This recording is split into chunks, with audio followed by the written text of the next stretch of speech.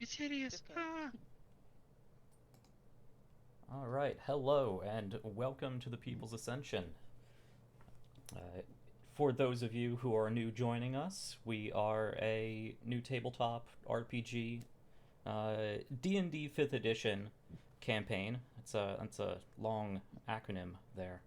Um,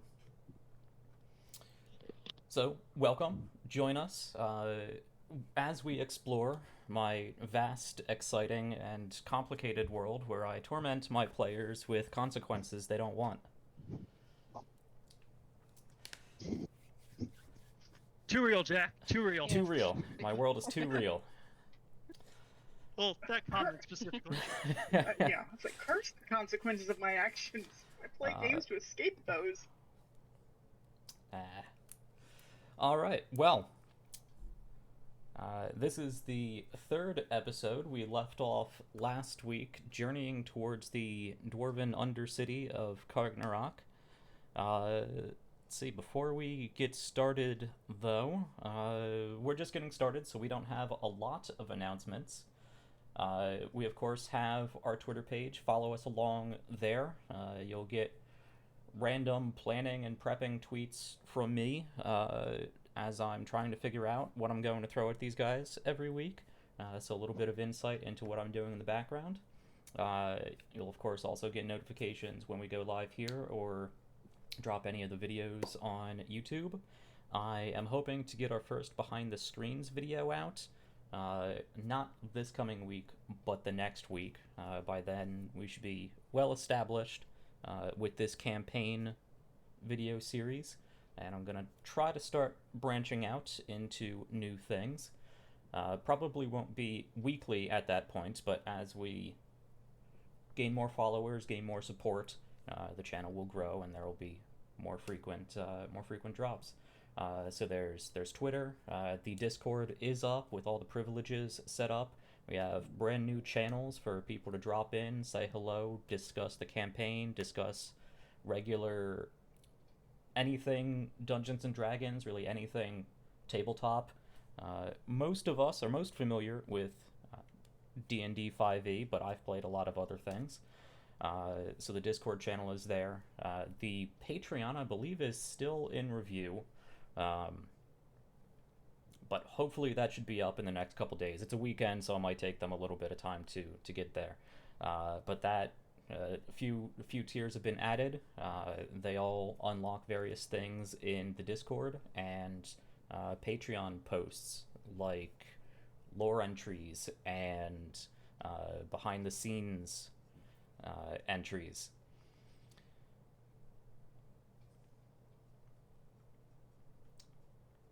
And as we grow in the channel, there will be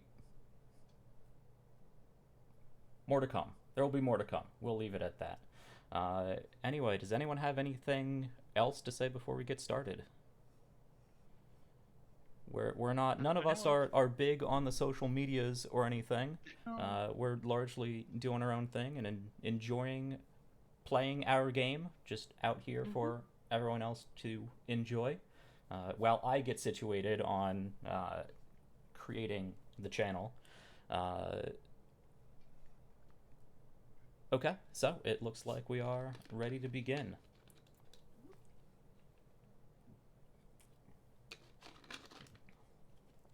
So,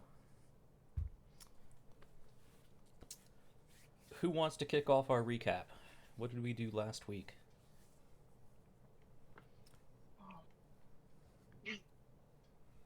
No, nobody knows.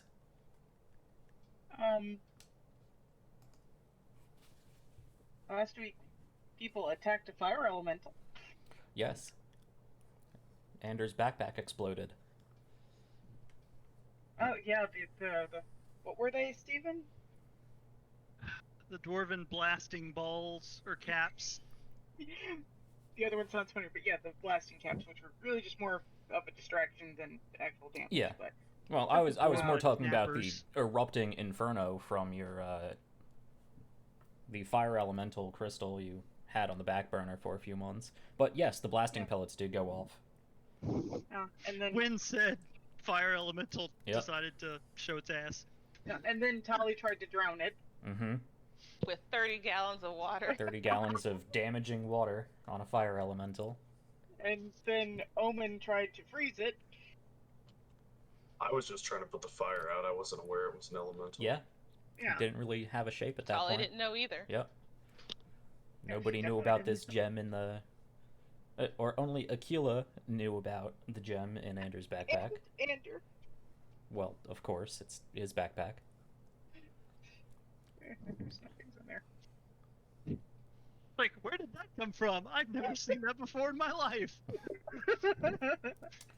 Yeah, but it was terrible timing because it came right after Ander had revealed to Regina that he was an illegal magic user. Yes. Because being a warlock is super illegal in this world. Very illegal, yes. So now people think I'm just, like, stockpiling magic items to take over the world. Stockpiling magic items, yes. Hey, I stopped it after that. Minor magic items that... Not the point. But yeah, no, so that happened, and then it started talking to Aquila in Giant because it could speak Giant. And Omen can understand that as well, so he understood what it was saying, more or less, because it was a different dialect. But, and then it and Ander had a staring contest for a little while. Well, one-sided staring contest. The fire elemental kept talking. Ander intimidated the heck out of that thing. Yeah, she got a natural 20. Ander was yelling at it psychically. Yeah, which, in retrospect, probably not the best idea. But The that's option retrospect. available. I know, like I said, but that's retrospect. And so, you know, that happened, and then, you know, got it to sort of calm down and took it out to the forge so it was in somewhere warm, and so we could have a little time to figure out what we were going to do with things.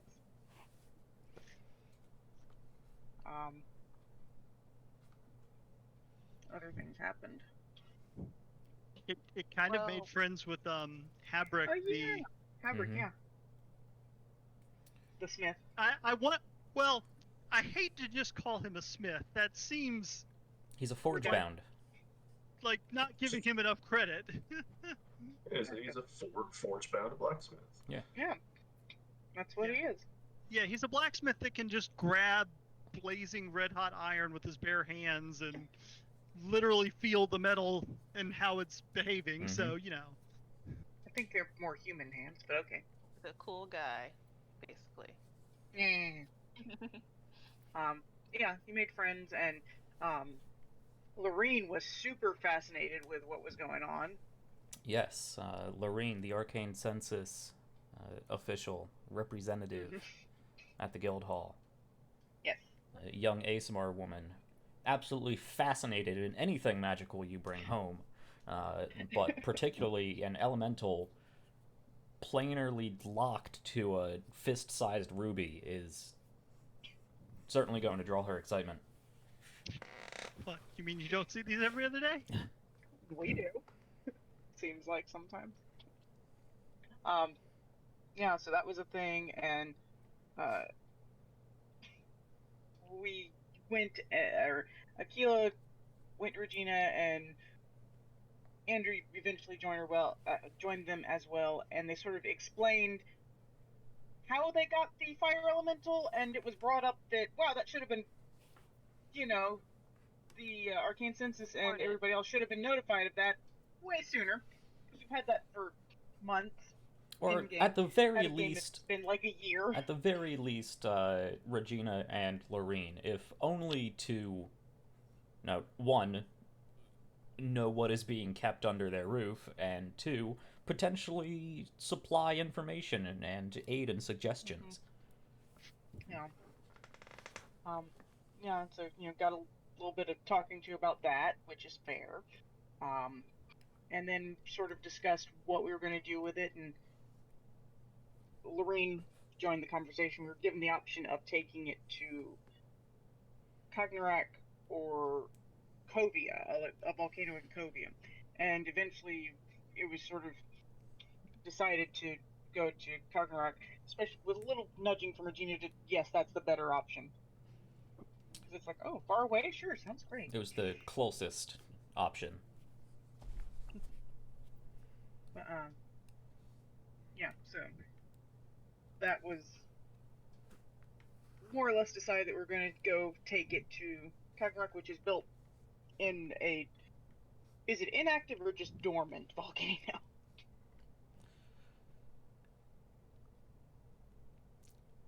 It has not erupted for a very, very, very long time. The volcano itself has been inhabited for 1,500 years. Okay, so it's, it's not Kilauea. Right. I might be able to give Aquila more information about that when we start up the game. Okay.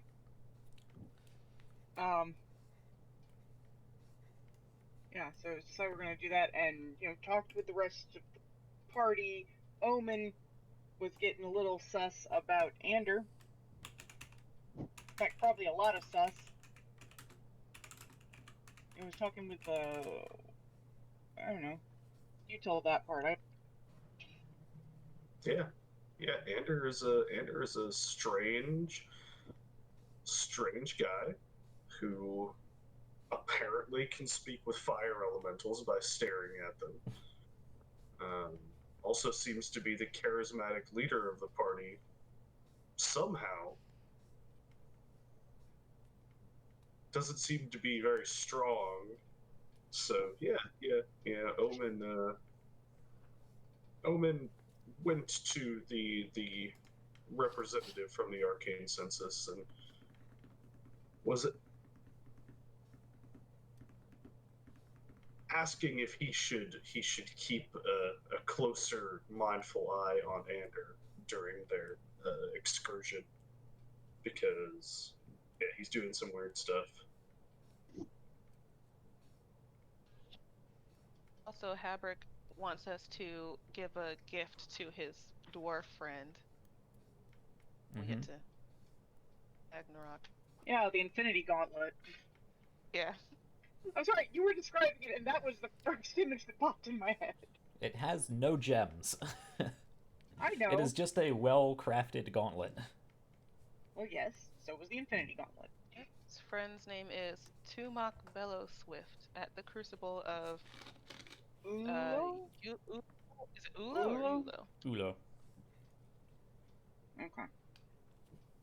Okay, Ulo. Write that down. In fact, in Dwarven, it would be Ulo.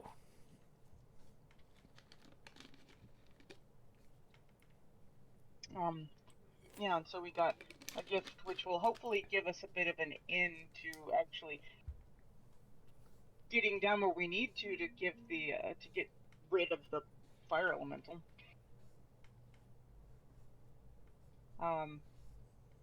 And Ander then went out and got new stuff because most of his things were destroyed.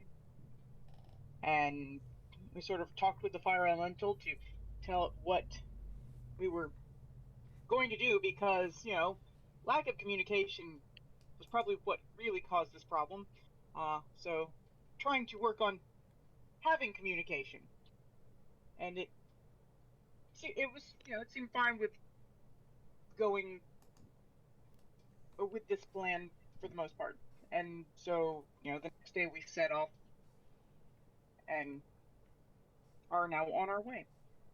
Yeah. Omen did go to a hostler, word that we learned last week, to buy a horse and can't afford one / they don't have one big enough for him, so. Yeah. Yeah. That's probably the real thing. And then as we were traveling on foot, well, we have a wagon too, so we're like taking turns sitting in the wagon. Because two half giants in one wagon. Yeah. And Omen has his like crow familiar circling like at all times pretty much. So Ander is nervous about Justifiably so. letting that out. I would say less nervous, more annoyed. Like, dang it. Okay. Annoyed. Both, really. But we also found out that Omen likes to play dragon chess. Good so at it. Yeah, or get at it. But during the day, they play I Spy with Tolly, and Akila also has an Azor board game. Yeah, that an we Acer board game. get. Because Azor, I remember picking that up in the cave. Yeah. Way back in race. Then 8 days later, we are arriving at dang it. Hold on a second. Whitewood? Kargnorak. Oh yeah, well we passed It's through like- Whitewood. Oh yeah. Kargnorak. Well, it's taking 8 days to get there, but yeah. Yeah, but yeah. Or are we just at the crossroads? One of those Yeah. things I'm happened. calling to call it Ragnarok, and that's definitely not right. No, that is definitely not right. Ragnarok. In fact, I yes, see you why, are though. you are just past the crossroads of the Whitewood Circuit and the Dwarfmarch. Okay, gotcha. Not quite there yet. Cool. No. Still got time for it to all go wrong before we even get there.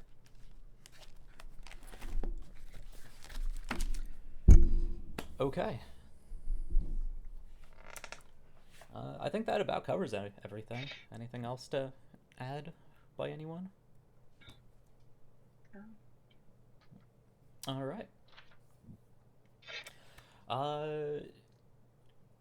Yeah, something important we missed before starting up. Let's introduce everybody 20 minutes after the stream started. I'm Jack. I will be the DM of this show here. That's it. That's me. That's simple. Who's up? Who wants to say hello? Sure. Yeah. So, again, I'm Christian. I am playing Omen, the as he likes to put it, the Battlemancer. I am a Rom from Romvir. Similar to a Goliath, but descended from frost giants. He's new to the party. Suspicious of everyone. Everyone? Always. Makes sense. Some more Oh. than others. Yeah. So on that note, I am Akila, and I am a Goliath. I am playing a Blood Hunter, notably the older version of the Blood Hunter, as we didn't much like the newer version. But I'm sort of on restriction right now, and I'm not supposed to use my powers. So that's fun. Yeah, you're in trouble. I know. Okay, well, okay, I'm not muted. I'm Arlene, and my character's name is Tolly. She is a wood elf cleric, Tempest cleric specifically, who likes to carve wood in her spare time. Forgot to mention that the last 2 streams. It is a very important part of your character, apparently. Yes. I guess I can go next. I am Steven, playing Ander, the half-elf warlock, follower of the far one / great old one, Zadok, and very, very illegal magic user. And I guess I'm Stephanie, and I'm playing Sabuki. She is the only human. She's the human mage in the group. Human sorcerer, excuse me. And yeah, she's also with the arcane senses, and she somehow got involved with this crazy bunch. Yeah, that's a whole We picked you story up in of a its own. swamp, didn't we? Yep. Yeah. Yeah, I was in a swamp. So Picked her up in Well, a that's a swamp with a crazy whole bunch of bunch. people who wound up dead. Yeah. yeah, Because one member of your original party is still alive. And I he's was horribly gonna say, maimed. one of them didn't I was gonna die. say alive and kicking, but Oh, only partially, yeah. well, that's right. That's right. Andrew's the only one who's not registered with the arcane census. Yep. All right, he's so far away. We have a very magical party. Yeah. Okay. Yeah, that is everyone. That's our recap. So let's get back into the game. So we are in the northern regions of the Genavian province, pretty much right at the foothills of the Shield Ridge Mountains, a place that you have become a bit familiar with in the past couple months, having been in this area previously.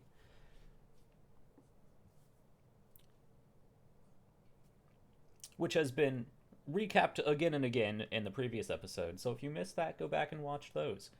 But we currently find ourselves at the foothills, just past the intersection between the Whitewood Circuit and the Dwarfmarch, the historical, well-known, well-revered road where the dwarves marched down from their sort of mountain fortress of Kargnorak to aid the then fledgling Genevite resistance as they were fighting off the Mad King Gaerius Etrius of the Etrian Empire, the Elven Empire, 1,500 years ago. And that started off, of course, the Genavian, or the Genevite Republic, and later the Genavian Empire, through a whole complicated timeline of various provincial acquisitions. But as of now, it is the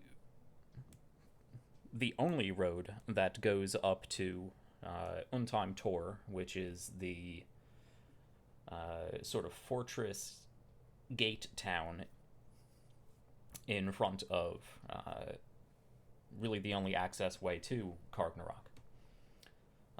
So you're about you're less than a day away from Unheim Tor, so you'll get there today. You've been traveling for, I believe, about 7 days at this point. 6 or 7 days at this point. You have not had the luxury of Anders' dome.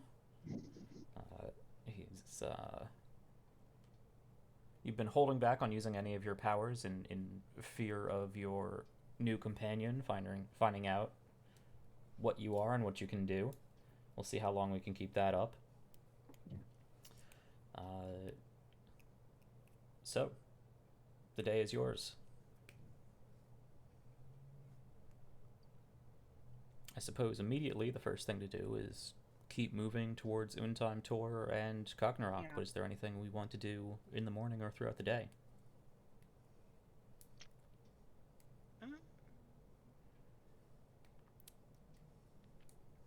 Don't believe Can't so. think of anything. All right. Omen would probably chime in at some point. Probably in a moment where both he and Aquila were walking beside the wagon.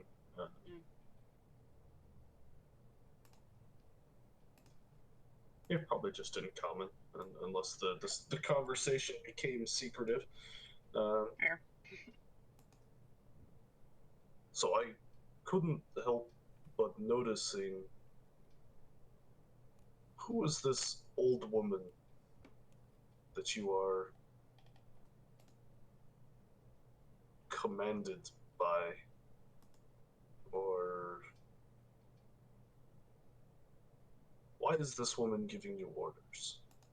I don't fully understand this relationship. I'm not really at liberty to speak of it right now. Suffice to say, I belong to an organization and she is higher up the chain than I am.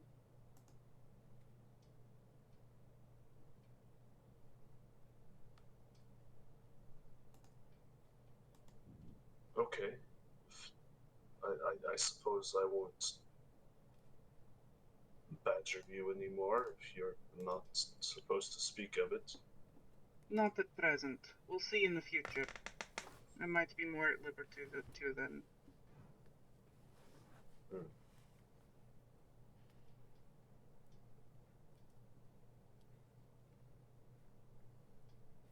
Unfortunately, there are some things I'm simply not allowed to discuss.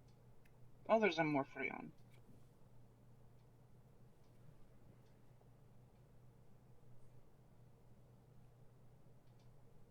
Then I suppose that I will drop it until you're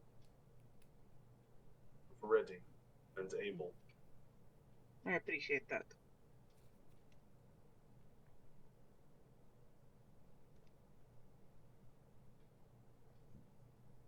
Yeah.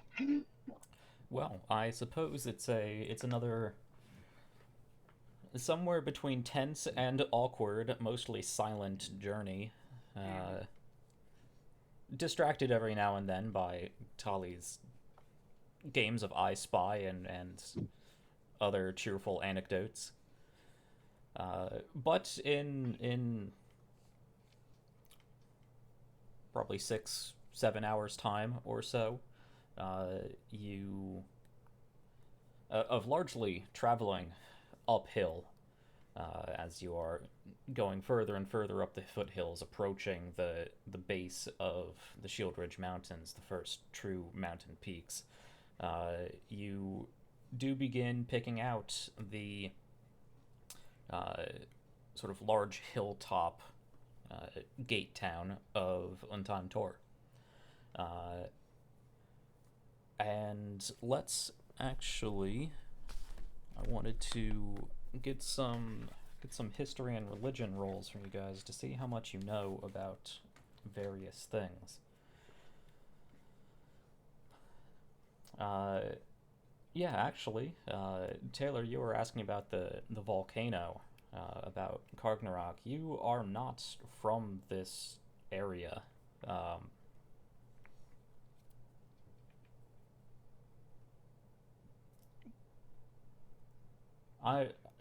I'm going to ask for a history check for that, but I'm going to give you disadvantage because you are not from this area, and it's not really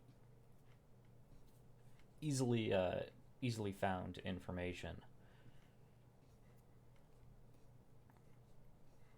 Actually, I don't know how much nobody is really necessarily from the Janavian homeland. But if Ander and Tali would like to roll a history check as well, you can do that. Sure, let's give it a shot. Cool. Might not be that great, honestly. Cool. Ander did better. Okay. Ander knows more than Tali does. Okay. Yes, Ander can point out to the group. The dwarven city of Kargnorak is very old. It is pre-Genevite history. So at least 1600 years old. Almost certainly even older than that. One of the earliest and longest standing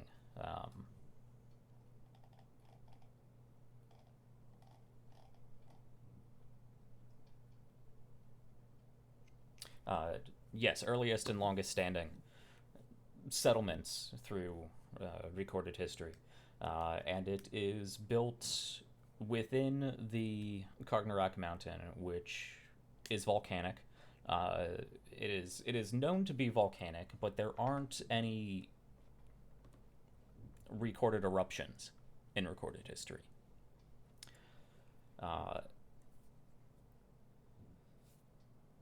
So it is reputed to be a volcano by the dwarves who live there, and it is mainly a dwarven city.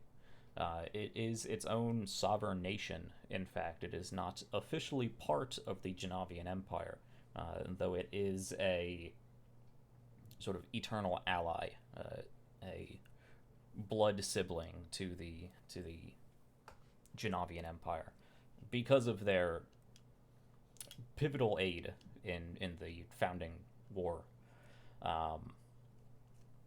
But this city is built around the main lava vent of the volcano.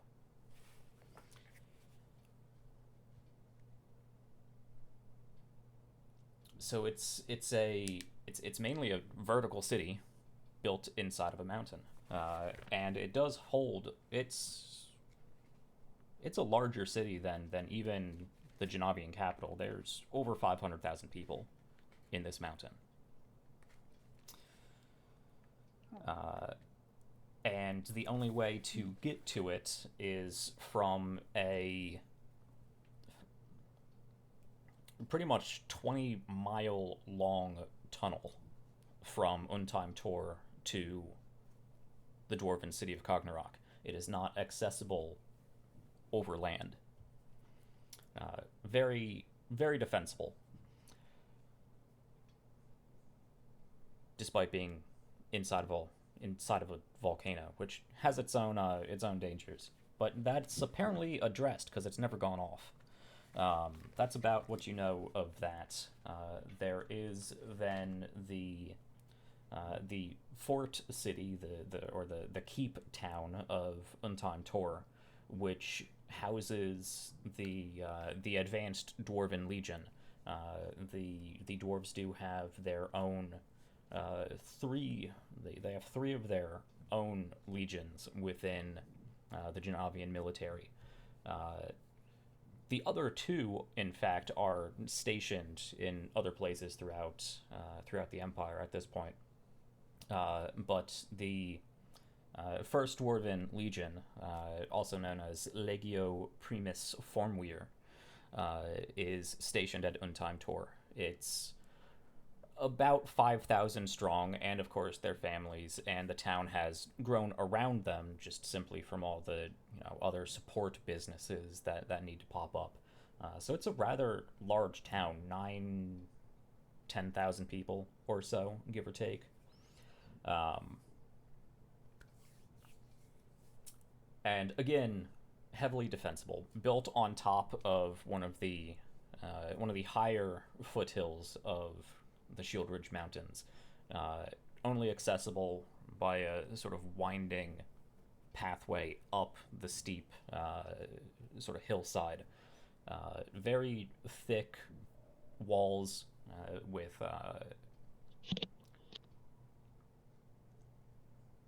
I'm failing on my castle and medieval fort construction terminology, but those sort of star-shaped walls that allow for a number of archers and other watchmen to be stationed around the walls and see from pretty much every angle, have multiple overlapping cones of vision and fire and whatnot.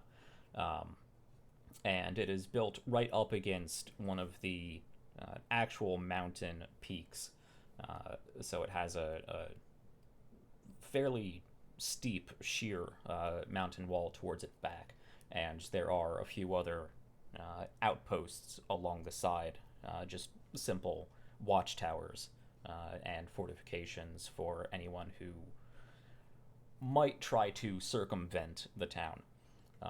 But there really hasn't been any military trouble within the Genavian homeland for hundreds of years.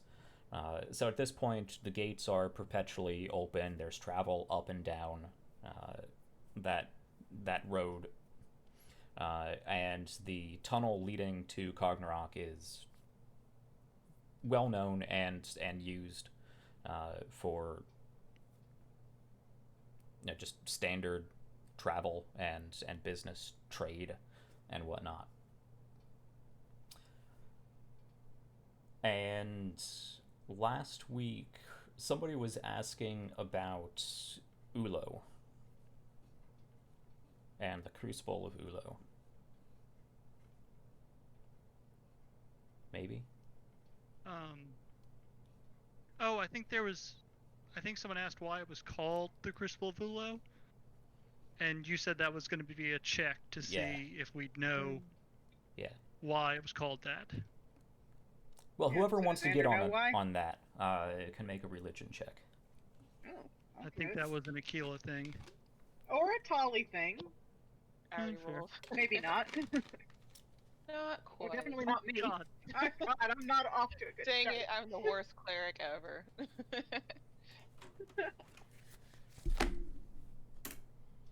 It's not your religion, probably. Either of your religions. Religion. Okay. I'll give it a go if there's no. Yeah, you guys are coming up blank. Yeah. If that's okay, Jack. Yeah, go for it. I don't know how well versed Ulman would be in the Janavian pantheon, but I don't think it matters. yeah, apparently not that well versed in the Janavian pantheon, and certainly not the dwarven religion, whatever that may be. Cool. So never mind. It's probably just a cool name. Whiffing on it. Yeah. Yeah, I was going to say that would probably be the only reason that I would even know anything about it, is because I like dwarves. Yeah. Omen does. Oh. Christian hates them. Okay, yeah, so nearing sunset, you get into Untime Tor. There are actually two gates that you have to get through before you actually get into the town itself. And then towards the back of the town, there is yet another third wall that sections out the actual military fort part of the town. So real quick though, you said Omen is a big fan of dwarves. I don't know that. Yes, he is. I don't know if anybody else would know that. No, not yet. But I'm wondering if that's going to be the bonding moment we have. After an Omen Dwarven finding tavern. their shared love of dwarven taverns and culture. Yeah, we'll see.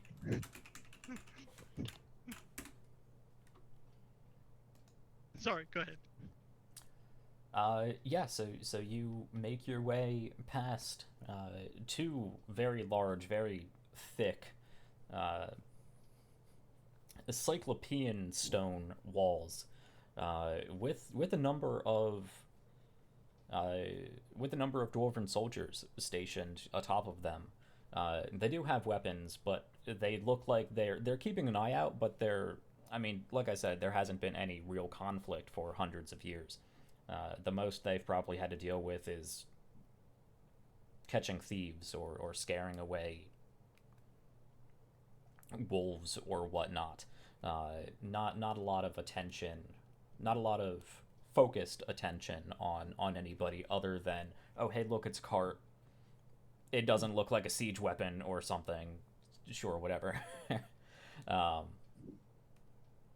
But you make it through.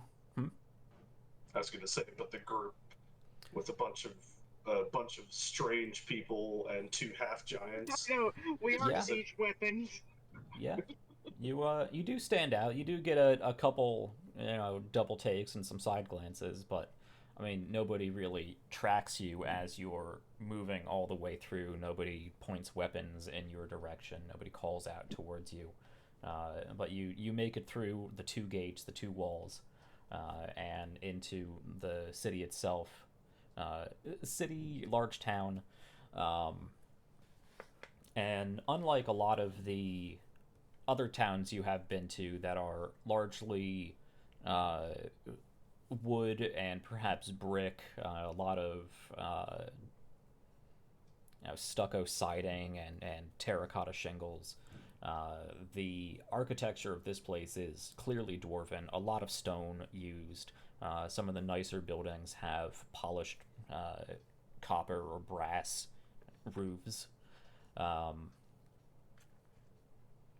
The roads are paved, and they are wide to allow not only a number of carts in both directions, but the march of cohort by cohort of soldiers.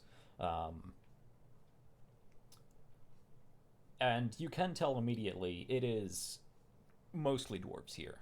Unlike everywhere else you've been where it's mostly humans. It is mostly dwarves here. But there are a smattering of other races, and of course, of those other races, humans are most prevalent.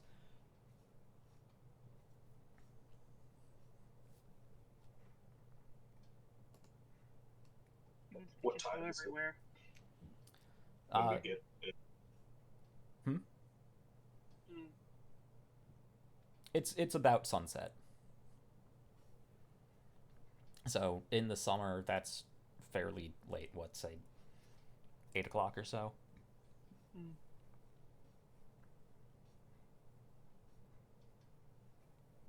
What's the temperature like around here? It's been. I mean, for you, it's fine. For everybody else, yeah, it I'm is talking on about the the warmer fire side. Elemental. I mean, it is warm. It is definitely Okay. warm. It is Okay. the height of summer, Okay. and you're not getting anywhere near the altitude where it would be to lower the temperature. Yeah, no, that's fair. It's just, concern. Mm-hmm. Don't want it burning up all my stuff. Oh, that's right, because you're holding it now, not me. Yeah. Yep. But I've also not got it in my backpack. That's true. Well, I'm only doing that because we saw what happened with yours, so it's not that I'm smarter than you, it's like, well, I learned from that.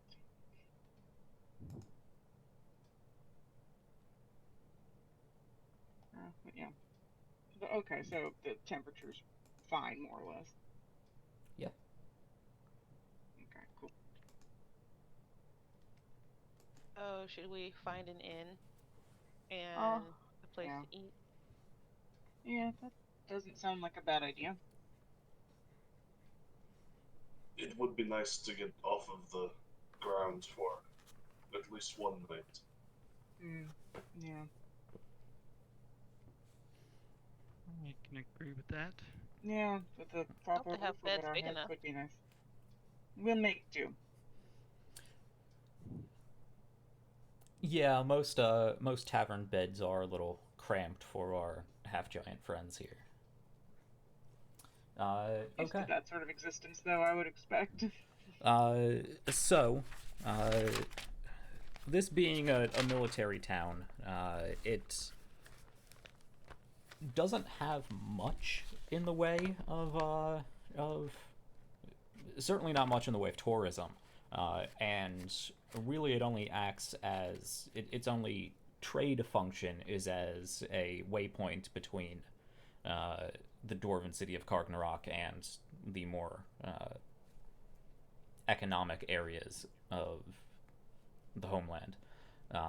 It doesn't seem that there are much of any sort of producing businesses or whatnot around here. Though of course there were outside the walls a number of farmsteads and of various kinds, both crop and cattle and olives and grapes for wines and whatnot. But that dots the entire Genavian landscape. So nothing really new there. You do ask around for a little bit, and again you do get some side eyes and double takes, but nobody I'll make seems. a pointed effort if I'm talking to anyone, that I will attempt to speak with them in dwarf, if they are a dwarf. Okay. Or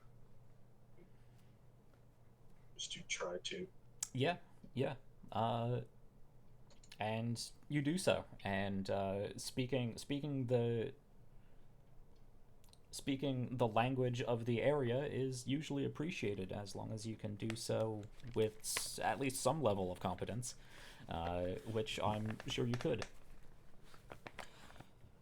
So eventually you are pointed towards a tavern named the Rock Slide. Spelled R-O-C, slide, as in the giant bird. Clever. Rock Slide Tavern. I guess let's rock and roll. That's a different one. Stop. That's funny. Never.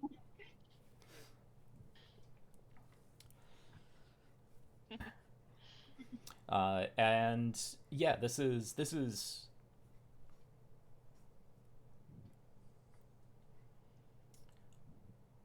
I mean, it's a rather unassuming building like everywhere else. A lot of the architecture is very, just blocky, square, large stone architecture. But it does have actually various colors of metal roofing shingles, of brass and copper, some iron which has been heated to have that blue tint to it, others that have been heated to have that red tint to it, and it's sort of laid out in the patterns that a rock's wings would have, because they do tend to be colorful birds. And we can slide down it. I mean, I'm sure okay. Plenty of drunk dwarves have tried. Yes, and there is a sign of a painted rock with rocks about to fall on top of it. Yes. Dwarven sense of humor. Yep. It's like there's a reason we like dwarf bars. Now, being do you think a military dwarf bar is more or less crazy than a non-military dwarf bar? I feel like more. Definitely more. I think it depends on how many military people are in there. And whether the captain's there.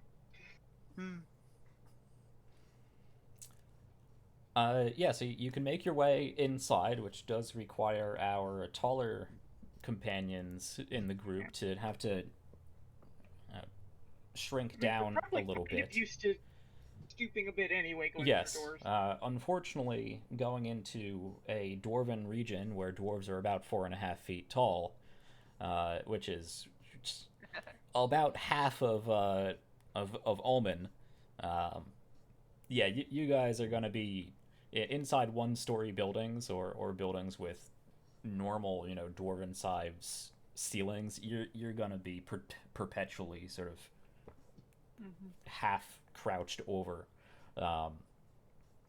and you this last time. So if I didn't hate this last time or anything. Yeah, it's come up a few times. Yeah. It's funny though.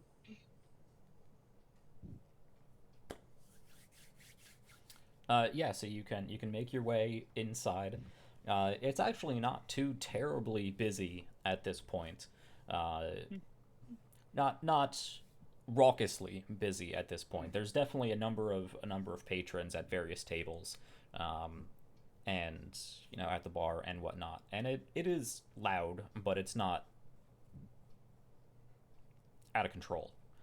It's not as boisterous as some of the other dwarven places you have been, but it's still fairly early in the evening, and you can head on inside, find a table, or head up to the bar. Yes, we do those things. Yep. Okay.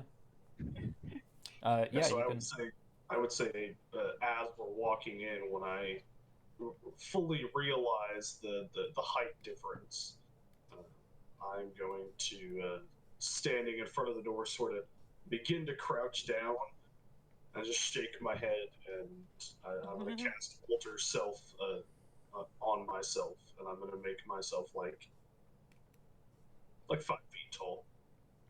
Okay. Cool. Interesting. I look exactly the same as I was, but I am now 5 feet tall instead of 9. Yes. I kind of hate him now. Ulman is so little. Tiny Ulman. That is very useful, considering where we're going to be spending most of our time, it seems, coming up. Oh, that's not fair. You kind of look at Aquila like, yeah, I bet you're annoyed right now, aren't you? You have no idea. No idea. Well, don't be too annoyed. It only lasts a while. How long is a while? Not nearly long enough. Long enough for me to get through a door. I just needed to not have to crouch walk my way all the way to the bar. That's understandable. Not really an option for me, but understandable. Could be worse. Could be a goblin cave. Omen is shorter than me now. Yeah, he's the smallest one of us. And you did this just outside the door to this establishment. Yeah. Okay. Were you trying to hide it at all, or were you just open the door and, well, I'm not going to fit, Nope. and you cast it, and okay. Yeah, basically I was like, I stood in front of the door as everyone else was walking in. I see Aquila crouch real low and like, nope, it's not going to happen. Mm-hmm. The shouts, cast the spell, speaking in draconic tongues and waving my arms around and just sort of shrink myself down. Yeah. A little more than half my size. Definitely does not go unnoticed, especially as a number of new patrons are pouring into this bar. A number of dwarves in there do turn and look at the newcomers. First, seeing Aquila hunching down and trying to squirm her way into the building, and then of course seeing Omen, who is even larger, even stockier. Sort of shrug, start casting, and then shrink down to just over half the size. And there are definitely, murmurs going throughout the area. Well, it's a good thing we weren't trying to keep a low profile. Indeed. Forgive me, were we trying to keep a low profile here? No, we weren't. There's a dwarf That fellow. wasn't actually a sarcastic statement, it was just the truth. There's a dwarf fellow behind the bar who actually shouts out above the din of the crowd. "Aye, that's an interesting trick you had there. Come, fellas, come on, come in." Alright, good to know it wasn't... Okay. Well, he didn't set anything on fire, so that's probably why it's okay. He's a witch! Burn it! Oh, that hurt. He turned me into a newt! Turned you into a newt? Oh, better. Yeah, I guess we'll... With that, welcome. Yeah, fine, Yeah, go to the yeah. bar. Yeah. I'm just gonna do that anyway, so... Yeah, Now we have an invite. even better. So, I can very clearly say I have never seen you in here before. I don't believe we've ever been in here before, so that makes sense. Yeah. Never been here. I think I'd remember it. Well, welcome to the tour. What was that? Thank you. I said welcome to the tour.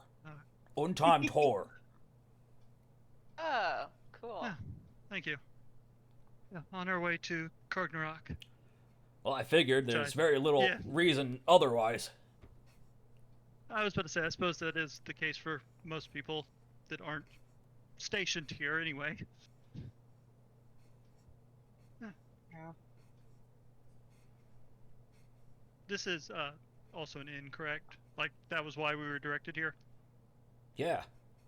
Okay. So, food, drink, beds, Yes. aye? Yes, all those things. All of the above, actually, yes. All right. Kinda Please. looks about the group. How many rooms you guys wanted? How many are there? Because we can consolidate. I would like a room for myself. I can't stay this size forever. I'm going to get larger later. Right. I suppose 5 rooms if you have them. Yeah, we got them. We don't see Wow. too much business in that regard. Fair. Just most places don't seem to have that many rooms. What surprises me slightly, do most people not stop off here on their journey into Kargnorak or on their return trip out? I was given the impression it was quite a trek through the mountain. They do, on occasion. Some make their way the entire way. There are some pit stops along the tunnel. That actually makes sense now. Yeah, that does. I think most of us are fairly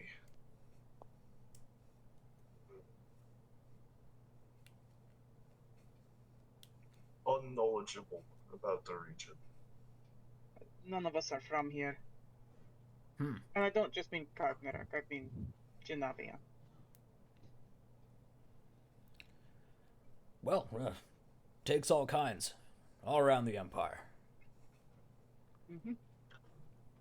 Yes, all around the All around the Empire. Yeah.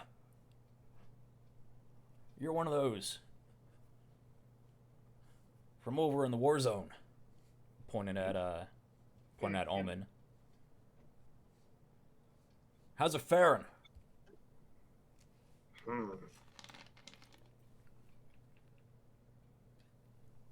Or is that a touchy subject? I'm used to hearing war stories. It's a bit touchy, I suppose, but well, don't worry about it. It's been a while since I've been back home.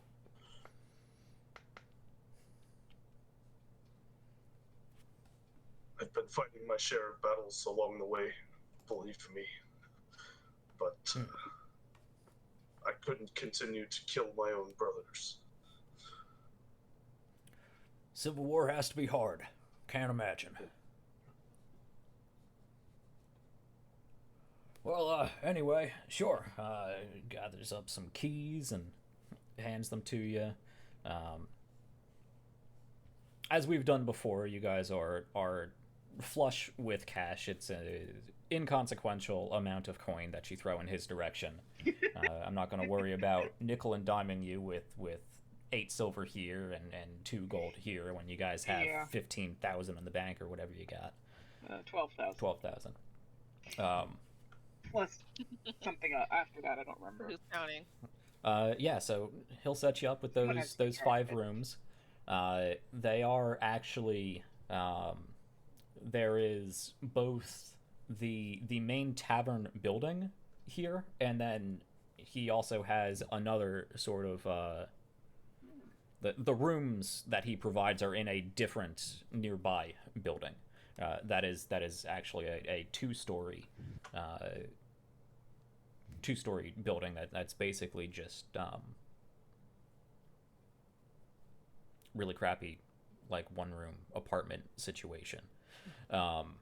Well, I can imagine having rooms over a dwarven bar. Yeah, you're not gonna would sleep be well. problematic at some point in the evening. Mm-hmm. Especially for travelers who have been traveling all day. Mm-hmm. And Some people might not stone appreciate walls tend to bounce noise around quite a bit. Oh yeah. Yeah, so you're set up with rooms, and this building actually does look like it has a number. I mean, there's probably 18 to 24 rooms here, but they are, dwarven-sized rooms, which are smaller but still comfortable for the average-sized human, but for a half-giant, yeah. Some people in the party might have an uncomfortable night. So you can throw your stuff in your rooms. Yeah, I suppose you each got your own room, which is unusual. So you can be however weird and suspicious you want to be, with nobody calling you out on it. That was why I said that. Sure. Fair. So you can set your stuff in your room, head back to the rock slide, and he will set you up with a rock slide platter, which is a very large. It's a turkey leg, but he calls it a rock leg. It's a turkey leg, and 3 decent-sized potatoes. Not quite as impressive as Flaming Mall. No, but thematic. Yeah, well, the Yeah, Flaming fair. Mall was also a, like, challenge. Yes. Yes. I know. An actual meant-to-be-eaten meal. Mm-hmm. I mean, it's still a very I don't know what large... you're complaining about. I ate it. Yeah. And of course, you can get plenty of drinks along the way. Though I assume, since you are more or less on a job and traveling, that you're not going crazy. Probably That's for the way should. back. That's for on the way back. Yes. Yeah, Omen's sort of following the lead of everyone else. So how much time do you actually spend in the bar, and how much time do you when do you go to your individual rooms? I mean, not rushing to get to room. Definitely want to see if anything interesting happens in the bar. Yeah, I'd say Anders probably either around like midnight, 1 o'clock, because frankly, once we get in this tunnel, traveling by day or night's not really going to frickin' matter. Right. That's a fair So, point. midnight, 1 o'clock, and/or when it seems likely that someone might throw a punch. Those are the two things that he'd be like, all right, time to go to bed. I don't know, But throwing a until punch, then, that might be fun to stick around. but until then, yeah, just kind of enjoying his meal and not going nuts on the drinks, but enjoying, relaxing for a minute before a long underground journey. And Tali try to carve a little rock out of wood for the bar guy. I do love Tali's quirks. Sure. Yeah, just make a... I forget because it comes up infrequently. Are you proficient in woodworking tools? I think I was getting there. Not quite proficient, but better at it than I used to be. Yeah, that was something you've been working on before I came up with my my skill training rules. Yeah. I mean, you're always whittling and carving various things. So I'll just you've been working on that for a year or so on and off. So yeah, go ahead and just roll a dexterity check with proficiency. I feel like if you mess up carving a rock out of wood, you just somehow end up carving a perfect sphere. No, the bird. The animal. Oh. But with proficiency, that would be... That makes more sense. Yep. I'm like, he's just carving like a rock. I'm like... the thing that the bard's named after. Yeah, that makes more sense now. Why did this take you so long to get? So you said an 18 with proficiency? 18, yeah, with proficiency. Okay. Yeah, it comes out fairly nice for a creature you've not seen. I mean, it could be a large chicken. I mean, it could be just a chicken. I mean, you don't really get scale. But yeah, it has you carve a what looks like a little rocky base for it, and you can have its wings sort of outstretched a little bit. And it's something you carve from a relatively small block of wood that you just keep scraps of wood in your backpack, because that's what you do. Because she's the hoarder. Yep. So it is fairly small. So you don't get a lot of detail, and of course you don't get coloring, but you sort of cut a few little feather-like details in the side, and you get a more or less bird-shaped head with the beak, and it's clearly a bird of some kind. Yeah. Cool. I'm gonna go give it to the bar guy. What do we have here? Well, isn't that something? I made you a rock, and You made me a rock. Yep. That's fantastic. Yeah. Drinks on me tonight. Have fun. Sweet. Okay. Cool. Yeah, our table's over there. I will go see if they want anything. No, you, not your friends. They make me a rock. Okay. Well, He pours you another ale and slides it over to you. They didn't. We've kept her alive long enough to make you a rock. Thank you.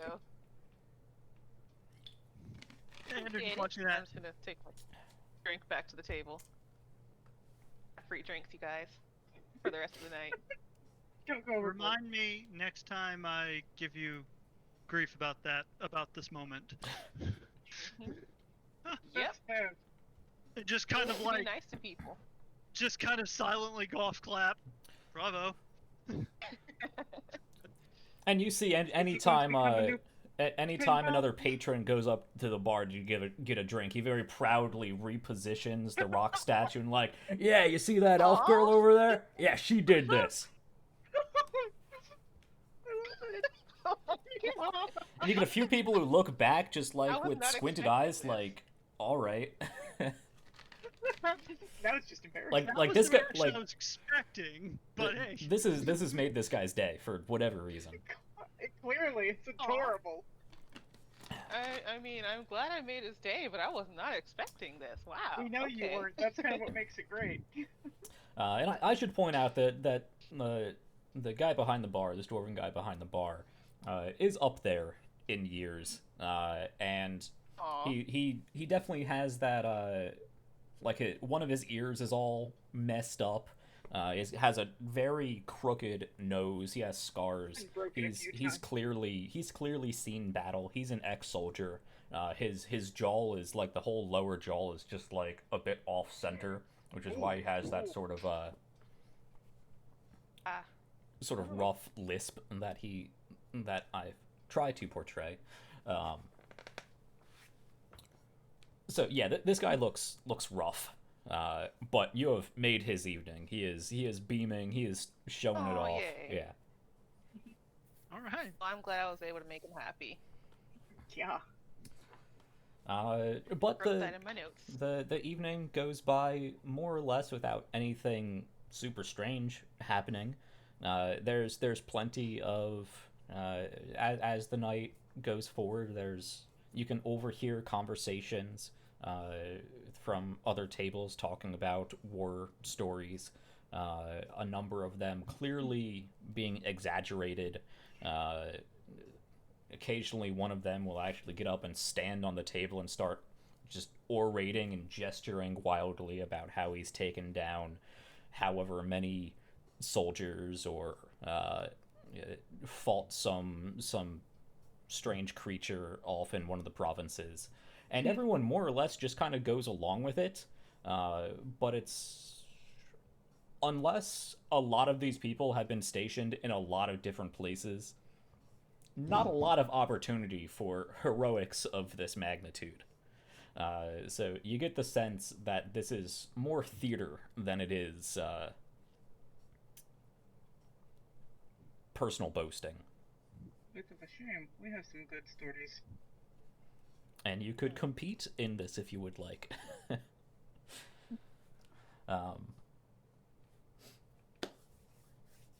So for the first couple of hours, everyone would probably notice Omen's like keeping a mental track, and about every 56 minutes or so for the first couple hours, Omen does the same sort of thing that he had previously, sort of shouting in Draconic and waving his hands around. But which does always draw some sort of attention. But you get the sense that at least a handful of people in this bar understand what you are doing. Not a lot of them, but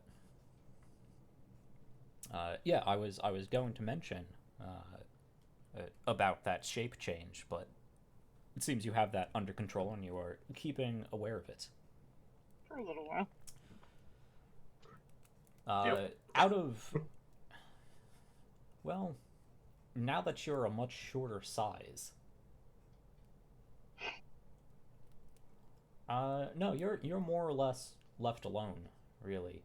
You definitely get some side glances, because since you shrunk yourself down to around 5 feet, you look like a larger than average dwarf with your big beard and your stocky stature, but the coloring is off. So you do get some side glances, but nobody really bothers you. Um, and for the most part, your table is left alone, not harassed, unless you want to get in on anything. Anyone who comes over, especially bearing free drinks and a story, will be welcomed at whatever table you choose to barge in on.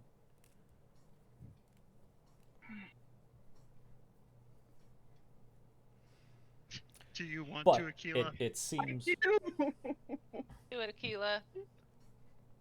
Oh, this is not what I do, though. It's like, this is not stuff I'm good at. And we still have to recruit more people. So Yeah. maybe if they hear how great we are, they'll want to join too. Oh. Cast guidance on you if you do. Help you out a little bit. A little bit. Yeah, for a minute, up to a minute. If I concentrate. Great. Be fantastic for a minute and then... Yeah, you'll be fine.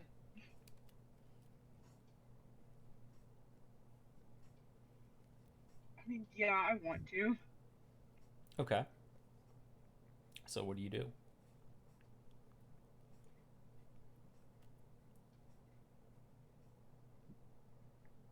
I guess I'll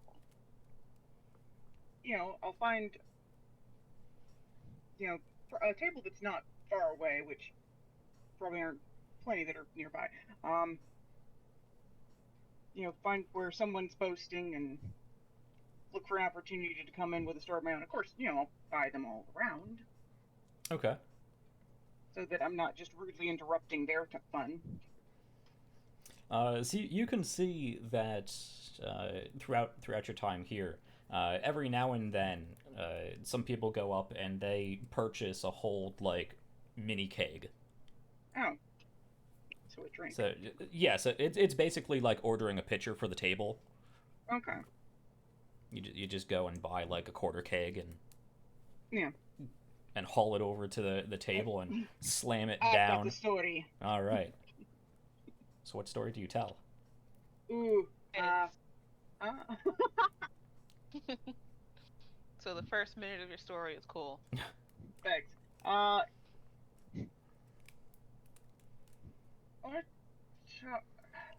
Because suddenly it's like, which one do I tell? We've got several. Mm-hmm. I want to tell about fighting a fire giant. Okay. All right. We're heading to a volcano, supposedly. Why not? I mean, something about a fight would definitely be what I would go with, and that seems like one that would... Yeah, I mean, no, this is when we dropped a building on him, and... Yeah, that's a good story. Yeah, that is a it's good story. definitely a good story. The fire giant. I really wish you guys rolled better on those checks. Thanks, Jack. Make a performance check. Yep. Guidance. Yep. So it'll be, the guidance is what? +2? D4. Oh, A D4. D4. Okay, let me just add a D4. Oh, actually, not bad. I know. So 18. I rolled real for once, thank you. You're welcome. Yes, you too, thank you.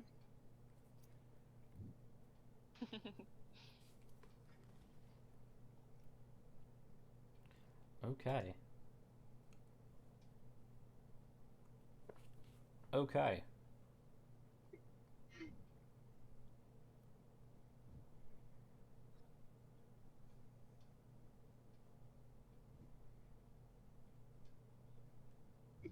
Oh, I'm making him have to think. Yeah. Yes, you are. Oh.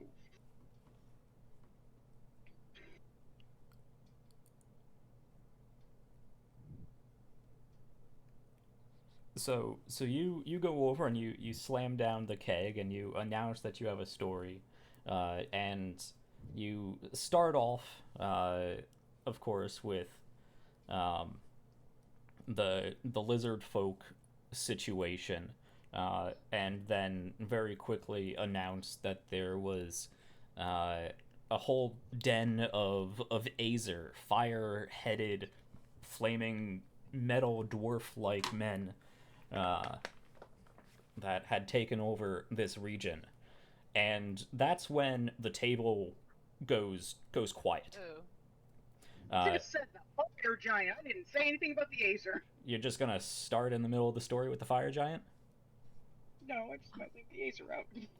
Because they're dwarves too. I'm not stupid. Yeah, but actually, I imagine that probably would be a good part of the story, because It's up to you. They're How much of this story do you want to give? I don't know. I don't know. I might want to not necessarily leave them out completely, but sort of gloss over the Azer a bit.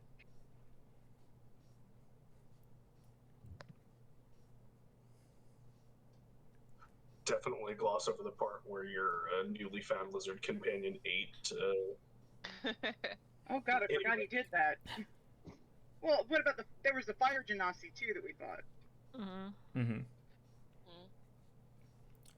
So there Oh, were. sorry, maybe it was the genasi that I ate. I think Yeah, it was I think it was yeah. the genasi that you ate. Yeah, I think it was either a leg or an arm that you picked I up. thought there was something to do with a Yeah, hand or picked up. something. frankly, the Azer were essentially almost like they were made of bronze. Yeah. That probably would have been the less appetizing option. Yeah. Yeah. They weren't normally fleshy. No. So there were just some men who took over this cave, and They one were of them fiery men. fiery men. Okay. Oh, there was a fire troll too, wasn't there? There was a fire troll. Yeah. Yes. Okay. Weren't I there thought these they like weren't dog either. things too? I mean, there was There a were bunch these, like, going on. dog wolf things. Yeah. Yeah, Yeah. there were lots of things, so I don't have to emphasize the Azer. Yeah. Okay. So you talk about a woman of heat and fire, a mage of some sort, that was nearly disintegrated by a lightning bolt. And of course the fire troll, which was a much closer fight than you had and imagined. Those things that burrowed through the walls. And the things that whatnot. burrowed through the walls, and there were some flaming dogs. There was a lot of stuff going on. Weren't there like those like the stalactite? Yeah, things? the roper or whatever. Ropers. Yeah. I remember that ambush. I got snatched by those. Yeah, that was in that long In the cave tunnel. network on the way down. So you can talk about those. Do you talk about the Zorn? Or do you leave No, those because out we too? didn't really fight them. Okay, you leave them out. And up until this point, everyone's cheering and some of them calling you out on things that they think you are overemphasizing or over exaggerating. Other of them calling out that, oh yeah, I fought one of those too, and whatnot. And then when you get to the point where you emerge from this cave network, and I assume you describe the fort. Sure. I'd also assume you leave out the planar portal. Yes. Okay.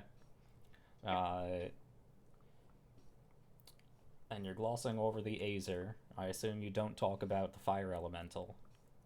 Not the one we've got in our back, but there was that guy that I got my swords from. So you do Oh my God, I bring showed up the my Myrmidon. swords! Okay. Yeah, you describe this fort, and that's when people start toning down a little bit, and sort of murmuring amongst themselves, and you describe how you sneak inside and make your way to the grand hall, and You alone, Akilo, one-on-one fight this flame creature Mirbanon, and you pull out your 2 scimitars and just gesture wildly with them, and you're getting into your own story, and you eventually realize everyone's gone quiet, and they're just looking at you, not necessarily like intensely enraptured, like this is such a good story that they're just memorized, but definitely a sort of side eye questioning stare about this. A few of them lean back and cross their arms and kind of squint at you. And you keep going, and you exclaim how you tore down this fire elemental creature. After they started that, I might not. Okay. Keep going. So you stop there. Like, I think my perception insight's good enough that I might not keep going. Let's see. Yeah, I'll give you that. Your passive insight is good enough to notice that there's something. They're not picking up on this story the way you expected them to. Yeah. You expected a triumphant cheer from all of your new dwarven friends as you explain how you cut down this Myrmidon and took its flaming elemental blades from it. And as you gesture wildly with them, you kind of look around, and it's not just this table that you that you were immediately exclaiming to that has gone quiet and is looking at you. It's most other, especially dwarves in this bar, who have all stopped and looked in your direction with these kind of questioning, suspicious, judgmental eyes. Some of them leaned back. Some of them get up and actually walk out of the bar. Oh, Keela must have really offended them. With what? Yeah. Right, lass. Can I Sure you did. go ask the barman? Oh, I just don't believe it.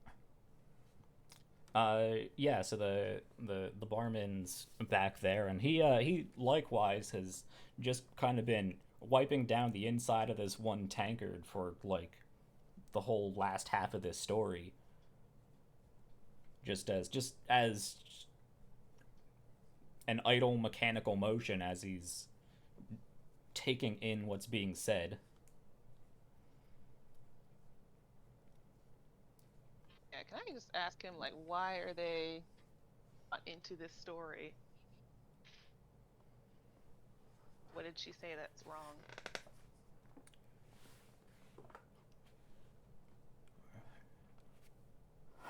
Huh. Yeah, you guys certainly don't know much about the place where you're going to. It's interesting tale to claim.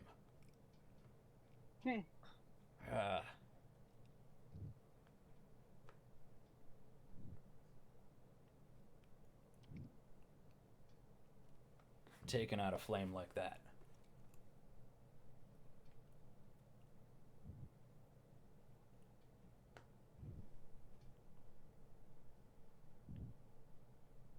I mean, she's clearly talking out her ass, right?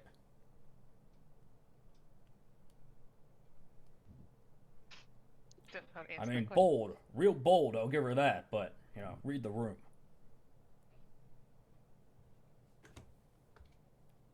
What does the place that we're going to like fire a lot?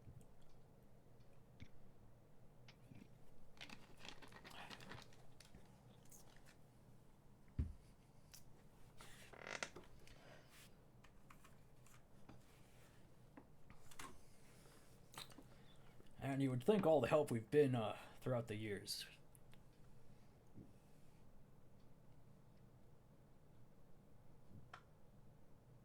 There'd be better education about our history and culture. But, We literally said we weren't from Genavia. Hey, can this be the moment that I forget to recast my spell? Yeah, you are just as enraptured in this story, and yeah, it's about this time, a few awkward moments after the story ends, while Tali is still talking with the barman, that you in one of the back tables of this bar just enlarged to twice your size. You knock the table out from in front of you. I mean, even sitting down, you're not tall enough to like bump the ceiling, but you do disturb the area around you, and people take notice, and it does break some of the tension in the room, or at least refocus it. And a number of people look in your direction as well. And sorry about that. I think that means it's time for me to take my leave. We'd all take our leaves, honestly. And you. I'm gonna like get down onto my knees and like slowly shuffle my way to the door. Okay. Yeah, people definitely. A good number of people in this bar follow you the entire way out of the bar for the sheer oddity of watching a giant man that has just become a giant man sort of waddling on his knees out of the bar. Have a good night, everybody. Close the door. Yeah, you get a few tankards raised and a half-hearted aye.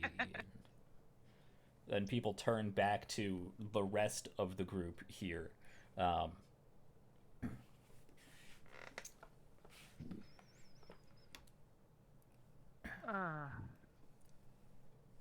Andrew's just gonna knock back whatever he had left and be like, "It seems like a good idea." Get up and walk out. Mm-hmm. Tali's gonna just like finish her drink, leave a tip in our guy's tip jar if he has one. Yeah. Yeah. How much do you leave them? Have a key on her way out if she hasn't already Thank left. you. Thank you. Door. Just go. The other two assholes. Thank you. How much do you leave in the tip jar? Let's go with 5 silver, because why not? Okay.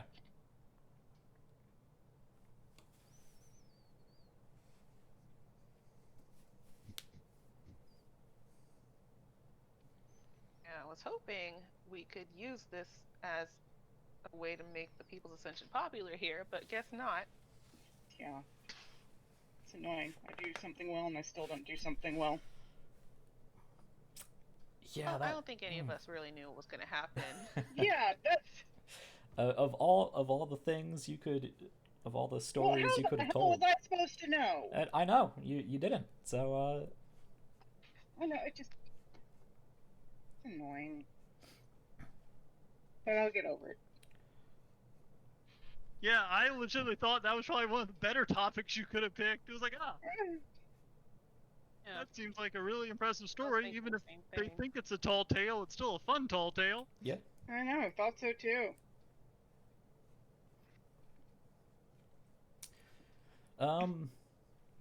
Barely not. Yeah. Fucking dwarves. You get the sense that a few of them are offended, but most of them are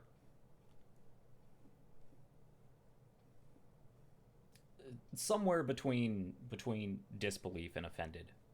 Again, it's like, we're clearly not from around here. Why would we know any better?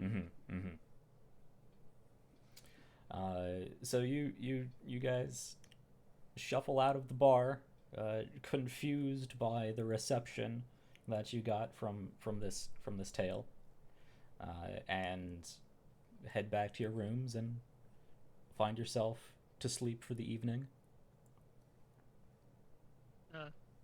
Make a point of letting. Oh, are there windows in the room?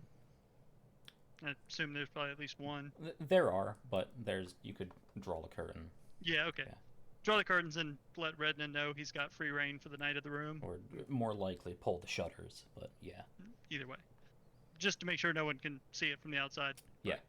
Yeah, you can let Redna out. I know he's been cooped up, so it's not full, like, outside, but at least he's got something.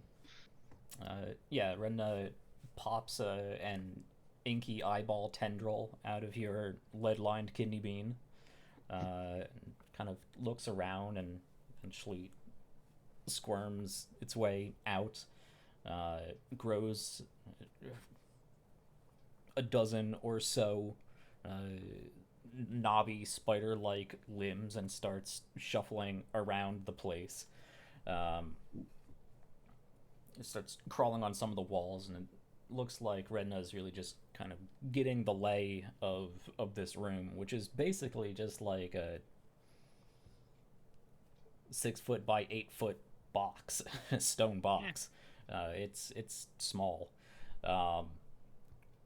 and he eventually telepathically projects, of course. So who's that new guy? His name's Omen. He is apparently well, I guess he was assigned to our group to replace... Oh god. Already forgot your dead friend's name. Linnea, goddammit! Linnea. I feel bad about that. I really, really do. You really should. My brain just shut down on that. God damn it. Freaking names, man. Yeah, I suppose he was assigned to our group to replace Linnea. But... Is he not our friend?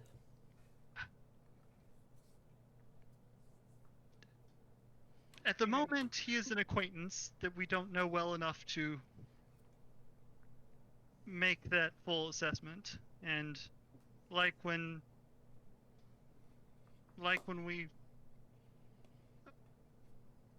you first came to join us,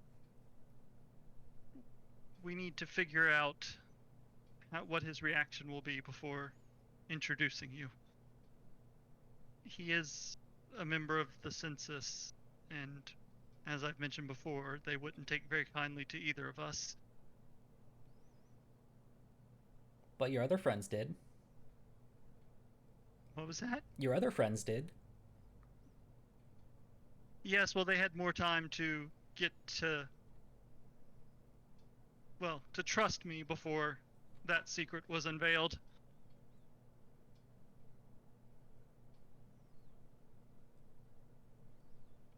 So I shouldn't talk to him.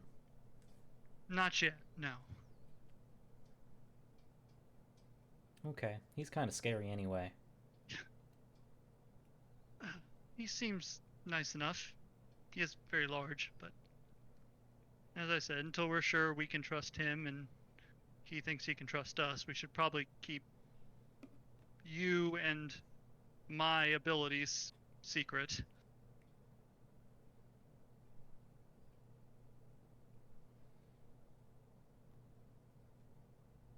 When do you know how to trust? What was that? When do you know when to trust? That's another one of those things you just have to get a sense for with time.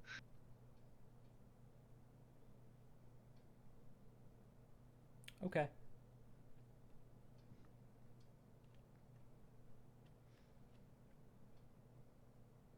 So I guess I have to stay in my inn for a while. For a while, yes.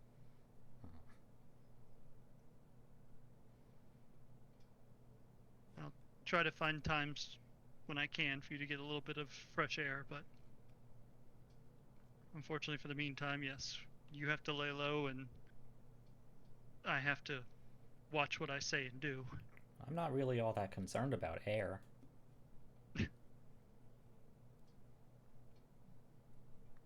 another one of those phrases that. Okay. I will try to find time for you to get out when I can, but unless I say, try to keep yourself hidden.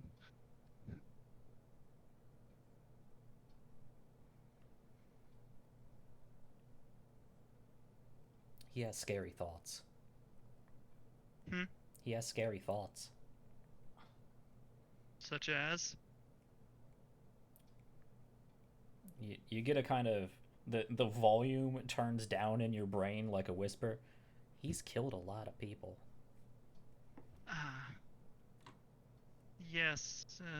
Sounds like he was a soldier and a mercenary. I believe that comes with the job description of both, generally.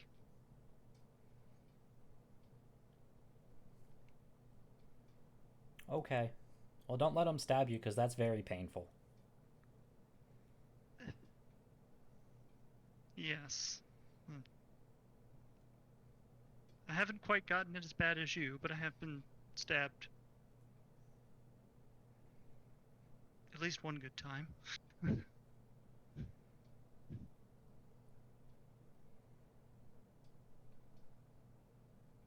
And I'd rather avoid it any more than I have to. Yeah, it's very uncomfortable.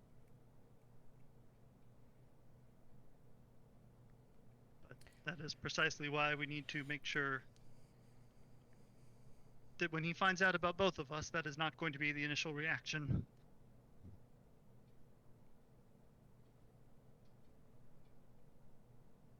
But how do you know? Until we talk to him. Well, unfortunately, there's no way to know for sure. But I think we need more time to get a sense of him.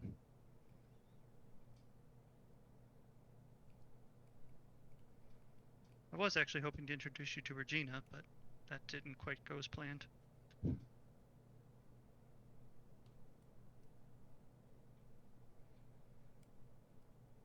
Maybe when we get back to the guild hall. Okay.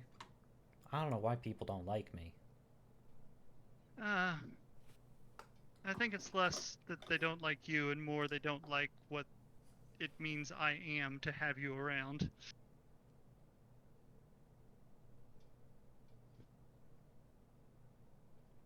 What are you with me around? Are you different when I'm not around? No, the fact that I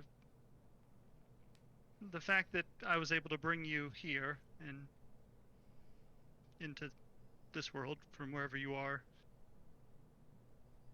marks me as a warlock of some fashion.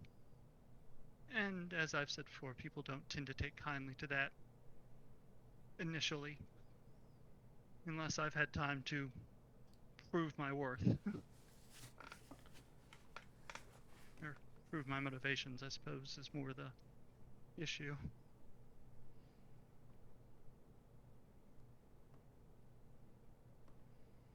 Okay. What was that, Jack? Okay.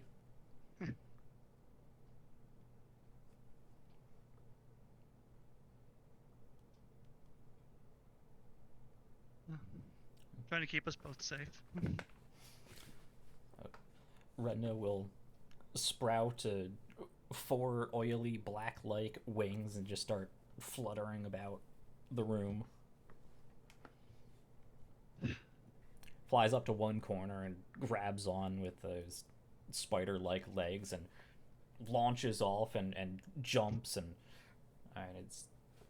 it's a little yappy dog that's been kept inside for far too long and it's just going crazy.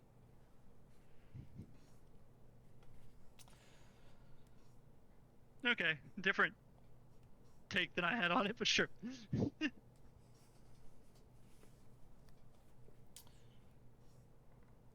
Okay. Felt to me like a bird that's like cooped up. Sure. Yeah. I was thinking of like a moth, just like. Any energetic animal both kept in a kind of confined cute. space for too long. Yeah. It's both cute and sad. And it has the zoomies, poor thing. That's the what? Zoomies? You know when a dog or a cat just goes nuts and starts running around for no reason? With no real objective. No. I think we know the reason. Anyway. Yeah.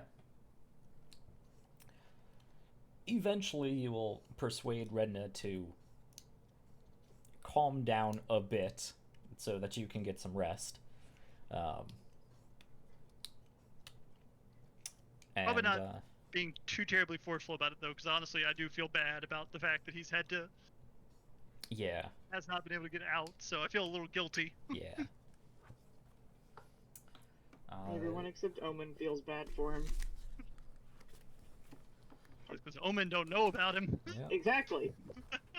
That wasn't a slight at Omen. Yeah. It's like... Okay, so eventually everyone finds themselves to sleep.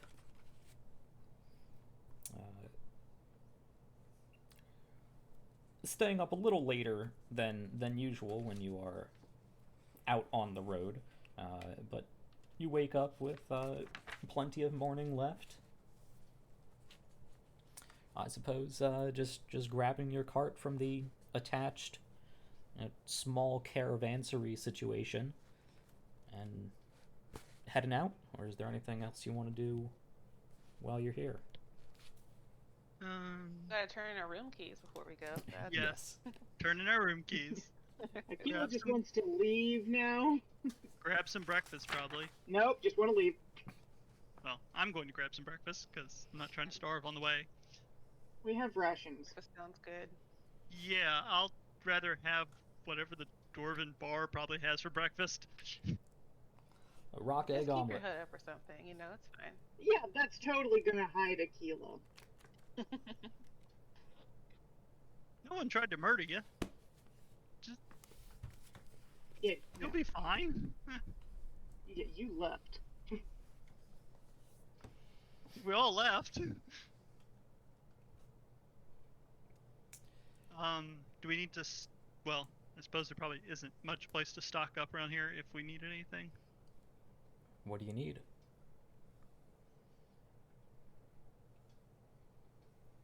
But yeah, I suppose just grab some breakfast and then, yeah, get moving. Okay. Our wagon has 2 horses, correct? Yes. Mm-hmm. Omen would probably spend some time in the morning making sure that they're cleaned up and groomed and fed and have what they need for the journey. Okay, good. Yes, that is something that often goes neglected in your travels. I assume, of course, you feed your horses, but there's a lot more maintenance involved in horse care. Having to scrape out the hooves and make sure they're brushed down, get them exercised, warmed up before and after the day. Which is why I consistently keep trying to avoid having to keep horses around. Yeah. So, I thought you just didn't want them after what happened at Onlo. I mean, that's part of it. They're just another thing to worry about. Today is Ludek the 28th.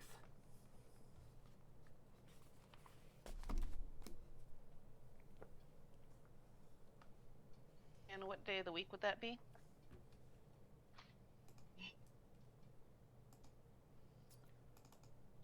Let me pull up my calendar. To the 28th? Yes, Ludek the 28th. Dudek.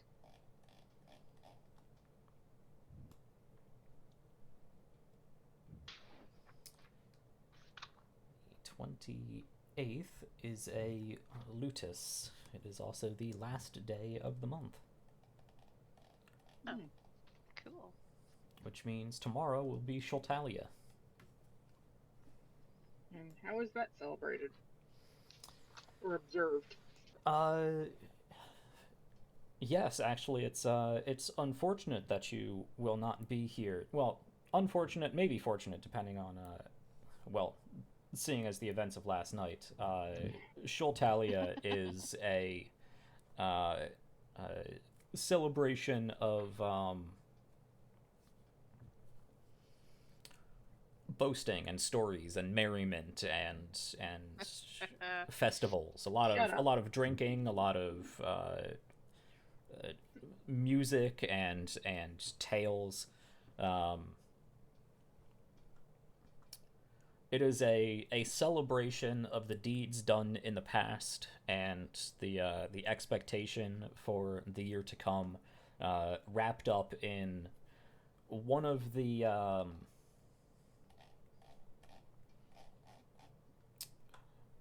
more raucous festival observances of the year. A very Shame we'll miss it. Bacchanalia type celebration, which can mean different things to different places and different people, but mainly just a theatrical storytelling sort of day. Lots of wine. Lots of wine and loud bards. But you will spend, today you'll be traveling mainly through a tunnel. So I guess tomorrow, when you're in Kargnorak, we'll see if that means anything. Cool.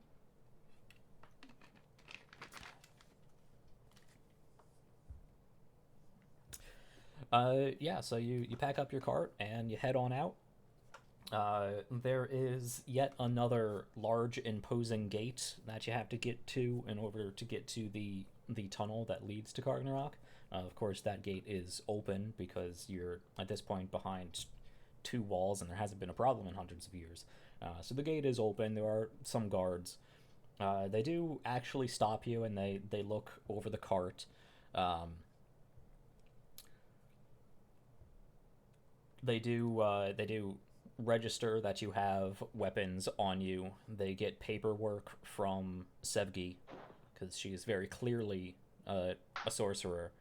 They mark the tattoo on your underneath your left eye, and they get paperwork from you. They also request any other paperwork that anyone else may need to divulge.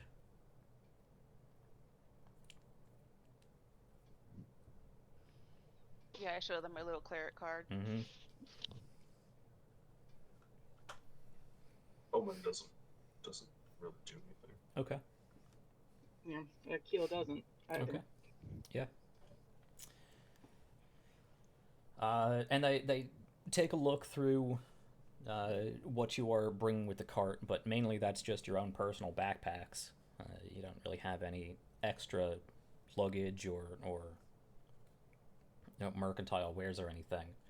So they just, you open up your backpack and they look inside. They don't really root around and take things out. They just, doesn't look like there's anything terrible in there. Go ahead. And yeah, you are recorded and led on your way. And you soon find yourself going into a rather large tunnel.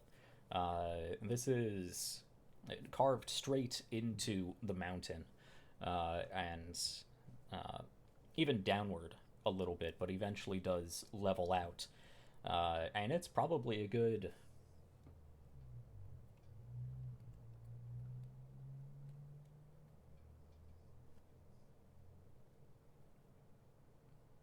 35, 40 feet wide. That's a large tunnel. And it does dome up to probably about 20 feet or so. And every 60, 80 feet, there is a rather large lantern with a metal cage bolted into the stone around it to provide illumination, which eventually does dim to a discomforting point for the people in the group that don't have dark vision.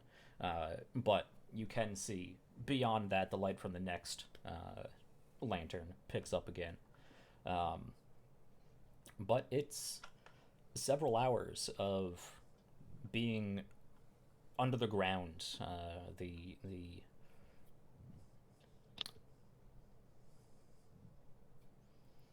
trying to think of a better term than clippity clop of the horse's hooves echoing about the tunnel. There are a few other individuals moving about.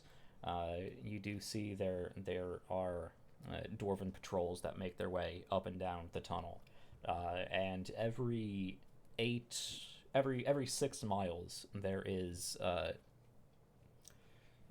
sort of rest stop area that's been further carved out and down. It has places where carts can pull over and tie up the horses. There's a small fountain pool where you can get water. It looks like it is actually redirected from some sort of stream or aqueduct or whatnot. And some room here and there for people to set up tents or whatnot. Not a large space and no like proper inn or anything, but there is space out of the way. The tunnel does look a lot larger than it needs to be for the amount of traffic that is in the tunnel, assuming this is an average day. Until you remember that it was designed as troop transport for a whole legion. And any supplies and siege weapons or whatnot they might have with them. And as you can imagine, the horses quickly get uncomfortable with being underground. Omen, I believe you have some animal handling, right? Yeah, I have. I am good with animals, and I can drive a cart pretty damn well. Yeah, I assume you're driving the cart for most of the time that you're in the cart.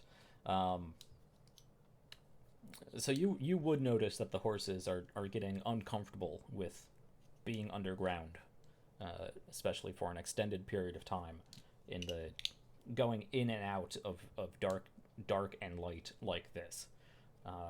So roll me an animal handling check just to keep them calm.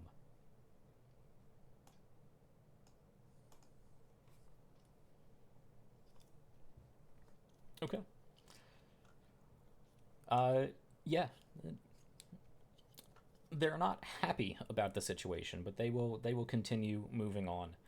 When you stop at the rest stops, it does take them a little bit to get going again. They kind of throw their head up and around as you're trying to get them moving in the direction that you want them to go. But in short order, they do what you're telling them to do.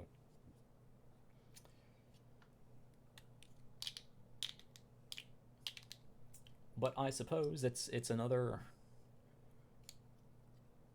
long, awkwardly quiet journey through a tunnel for 8 hours or so. Yeah, I can't really play I Spy in a tunnel, so. Nope.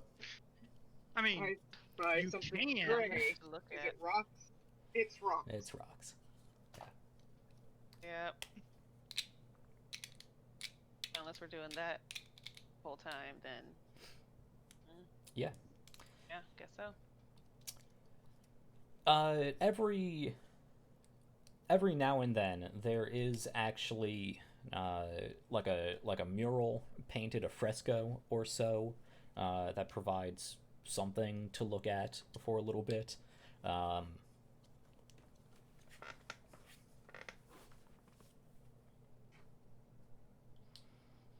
Yeah.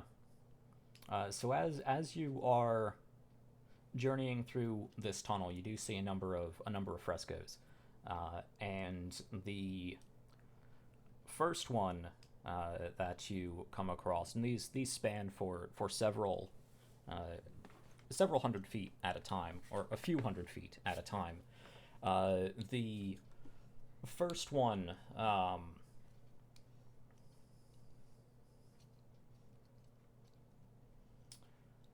this is where we're going to find out why that story was a bad idea. Yep. Probably. The first one shows what looks like a number of large buildings, and I don't mean just several stories on top of each other. I mean buildings designed for much larger beings. And then of course you see what looks like generally a dwarf-like physique, but then you also notice other much smaller dwarf-like depictions that come up to roughly about just above their knee or so. But the smaller ones have been painted with a sort of silvery grayishness to them. There's a bit of a twinkle in the lantern light. And there are chains connected from the smaller ones up to the hands of the larger ones. And eventually that progresses to scenes of the smaller ones fighting against the larger ones. And there is a lot of fire motif. You can see above some of the dwarven figures, the smaller figures that are laying horizontally. You can see pictured above them flames above each of them.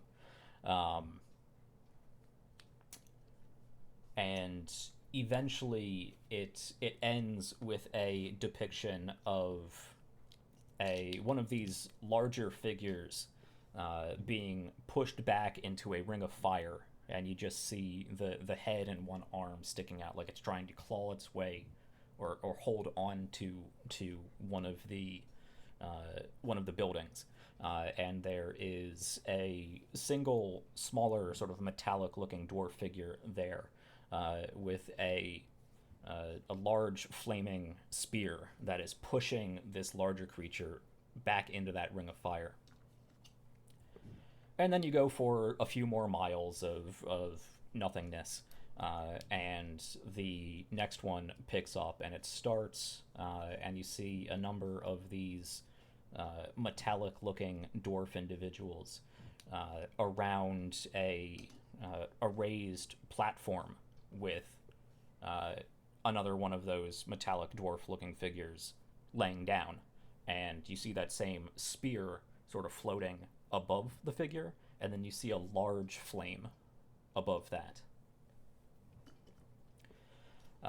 And a number of these dwarven figures around that pedestal.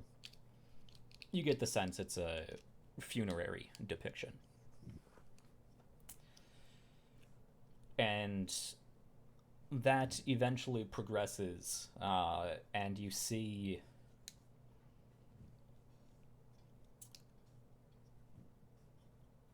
it looks like almost sort of a timeline where you see a number of these metallic dwarf figures just back to back to each other in succession, but every few of them you notice that mixed with the silvery paint that was used, there's like copperish paint that is used. And eventually an arm is missing, and eventually a leg is missing. And then that ends with these metallic-looking dwarven figures no longer being the vibrant silver to that copper color. And this the shine that has been depicted on them, you could see this sort of yellowish aura painted around them that has largely dissipated. and some of them are missing limbs. And you see one that is depicted a little larger than the others, not as large as the initial large ones, but this figure is standing in front of an anvil and has a large flaming hammer, and you can see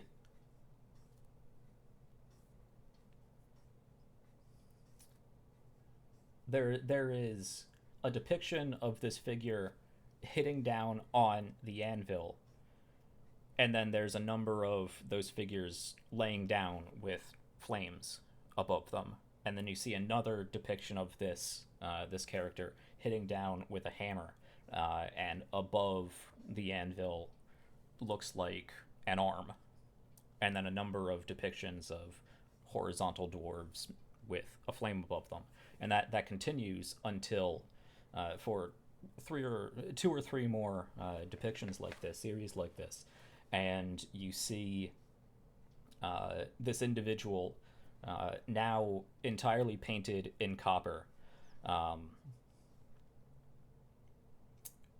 and next to the anvil, the hammer laying on the ground, is what looks like a normal representation of a dwarf, a little bit smaller than the metal ones, but with the traditional beard of a dwarf, painted in the peachy flesh tone color.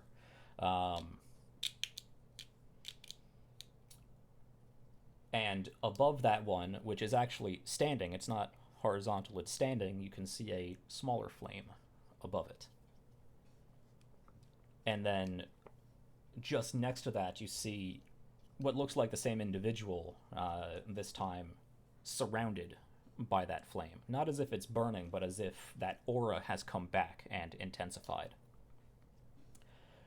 And then the end of that fresco ends much like the beginning, with that one metallic dwarf on a pillar with the hammer above him, and above that a flame, surrounded by these new smaller dwarf-like creatures. And then it's a few miles of nothingness.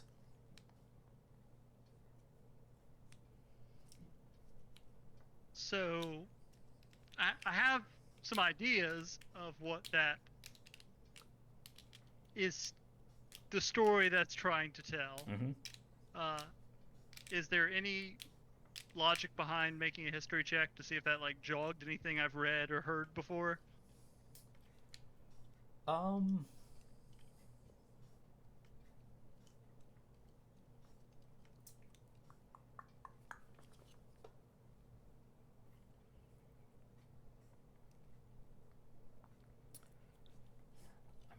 mean, you made your roll. I don't think so. Well, that was. I don't think I. No, you only did the history one. You did not do itself. The religion one. Yeah. And that would okay. So that would definitely be a religion thing, and not. Yes. Like, okay, never mind. Well, I was trying to make an argument for like dwarven history, and I think of mythology as history, but in this world, I suppose it's religion. Yeah, I mean, there's so much overlap. I mean, I'd give you a history roll, but it'd be a much higher DC. So it's whether you want to do history with a higher DC or religion with the DC I had in mind. History.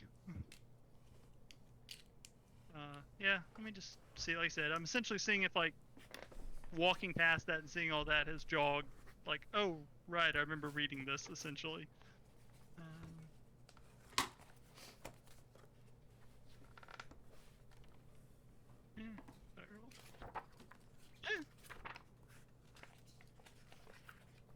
Not bad. Oh, is that your new roll there, the 21? Yep. He looks like, now you remember? Probably.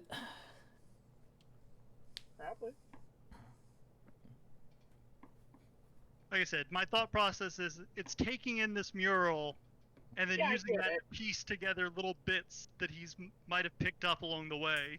Yeah, So So it yeah. just all starts to click.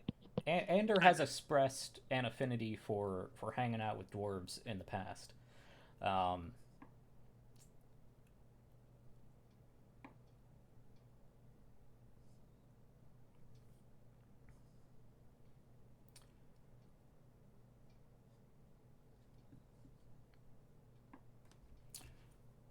Try to piece together how you might come about some of this information. Um, I will keep this 21 history check in mind, but go ahead and roll a religion check just for the hell of it. Okay. Just to see what sort of baseline you might have from a religious standpoint. Okay, that's not bad. So as dwarves are one to boast about life and death situations and battle and I mean not exclusively, but that is a general motif. Really boasting about just about anything. Business, from warfare to business to whatever arbitrary hobby they might have. It's a culture very much based around boasting. Yeah. But occasionally the topic of death does come up, and the phrase the soul flame, or there seems to be a notion of fire, a notion of flame surrounding the dwarven concept of death, and how they would refer to their ancestors, or they would call upon the soul flame of their ancestors, and you get the sense, you remember picking up bits and pieces here and there that leads you to believe that when dwarves die, they believe that their soul, the thing that animates them and makes them themselves, is a sort of flame-like essence. They refer to their soul as a soul flame. You get the sense they believe that their soul is made of fire, instead of whatever arbitrary bright beam of light that may otherwise be representative of one's soul or whatnot. They believe they are literally powered by flame. Nice. And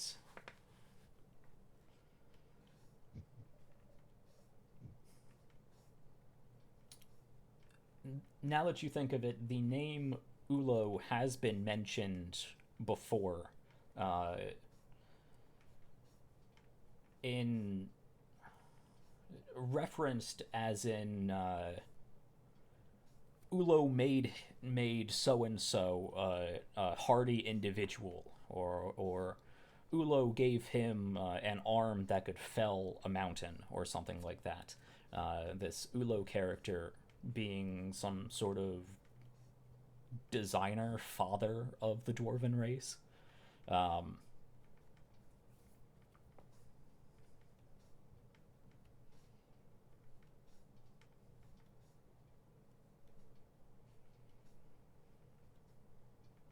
think that's about all I can give you. You can make inferences from there.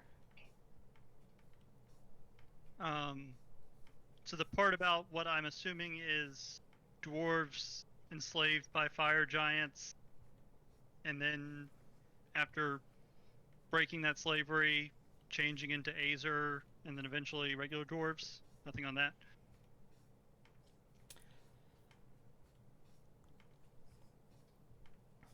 Am I close with that? Can you give me anything?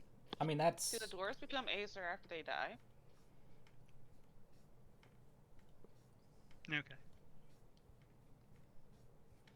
You get the sense that when a dwarf dies, they believe that their soul flame goes to whatever afterlife there is, a realm of fire, where they initially came from, and that the death on this plane is only the beginning, a sort of training ground for the eternal battle taking place in the afterlife. That they are, when they die, their soul flame goes to the afterlife, and their ancestors, their soul flame, are tasked with keeping the fire giant masters there and away from the living. Oh. So fire giants being on this plane of existence would be bad. Huh. And you get the sense that dwarves believe when they die, they literally turn into sentient flame.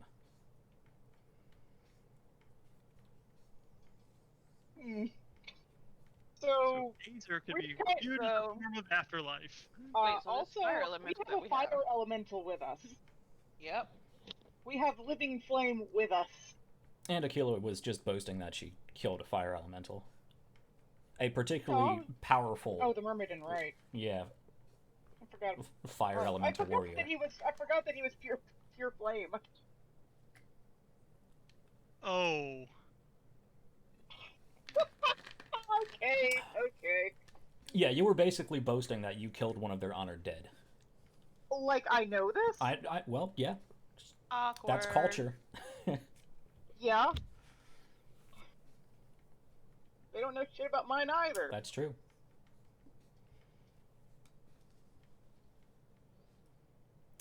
And after traveling for a few more miles, you see them leaving, these new dwarves leaving the buildings that were designed clearly for much larger creatures, and heading into you see a motif of lava, and you see a tunnel going up, and you can see them spiraling up this tunnel and eventually adding buildings along the inside of this vertical shaft, and metal plates that have been placed that section it off. There's 3 metal plates that go up this main vent, surrounded by a number of representations of buildings, and above this sort of bunker-like depiction, above the sort of rim of the volcano at the top, you see the flaming spear crossed by the flaming hammer.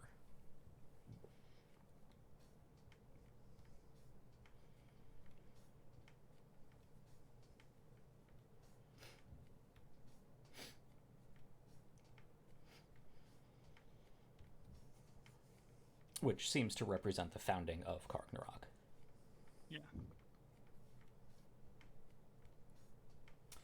I will also give you. It was mentioned in passing in more of those sort of exclamations or epithets, that so and so lived a glorious life, and he is now with the soul flame of Karg, fighting for our people in the afterlife, and whatnot.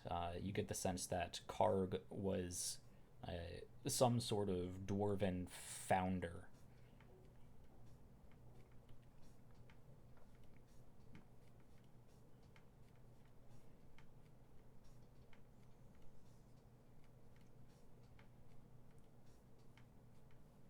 But with that, your journey through this 20-ish mile long tunnel is nearing completion.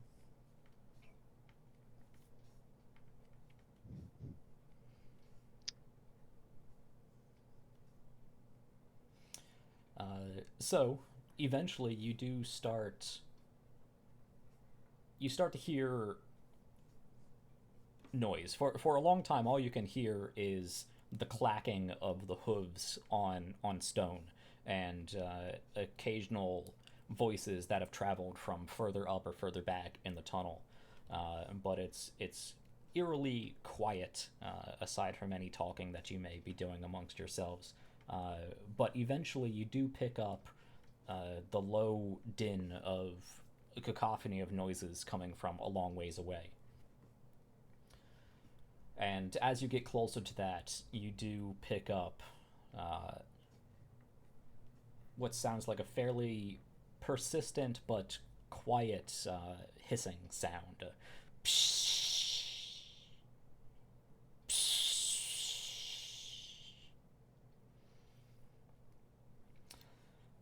And eventually a little bit more light begins to flood in, and a warm draft fills in from the direction you are heading. Being underground surrounded by rock, it's been quite cool down here. But as you are approaching the noise, approaching the end of this tunnel, warm air begins to fill in. And eventually the tunnel opens up. And the tunnel opens up at a large metal bridge that goes to a disc in the center of this large, has to be near 400 feet in diameter, shaft that goes all up and down, and this metallic disc, which is probably a good 250 or so feet in diameter, is actually bolted to the rock by a number of very large cables and whatnot. And on that you can see a central building of some kind. But as you proceed onto that bridge, you notice that built into the walls of this main vent are a number of various buildings looking out over this large pit. It is a vertical city, a fantasy style Matrix Zion, if you will, with a number of metal plates, 3 of them. You are on the central one, and there is one above, probably a good several hundred feet at the very least, if not more. And then you can very carefully look down. Though there are railings, but those railings are about 4 feet off the ground. Comfortable enough for the average human sized, but for you a few half giants, it's a reasonable worry not to trip over one of these railings, go plummeting several thousand feet into the dark pit below. But you can look down, and there is another disc down there, and there is this sort of perpetual and overlapping hiss from all over the place, and you can see on the disc below, there are actually, you can see the red-orange glow of a number of fires, and you can see a little bit of smoke drifting up every now and then. Not like the place is on fire. You get the sense that is likely the Crucible of Ulo. A number of large industrial-style forges and factories that are built on that central disc and sort of extend into some of the districts that are built into the wall of this vent.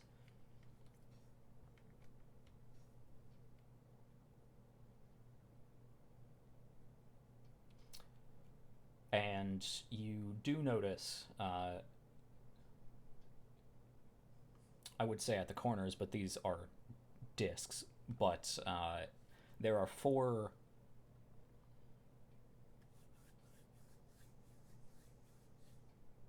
it's the best way to describe this. You can see there's a section on what would be the corners of each of these discs, a square section that has been cut out that's about 10 feet by 10 feet or so, with railing around it. One of the sides looks like the rail folds up and down, with 2 chains extending as far up as you can see, and chains going as far down, or at the very least up and down towards that next disc. And as you are watching this, you see a platform being lowered down onto the disc that you are approaching, and people step off and other people step on it. It goes down past this disc you are walking towards and down to the one beneath.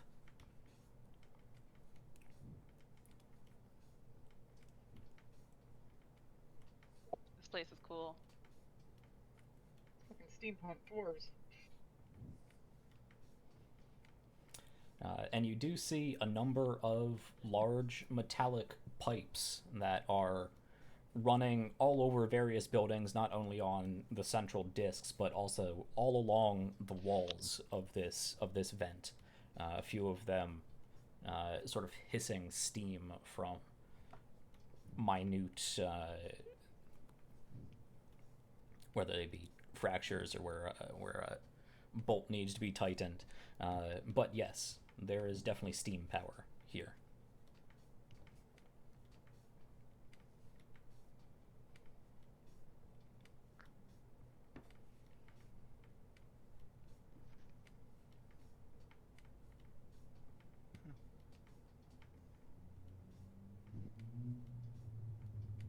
Well, that is impressive.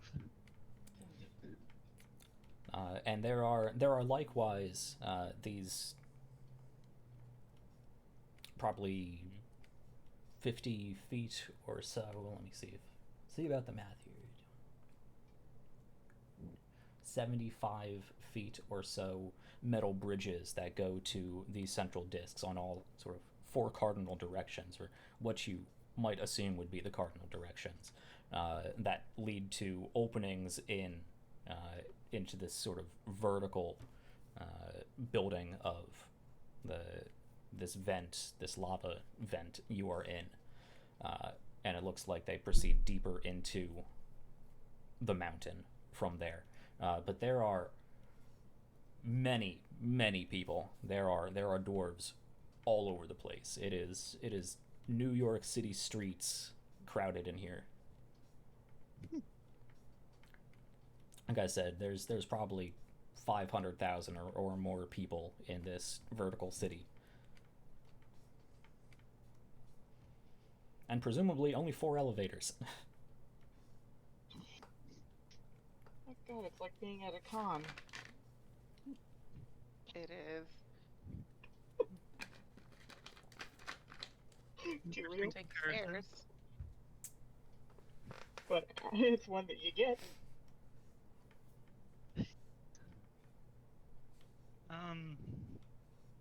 I suppose there's no "you are here" map. No, not really. You make it all the way through that bridge. This one being the only one that leads, presumably, back towards outside of the mountain. This is the least traveled of the bridges that you can see. But once you get off of that bridge, there are people moving about all over the place. Again, mostly dwarves, but representations of all the different races here, moving all over the place.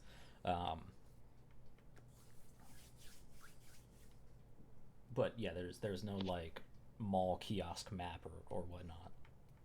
Shame. Yeah, I didn't figure. It looks like this central disc you are on looks like it houses a sort of commercial-ish district.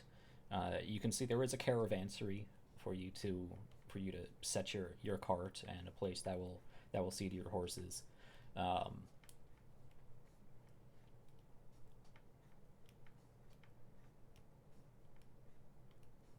And then there's a number of various different buildings and shops and whatnot. This seems to be a commercial / minor touristy area.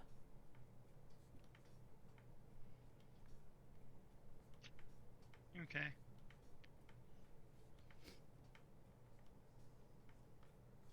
And can we see any of the other discs or any of the other levels well enough to tell what they are from here or no? Yeah, like I said, if you look down over the railing, you can see the disc below. That looks like it has a number of. That looks like it's much more industrial.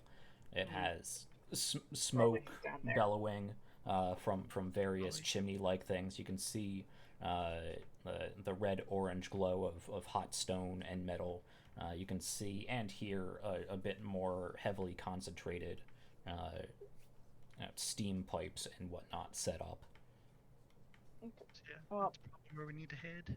Yeah, but not that we have any concept of what time it actually is, but how long does it sort of feel for us? Like, or would we be getting tired at this point? Yeah, you've been traveling through that tunnel for what you assume is all day. It felt a lot longer because I mean you were in perpetual dimness for the entire time. Yeah, but it's you guys are feeling the strain of time. Okay, so we should probably find a place to rest for a little bit. So one quick question while I'm thinking about it. So while we were traveling the tunnel, did we see any kind of like guard presence or anything? Yeah. Okay. It was like, wow, absolutely nothing happened on the way. Like I was like, I wonder if they have guards patrolling and stuff, or is it just... I believe I mentioned every few miles you saw a guard patrol that was moving up and around. Maybe there was a lot in that. Yeah. I was trying to actually take notes, so... Yeah, I know. I was trying to make it feel like, there was other things down there. Yeah, no, I didn't think it was just us. No, but I was just like, I missed the guards, and it's like, that's still a long stretch of, but I guess the only way in and out is through two cities, so it's kind of hard to go full on bandit down there. Not unless you can go like the Zorn. And I would say one thing I did overlook as you are going through, once you're exiting that first bridge and into the sort of caravansary area, there is yet another guard stop that actually already has your information, and they confirm who everybody is and equipment and who's registered and whatnot. So they double check Sevgi and Tali's paperwork and checklist all the weapons that you divulged to them. Would any of us have any idea how they managed to do that? Probably not. But, magic's an option. Well, yes. Yeah, I imagine that was how it was done. Though, then again, considering the city we're in, it could have been like a pneumatic tube or something. It could have, but given the setting, we're more likely to assume magic. Okay. Our characters are. We might expect tech. Our characters probably expect magic.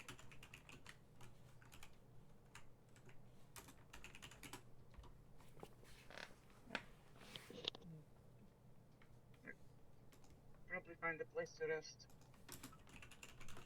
I would like to speak with you for a minute to Ander.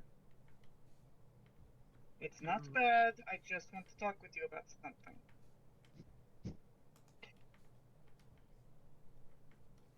I can't think of any time those words have been uttered and it wasn't something at least somewhat unpleasant, but okay.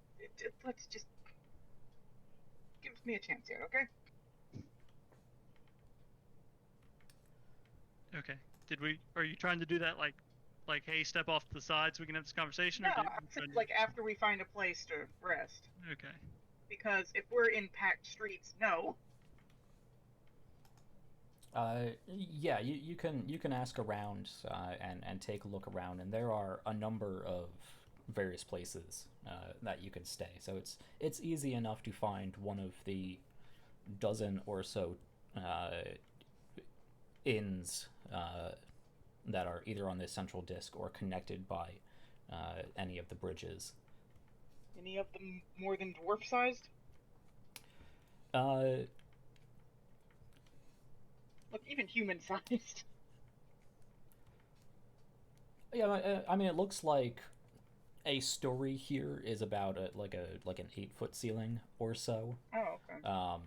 And it was back in Untan Tor as well. So like I said, you weren't necessarily all the way hunched over or had to walk around on your knees, but you were like right at the top of the ceiling, and Omen was definitely had to be a little more hunched over to move about. Okay. Yeah, cool. Let's find a place then, and get rooms. When Steven gets back, have a talk. Yeah. Yeah, where are we staying? We're finding an inn. Does it really matter that much? Yeah. Okay. Give us a place, chat. Okay.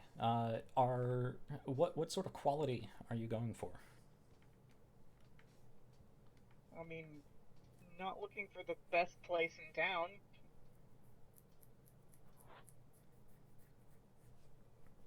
Yeah, Okay. Talia doesn't even really sleep, so she's not too concerned about That's the quality. right. As long as, I mean, don't want a complete rat trap, but... Okay. Whoever is helming this, make a charisma investigation check. Nobody's touching that. We're looking for a place to stay. Okay. I suppose I can do that. Yeah.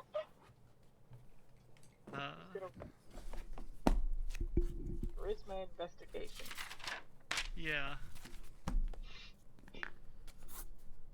One second, I'm doing the math here. Yeah, I know.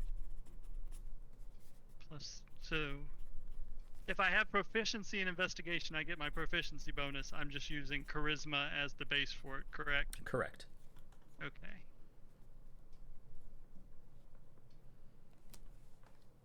It's like I am proficient in investigation, I think. Yeah, I'm gonna roll it. I'm gonna roll it as deception, just since that's my charisma bonus plus proficiency, and that way it can just automatically. Sure. Oh, not super hot actually. Okay. I kind of suspected it was gonna go that way. Most of that came from the bonus. Oh yeah. Yeah. Oh yeah. You rolled pretty low. Yeah, that was a bad roll. Yeah. that was a lot of that was bonus. The roll was 5. The bonus made it not terrible. Yeah. Damn, thought I might have done it pretty decent at that actually. I was kind of expecting it after you got those two 21s. Yeah.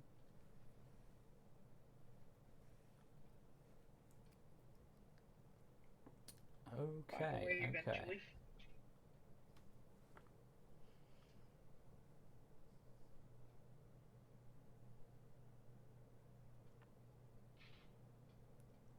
Suppose you could say Andrew's probably just overwhelmed by the city as a whole, considering. I'm sure. I wonder if Zadok's interested in it.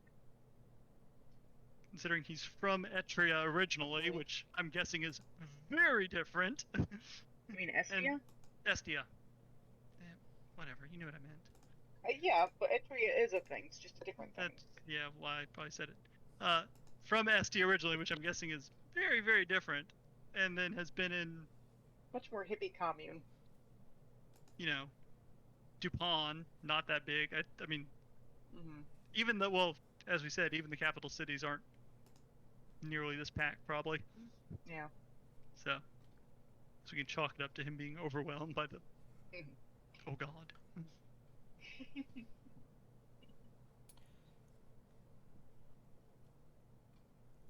Okay. Well, that's good enough that I don't want to suggest the real low end that I had an option for, but not high enough to give you the good one. So Yay, mediocrity. yes, very much mediocrity. I mean, we've slept in mediocrity a fair few times. Oh yeah. Yeah, so you go to a place that is demarked. You are referred to a place known as the Red Bell, and you are pointed out towards it, and it is dwarven establishment denoted by a large, like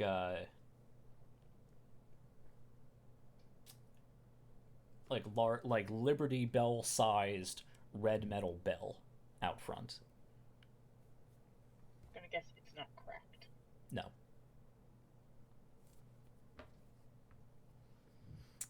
And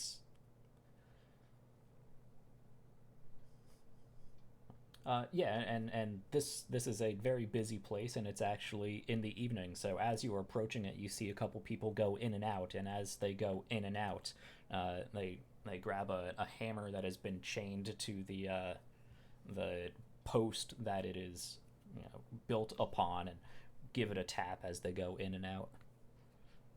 Literally everyone who does that. Bell a tap.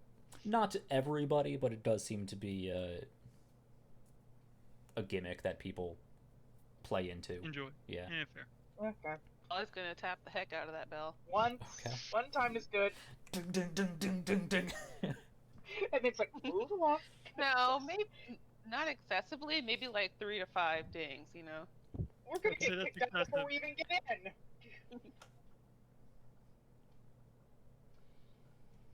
Okay.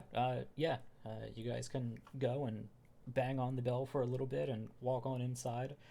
This is, again, a dwarven establishment, so 8-foot high ceilings. So you guys are crouching down a little bit, and our two half giants are definitely standing out amongst the crowd. You actually were shown to a more prominently local dwarven area, as opposed to necessarily the business, the commercial traveler section of the city. So it's mainly dwarves in here who give you a look. A few of them just raise a tankard in your direction and go back to whatever they're doing. And it is definitely loud in here.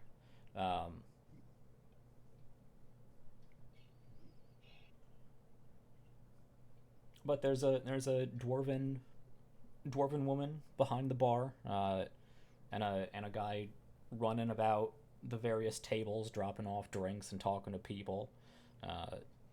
Fairly typical, what looks like working class dwarven bar situation. You can get yourself set up with rooms. This place doesn't have a whole lot of free rooms. You are not, like I said, you are not directed to the travelers area. So we'll say they have 3 rooms available. So a couple of you will have to double up.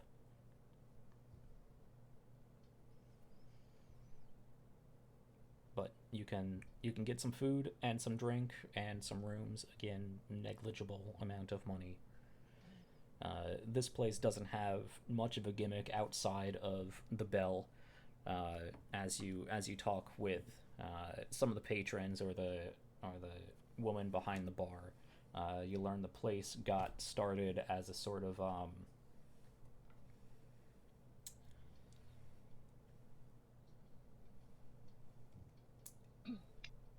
it was a place for people to go after their work shift. And in order to draw the customers, the founder would stand outside with his red bell and ring it to draw crowds over, and they were known for well-priced food for working class individuals. But that gimmick has remained, and it's sort of a superstition amongst the regular patrons that the place will continue to provide its good service as long as you keep ringing the bell. I figured there was some kind of superstition attached to that. Yeah.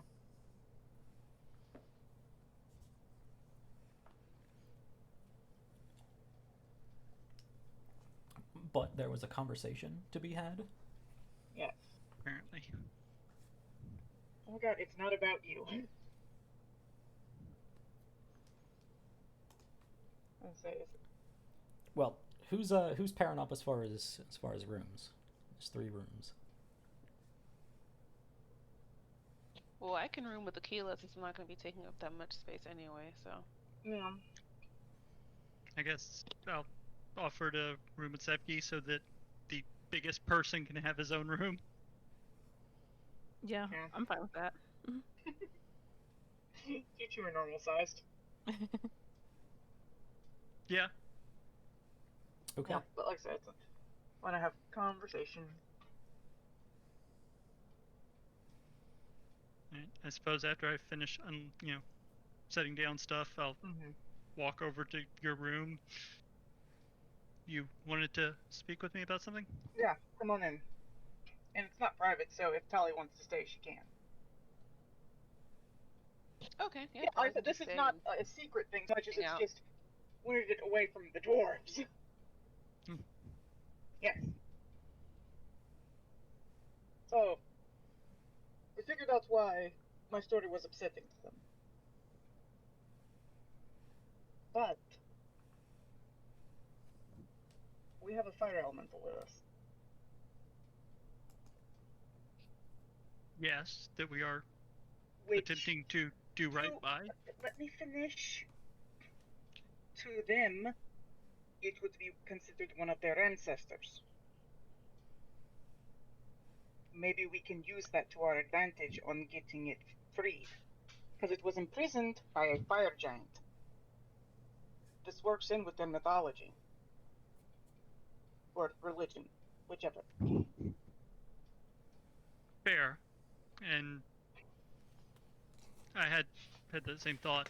My only concern is, are any of us well versed enough in dwarven religion to... We know that all I'm saying is we know this much. And so why wouldn't we come seeking dwarven expertise?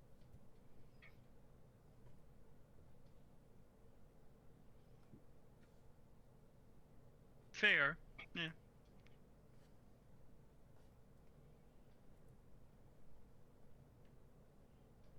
Do we want to save that as a trump card in case we do have issues, or are we trying to lead with that? My biggest concern is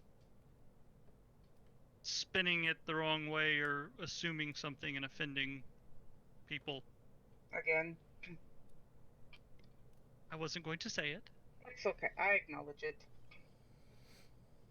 Religion is a touchy subject, and if we don't understand things perfectly, who knows, maybe something about this fire elemental marks it as damned for all I know.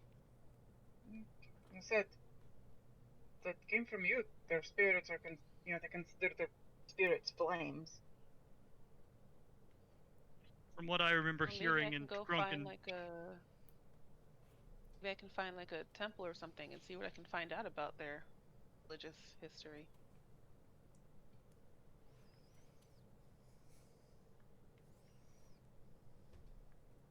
Since I don't have to sleep, I'll have more time to do that. On that note, when we were walking through the tunnel, and we haven't been in the city long enough to tell, did the lighting change at all? Is there any kind of magic hookup to the lanterns that makes them brighter during the day? Or is there just no sense of day and night once we get in here? There's really no sense of day or night. It's illuminated enough. There's plenty of street lights and whatnot that you can easily see. Dwarves do have inherent dark vision, so they don't need it as bright as everywhere else or everyone else. But it's light enough to see. Certainly, there's no indication of night or day. Okay. You get the sense, just looking about with how many people are in this area, that it's likely this is a city that doesn't sleep. There's always going to be people moving about. I was figuring it might just be a 24-hour kind of thing. Yeah, it makes sense. If there's no difference, you just work in shifts. Mm-hmm.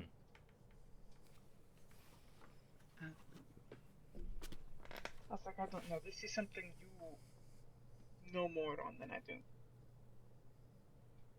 And not that much, but still more.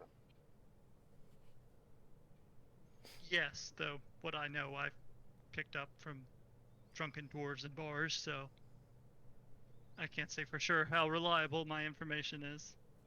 Yeah, but it is an angle. It is. As I said, I definitely thought of that if we ran into trouble. Hmm. It's a question of Okay. whether we want to lead with it or trump card it. I don't think it's something that we should hold back too much if things begin to become sticky. Because then it might seem even more suspicious. Fair. I suppose I'm just hoping that this might go easily? When is it ever? Come on. I know. I would love for it to go easy as well. And on another note, when we get back to the pond, Tali, this is something that involves you as well. We should probably turn over our magic items to Lorraine just to, as a show of good faith. We've learned our lesson. We'll get them back most likely. Oh, yeah, I'm fine with that. Frankly, I could give two shits about good faith with the census, but... Yeah, not talking about the census. Regina. No. I believe the census is the one who's coming up with... They're the ones who we have to turn it over, who have to have them registered, but it may go some distance in improving Regina's attitude towards you as well. Think about it. I mean, you don't have that. I'm not even saying your staff. Well, they're definitely not touching No, that. I was going to say that one should probably not be. I understand what you're talking about. I also think that most of the stuff I have is fairly inconsequential. Exactly, but that's not. That it's inconsequential is not the point. It is making a gesture after what happened. Also, it's bending over to rules I consider coming from a... Well, let's just say a source I don't respect a whole... Yes, I get that. I have figured that much out. That's still not the point. It may make your life a little bit easier. How about you do that? And you've never made prideful decisions that bit you in the ass? Hey, I never said I didn't. Well, I said I was thinking about it and not just no. Fine. I understand the logic. If you want to go making your life harder than necessary, go ahead. Well. I believe I do that by waking up most days, but... As I said, I understand the logic. I just don't want to get Milzer in trouble because they might go asking questions about, where he's getting these items from. I suspect they know that he gets items. Whether or not they know where he gets them from is a different matter. And he's not exactly that secret. Well, we also don't necessarily need to implicate him. Yeah, it's hard to know what's going on in Milzer's head. Been quite a number of different places and dealt with a number of things that are honestly considered myth. Picking up a few inconsequential magical trinkets along the way is not that hard to believe. It makes you wonder why they didn't say anything about the gemstone in Tali's forehead. Yeah, that'll be alright. Just had that real thing. Wait, there's a purple stone. There's literally a purple stone in her forehead. And they didn't say a damn word. Yeah, that probably would have come up. What do you mean? That's always been there. It's not new. He just didn't notice it until now. Yeah. I'm sure it has been noted. So, as to the original point of conversation, yes, I think if we start running into any issues, that is definitely something to fall back on. My initial thought was to just see how difficult it is to get access to... If it is their power source, I imagine it's not going to be open for tours.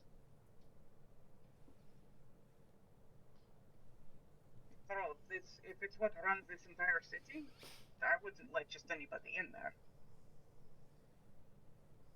I would also imagine it's hard to affect a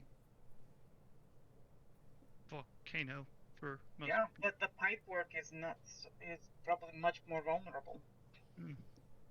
True. I mean, so point being though, it's mentioning the actual goal in the elemental could go one of two ways. Yeah. It either, yes, they're happy to help because it's helping a ancestor, or we're releasing a dangerous, destructive creature near their power source. Well, that's the thing though. If we go with the ancestor route, then we could be like, can you help us find a way to release it back where it belongs? Right. I'm saying they could interpret that, what is that, or they could interpret it as putting the power source at risk. Oh, why? Because it's a fire elemental near. Yeah, but if we go with that, if we go with the ancestor route, we don't have to. It's like, is there a way to get it back to the elemental plane of fire? We could ask at that point. It doesn't have to go in the. It doesn't necessarily have to go in the volcano.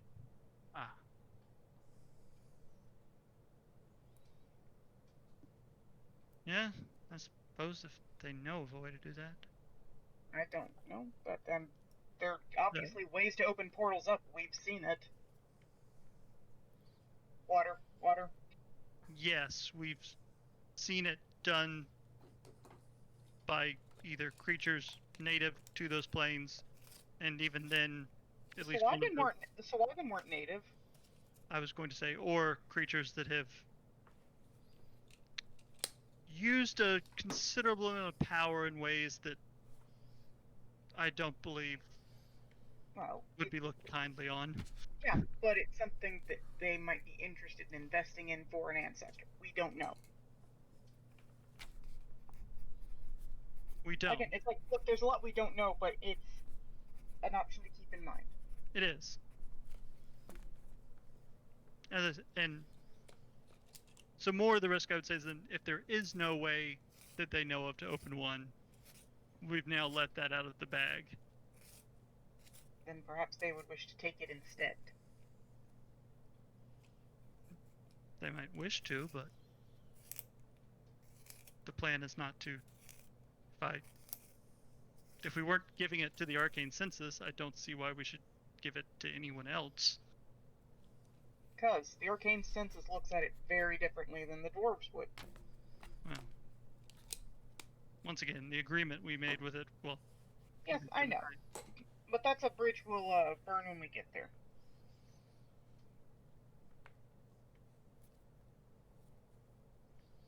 Going to ignore that choice of words. It's my favorite Malafor.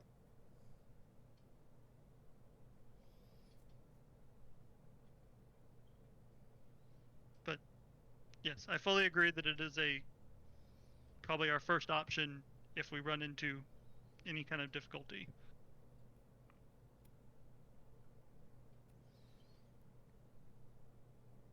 We can present it to everyone else if you think we should lead with it, though.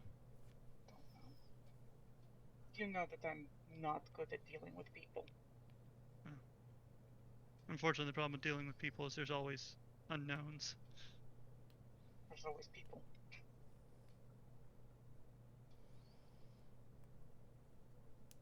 But, well, I was going to reference Tali, and then I noticed she's not in front of her computer. Yep. Tali's already begun her meditation. Yeah. Just look over and she's zonked out. Oh, no, she's meditating, so she's not quite. Yeah. She's still ignoring us, though. Guess we got boring? You know, she can sometimes have difficult focusing on one thing or another. Tactful. I honestly wasn't sure where I was going with that sentence. I assumed it was going to be an attention span joke. I mean, it could be, but it's not so much that, because she can stay focused on stuff. It's more, she's got too shiny.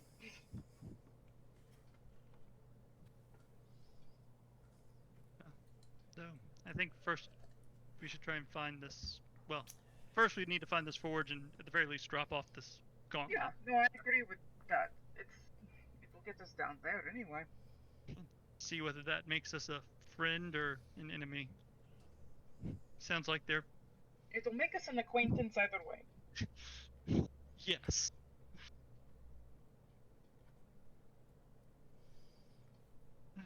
Well, suppose let's go back to the bar and get some food. I probably woke up.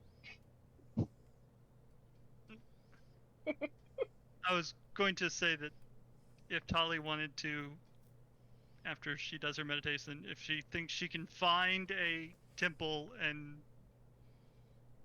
successfully get questions out of them, it probably won't hurt. Yeah. So long as she doesn't go revealing all of our secrets. Just No. don't No, I don't tell them we have. a fire elemental. I can just tell them that I'm looking for general information, just 'cause out of curiosity, being a cleric. She's suddenly Like learning about these interested in researching other religions. I mean, I would say being a cleric and just being curious to meet and She learn about wants other to be people. a religious scholar. Yes. Either way, I will leave that up to your discretion, Tali. Mm-hmm. I mean, also, elves live so long, they probably like learning lots of things. Yeah. Really. Okay. But yeah, food sounds good. Yeah, you guys can go back to Some more stories. the bar, get something to eat and drink. Well, if I did a story this time, it would definitely be about the Medusa. Okay. Yeah, that's probably a safer bet this time. Yeah. Yeah. Roll another performance I'm check. supposed to know. It's. Or the Oh. Manticore. I wasn't there for that. Yeah, you can yeah. say that Rauda's the one that, That did was the killing Reed. blow, because That's right. Mhm. he Never did. mind. I mean, was it Yeah. Reed? Yeah, that was Reed. Yeah. That was. No, Aquila Aquila wasn't was there right that before night. Reed left. Yeah. Right. Yeah, So Medusa. it's like, yeah, no, Aquila wasn't there for that. That's right. Yeah, Medusa, then, yeah. yeah, Medusa. Okay, roll a It's like, I'm performance not check. doing the Night Hag. Yeah. That one, no, that one's Love not that. glorious. That's not glorious at all.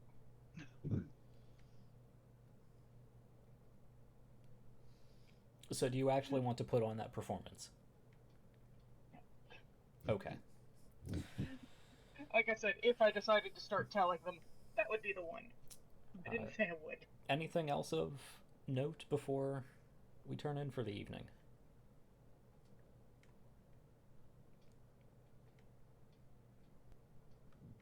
Nah. No, I should probably check the tablet. Oh yeah, it's a good idea.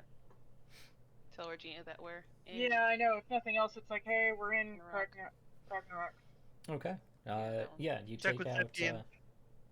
Yeah, it's like, it's like we're in Kargnorak. We haven't set anything on fire. We haven't set anything on fire. Don't put that in her head, yo. Why? I'm To saying make her we haven't worry set even anything more. on fire.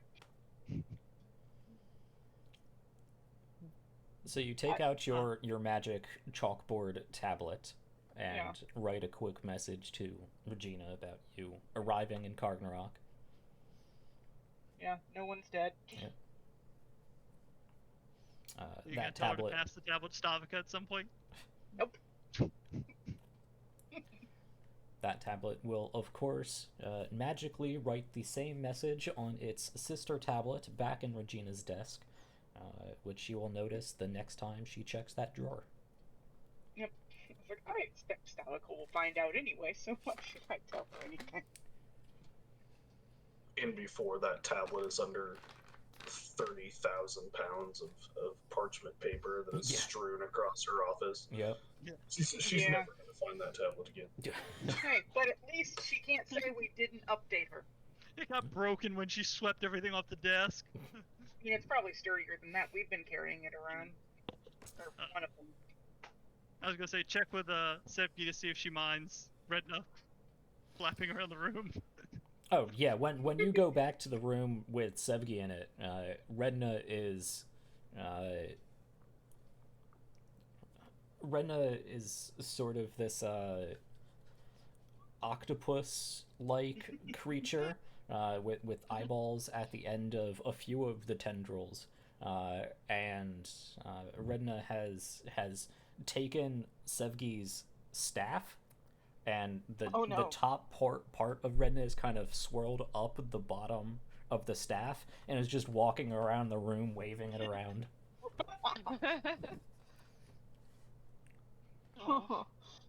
Unless Sevgi wants to stop that, but I imagine it's adorable. So weirdly adorable. She does not. She's watching. She allowed this to happen. So. Okay. I was about to say, like, I'll let you deal with that as you see fit. As you Usually there's a thunk. As you walk back in the room, you see Redna turn in your direction. Not that Redna really relies on directionalness, and you hear a "pshew" sound in the back of your head as the stick waggles in your direction.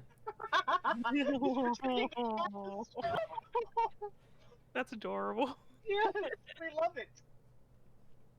Oh, he's the most adorable little eldritch horror ever. Make an intelligence saving throw. Oh. Yeah, Ander, make an intelligence saving throw. Oh, me. Oh. Okay. Man. Crap. Uh-oh. You very momentarily get a mild headache. And it quickly passes. Oh, he did it at me? Yes. Oh, okay. That makes more sense now. You feel like this, like the very beginning of this tension headache set on, and you shake your head and...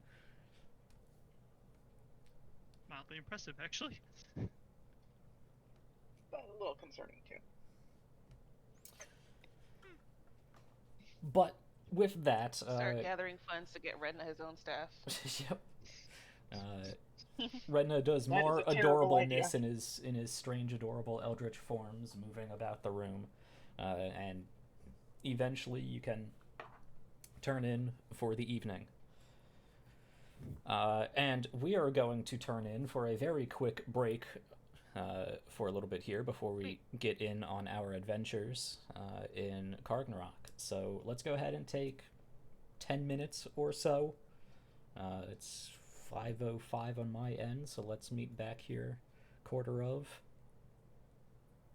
and we'll continue. All right. We will see everybody then. Stick around. I got some interesting ideas planned. It's gonna be hot.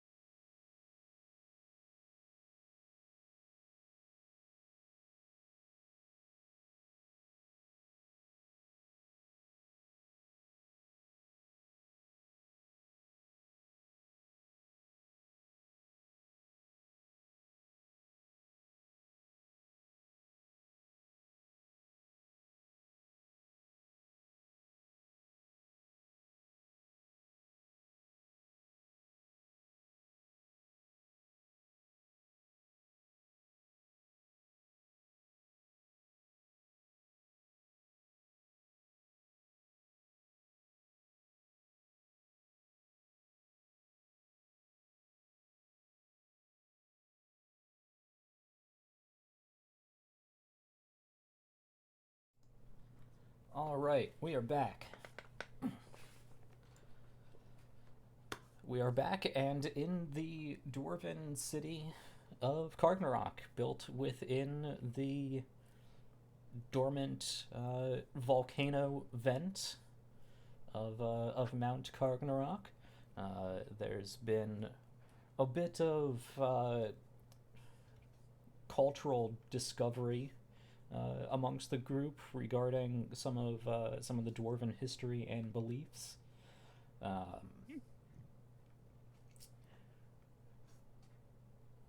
But we've made it to the city, vast, sprawling, vertical city that they now have to find a contact for and do something with their fire elemental that they have locked in a gem.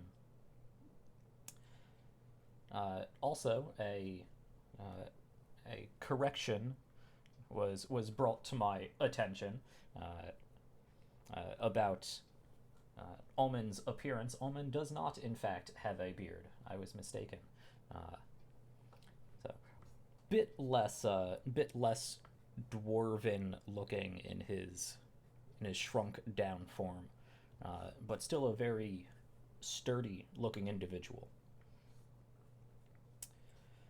Anyway, moving forward, after an evening of trying to figure out how you're going to go about doing something here, and watching Redna be adorable for a little bit, you find your way to sleep and can get up in what is effectively the morning. Again, there's no day-night cycle inside of a mountain. And you guys have had to spend evenings in. If Tali wants to go out on her own and do things in the middle of the night. Yeah, the temple thing? Yeah. Okay. Well, you do still need 4 hours of rest. So, regardless, I was simply going to say that it takes a little bit to get to sleep because it is loud. This is a sort of 24/7 bustling city, and every now and then you do get the psh of steam being evacuated from some pipe or another. So it is not the most restful sleep or the most easy sleep, but you do get to sleep and are only woken from various loud noises a few times in the evening, in the night. It's effectively night. Tali, being an elf, can get 4 hours of meditation in, and then I suppose the city is yours. Well, I'm gonna go to whoever's at the front desk of this inn and ask where the closest temple is. Okay. Or otherwise religious building. Not sure exactly what they call them. There is a young-ish dwarven guy behind the bar at this point. And young-ish for a dwarf could be anywhere between, 20 and 100. But he definitely looks a bit on the younger side. His beard isn't as full or as intricate. It looks like it is actually kept rather close cut. And he looks a lot less damaged than the previous bartender, or the one back in Unton Tor. But it's the night shift, and there are fewer patrons at the bar, but like I said, a city that never sleeps situation, so there are still patrons here. There's still another individual running around with drinks and talking with customers and whatnot, and you can approach him and ask about some religious building, and he leans against the bar. Yeah, which temple are you looking for?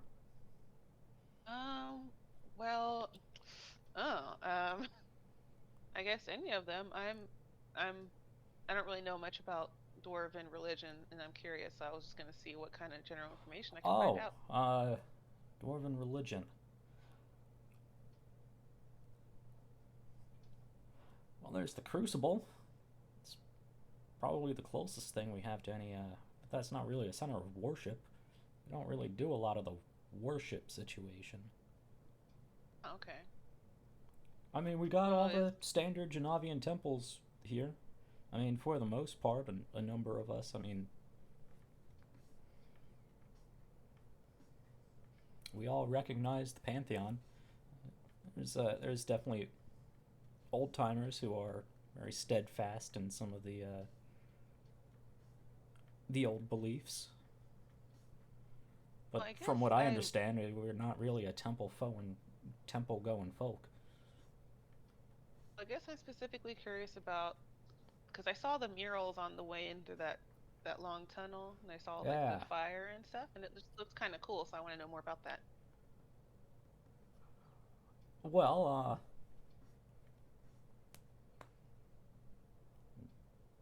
I'm not particularly well versed in ancient history.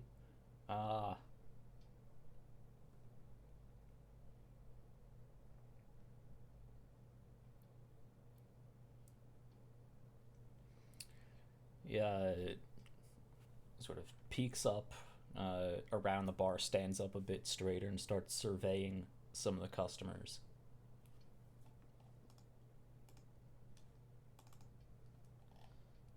Let's see. He shouts out, "Hey, Staggin! Hey! Hey!" He kind of waves at this old guy with two other older guys sitting at one of the tables, and this older dwarf individual, real sort of wispy gray hair that's, you could very generously call it a ponytail, has been tied back, but he does still have a nice thick gray beard. He looks over. You notice he is missing one eye, and he looks over. What do you want, kid? I got some, I don't know, tourist who wants to know about old dwarven stuff. Aye. You could go talk to him, I guess. Okay. Thank you. What'd you say his name was again? Staggin? Staggin. Okay, cool. I will go talk to Staggin. Thank you. And I'm gonna just put, like, if he has a tip jar, I'm gonna put a silver piece in there. Okay. Nods at you for the pittance you put in his cup. Cool. And I'll go talk to Staggin.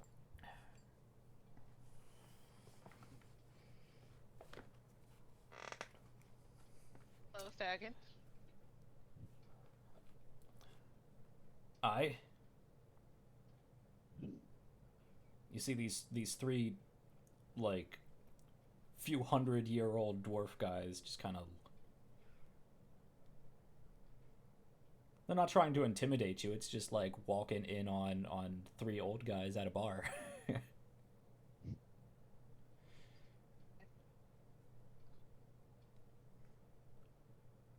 How are you? We're getting by. Joints get a little rusty. Well, I need to be lubricated. He takes a big slug of his drink. Yeah. Well, I just have a few questions about that mural that we saw coming into town in the tunnel with the fire all over it. What's that about? What's that about? He looks at the other two. What's that about? What's that about?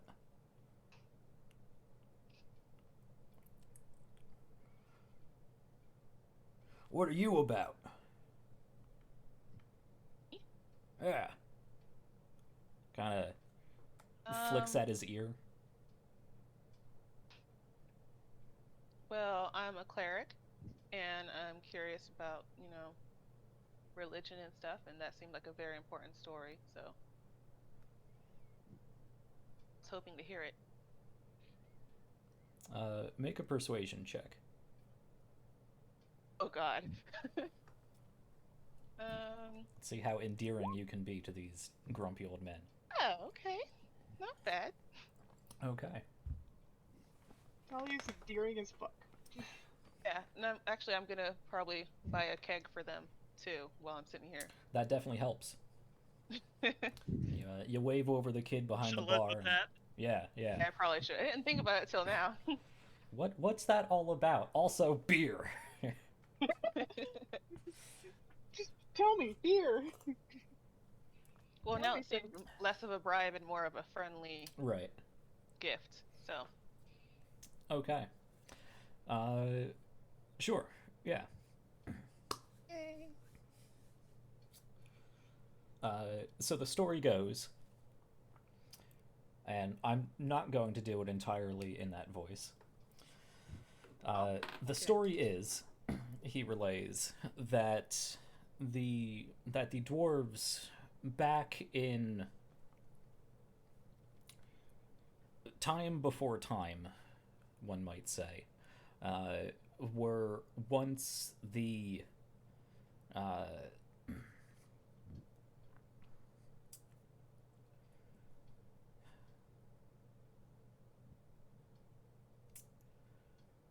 before the dwarves were the dwarves, they were mere tools of the fire giants. That the fire giants made them out of the stone and the metal of this mountain, constructed them to be used as tools. And they were enslaved, basically, for time immemorial, treated as anybody would treat a wrench or a cart. They were regarded as inanimate, as tools, but as they wanted these sort of proto-dwarves, which were made of metal skin and stone bones, and powered by the flames of the giant kind, as they wanted them to be able to do more and more, they grew more sophisticated. They were imbued with stronger fire and eventually were made sentient, and at that time became unhappy with the conditions that they were in, and it was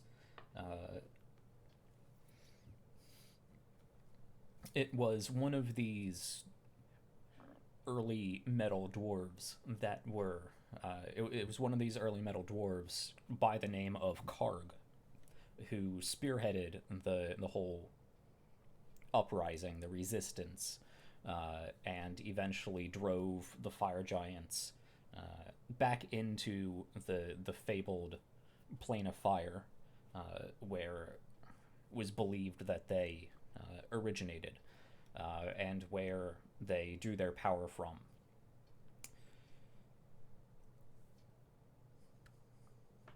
But with the fire giants gone, they did not know how to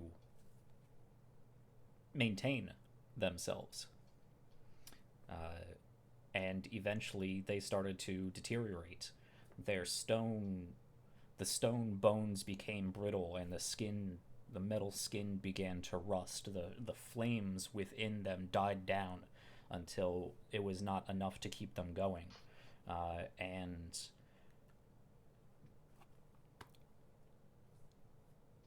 at a turning point, in an act of desperation, a fabled smith by the name of Ulo constructed the first dwarven body not made of metal and stone. A skinsmith, you might say, who designed the dwarves as they are today, and it is Ulo who. It is Karg who freed the dwarves from their fire giant masters, but it was Ulo that freed them from the binds of their original design. And in doing so, they were they lost some of their strength and lost some of their stature and lost a lot of their longevity, but they were free. They were built the way of the other races of the surface world. They lived and had families and raised children and died, and as they died, the flame soul, the essence that powered the original dwarves when they were still mechanical form, still powers the dwarves of today, still powers the flesh dwarves. And it is still believed that each individual has a soul flame that still draws power from the same fiery source that the fire giants originally instilled in the dwarves, and that Ulo was able to take out from those metal bodies and put into real bodies. And when dwarves are killed, or eventually die of old age or whatnot, their soul flame lives on and returns to the plane of fire, where they join with the spirit of Karg and the spirit of Ulo in their perpetual battle to keep the fire giants away from the mortal plane.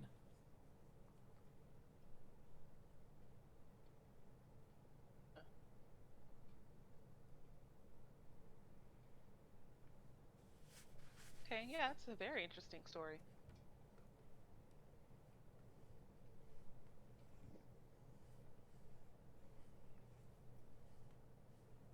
I'm just writing a couple more things. Mm-hmm.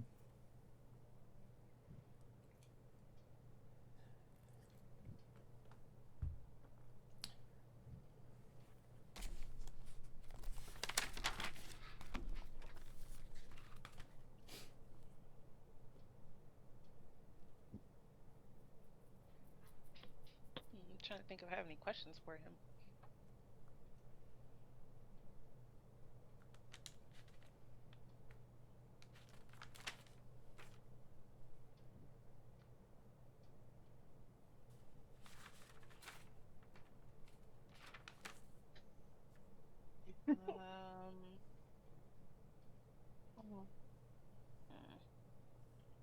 I can't think of nothing. Okay.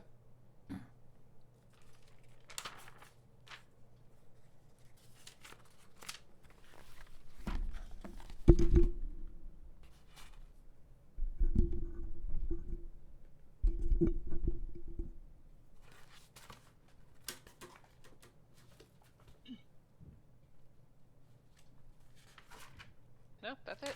Okay. Well. Okay. Wow. Yeah. Great story. Thank you for sharing that with me. And that takes, with embellishments and whatnot, probably a good 2 hours or so, and the majority of that keg, which they are happy to drink down readily.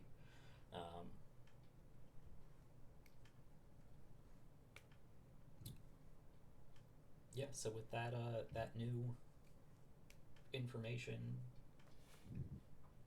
just dismiss yourself and head back upstairs to the group. Well, I'll go ahead and buy them another keg, just for funsies. Alright, you're a good lass. Thank you. And then also, as I was listening, I was probably carving like a little fire, little flame, and I'll give him that. Okay. A wooden flame. Yeah, make another one of those wood check. Make a wood check. Cool. Oh. Hat.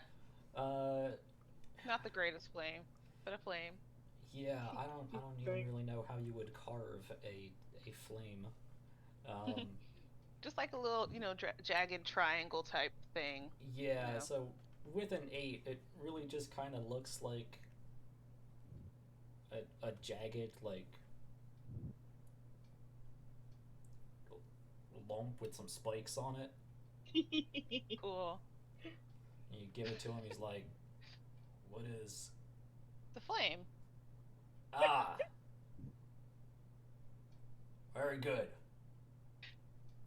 Puts it on top of the keg and fills up another tankard. Well, thank you. Have a nice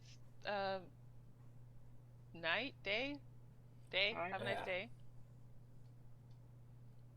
Yeah, enjoy your time here. They nod at you as you leave, and you can hear them sort of laughing amongst themselves as you walk away. Not at me. Not laughing at her.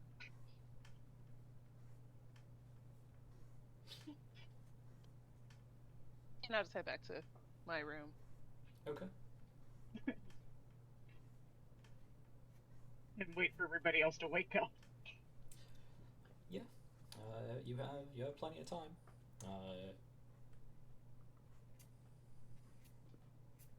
Yeah, so We try to carve a better flame. Eventually the rest of you wake up and the day is yours. Oh, did you accomplish anything last night? Or whenever yeah, it was? I got the full story. Huh? Yeah. I honestly don't know when it was. But yeah, I got the full story of the mural thing. Oh, well, that's So good. it's very interesting. Yeah? Yeah, this old guy at the bar told me about it. Oh. I don't suppose you happen to give any advice on what might happen if one of the spirit flames was trapped in this words failing me. This realm? Yeah, Plane? sure. Yeah, this realm. Plane, yeah. No, I couldn't really think of any questions to ask him, but I feel like that question's a little suspiciously specific. It's hard to say. Suspiciously specific. If we are trying to keep this thing under wraps, that would have been probably a strange question to ask. Especially Maybe. of a random old dwarf in a bar, who I'm sure is... Perhaps, but it's not like she had anything on her that would incriminate her. I suppose not. Although I continue to be unsure why we're going through all of this trouble. But it's not Because my that's who place. we are. It's not my place. Oh, yeah.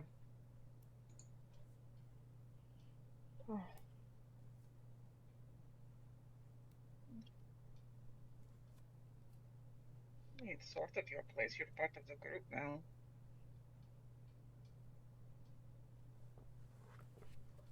Am I? He points to all of the armbands that you all are wearing. Did Gia not give you one? Not, well... Technically, we all had to go through something before getting it. Yes, I imagine this is something of a trial period. So. Yes. But, I intend on treating you like part of the group so long as you are with us.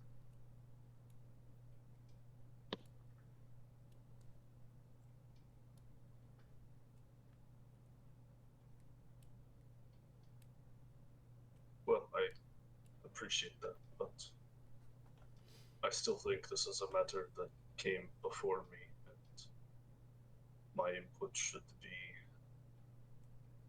lessened. Very well. Well, maybe it'll help to have an outside perspective, you know?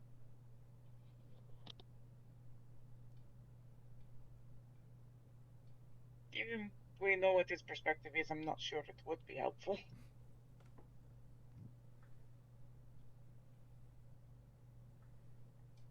At least we know something of what it is.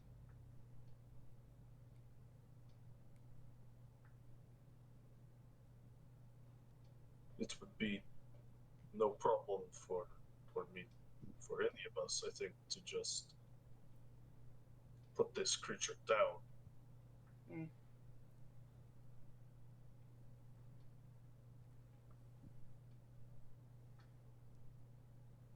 I don't disagree with. I don't necessarily disagree with that assessment. Yeah, you're not wrong. But that is not what we set out to do. Yes, I suppose then we never would have come to this great city. Mm.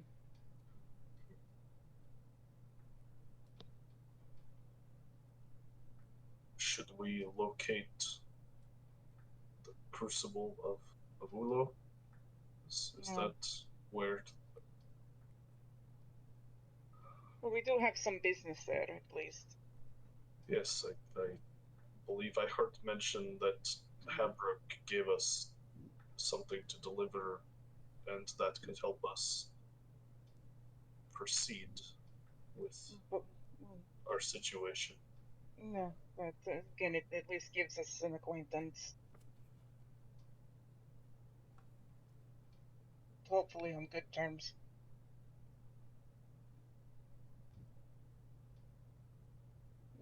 Yeah. So, I was gonna say, because when we came in, it looked like the more industrial area was down below us, so I guess we have an idea of at least heading down there, and we have a name. Mm-hmm. So. Ooh, the bar guy mentioned a crucible. Maybe he knows where the crucible of Ulo is. I have the idea that it's not a specific, not like a single building. It is a larger space.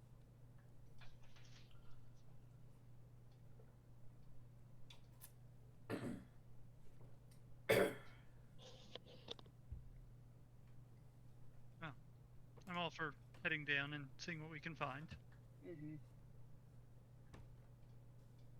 Probably be quite warm down there.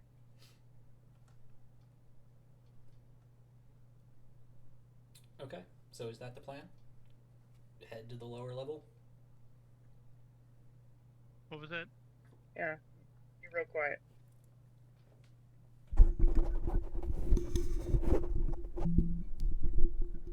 Is that better? Yes. Okay. Yeah, much better. So is that the plan? Heading down to the lower level? I think so. Okay. Yes. How are you going about that? Well, there are elevators. Okay. Yeah, we're gonna find an elevator. Yeah, you can head over to one of the elevators.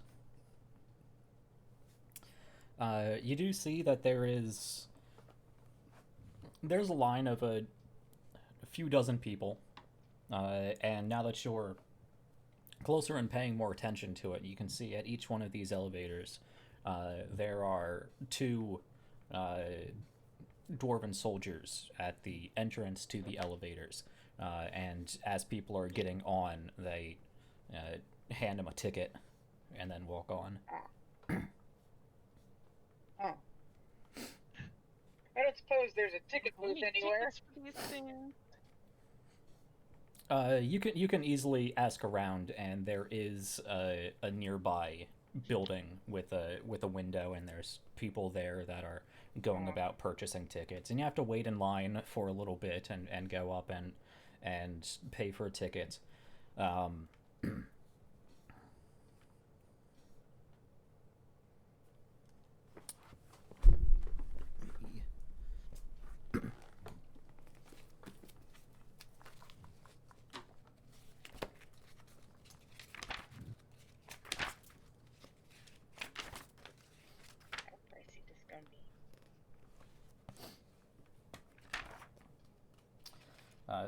So of course, for you guys being very wealthy adventurers at this point, a ticket for this elevator is going to be a pittance for you, but it does cost.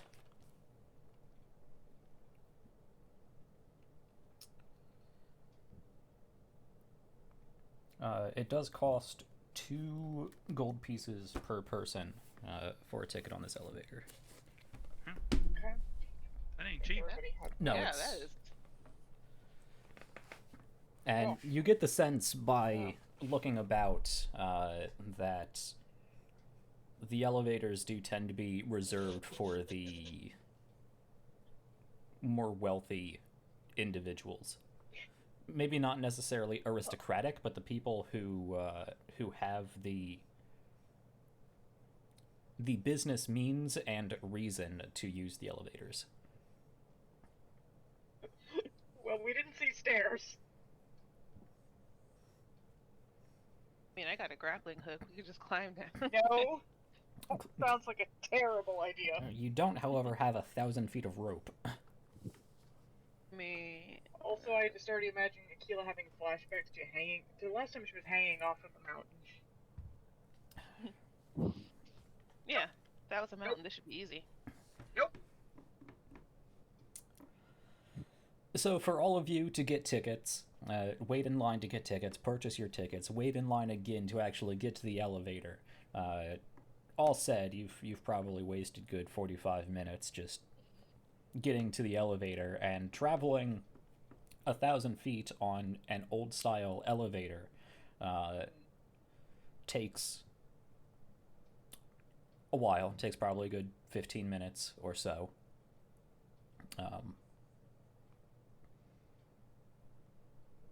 Somewhere around there. So eventually, after elevators where there's awkward silence all the way down.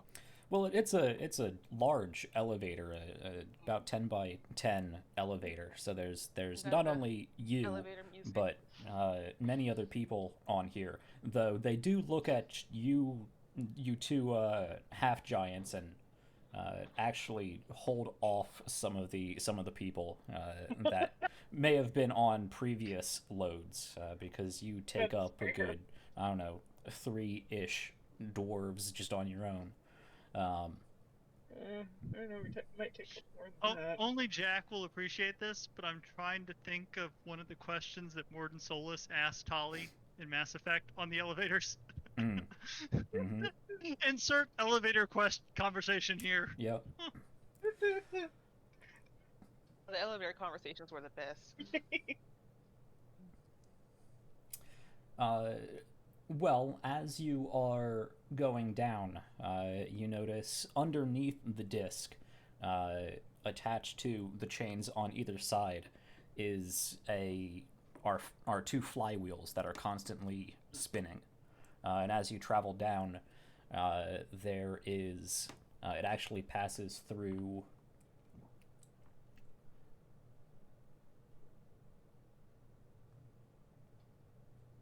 No, it does go all the way down to the bottom, but as you are traveling, and as you get closer to this bottom disc, every little bit you do hear that whoosh of steam, and the elevator doesn't move like a normal, modern elevator where it's a smooth ride down. It goes down about 10 feet and then slows and stops a little, and goes down 10 feet and slows and stops a little, and goes down. I hope no one's motion sick.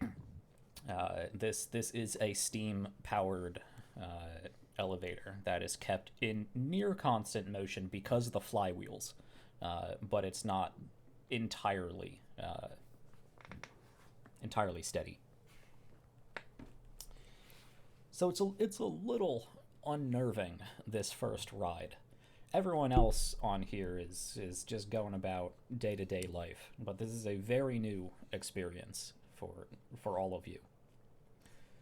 Especially the two half-giants, for whom the safety rails come to about their waist. Oh yeah, I feel real safe. I want to stand closer to the middle. Okay.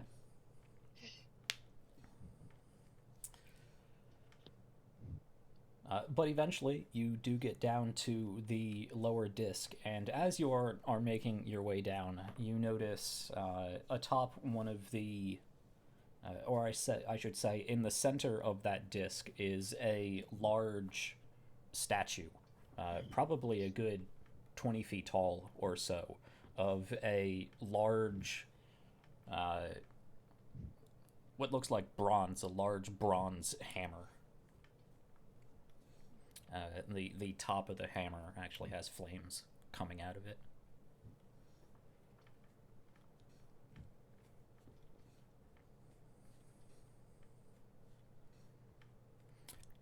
but as you get off the elevator, between the hissing of the steam and the beating of the metal and the whoosh of the bellows and the sound of fire and the cacophony of voices about, it is really loud down here. For you to communicate, you will have to shout. And yes, your sensitive lupine ears are going to give you a headache very quickly.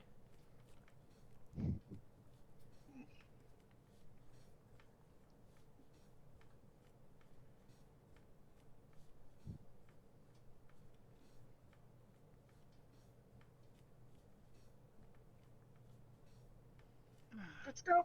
Let's go. What? I'll grab onto the amulet around my neck and sort of look at Tully while mouthing something, and clear as if I was talking to her like normal. In her head, she hears, so whereabouts are we going? Did you get directions from anyone? Shake her head, no. Directions. I cast a message to her. Yeah, tell it. Can I reply with message, or is Yeah, it... Yes. yeah, you can reply to his spell. Okay, is there a limit, 20... a word You limit have like this a sending? spell! Or... No, I have Oh, sending. I'm sorry, not I forgot message. about that. Yes, essentially message, as best as I can tell, is just as many words as you can get into a 6-second window, because it's a instantaneous cast time. Oh, okay. You, Tali, no, in don't have response to his directions. cast, Probably ask around. Yeah. Yeah. will be limited by an immediate response, but for the most part, out of combat or out of any sort of tense situation, you guys can more or less freely communicate. Okay. Yeah, Tali's gonna say, no, we didn't really ask for any directions from anybody, but we can probably ask now that we're down here. Can we? Probably. Maybe the guard by the elevator knows? I will nod and turn to find the closest local that looks like they aren't in a super huge hurry, but also look friendly enough to actually reply to me should I ask them a question. Okay. It's a very specific request. Yes. Maybe too specific going, considering you're half giant.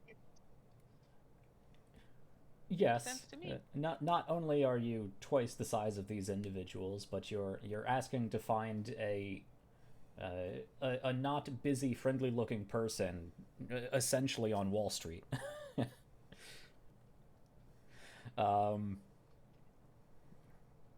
Yes, whether well, you said you were doing it, so go ahead and make a charisma-based investigation check. See how many people you have to bother before somebody's willing to talk to you.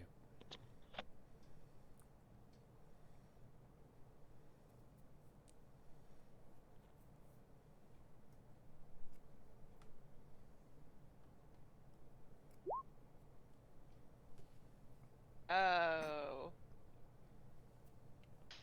Okay. Sure. Regular investigation, that would have been nice. Yes. That's cool. But you are relying on talking to people instead of deductive reasoning. No, I didn't say I was going to talk to anybody. I said I was going to look for some. Can't talk to people around here. It's too Okay. loud. Okay. I'll still go with the 0. I just... Yeah. It doesn't matter. It would have been a 4 otherwise. Yeah. Well, if you're just looking for somebody to talk to, what is your passive insight? 11. Yeah, I mean, between this roll and your passive insight, everybody looks like they are moving with purpose, and people are keeping an eye on you because it's hard not to. But for the most part, with it being so loud, unless you actually stand in front of somebody and like really wave them down, they look at you kind of, what the hell is that, and keep moving. So unless you purposely try to stop somebody, you don't immediately find anybody who looks super helpful.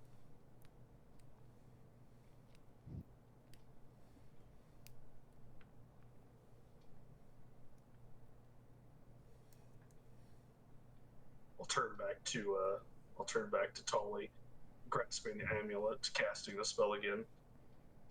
I don't think that's going to happen very easily.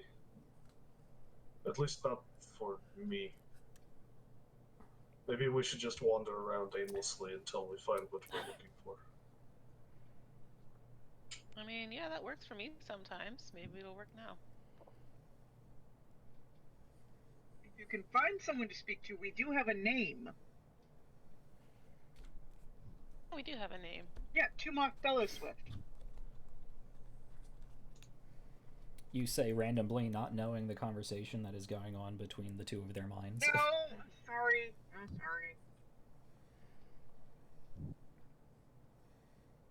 I imagine the rest of you are having a hard-to-hear shouting conversation about what to do anyway. A lot of what? Again, it's like, hey, Akila probably is mostly just like, no. Trying to block a lot of the sound out. Can I go see about asking the whoever's like taking tickets at the elevator? You know where we should go? So you ignore the line and walk straight up to the guy asking for tickets, and a number of people in the line are like flipping you off and shouting things you can't hear and doing the whole get to the back situation. The guard kind of immediately holds his hand up for you to stop and points to the back of the line. And I assume you go to say something, and he leans in with his ear. Do I have anything to write on in my bag? Actually, do I have anything to write on in my bag?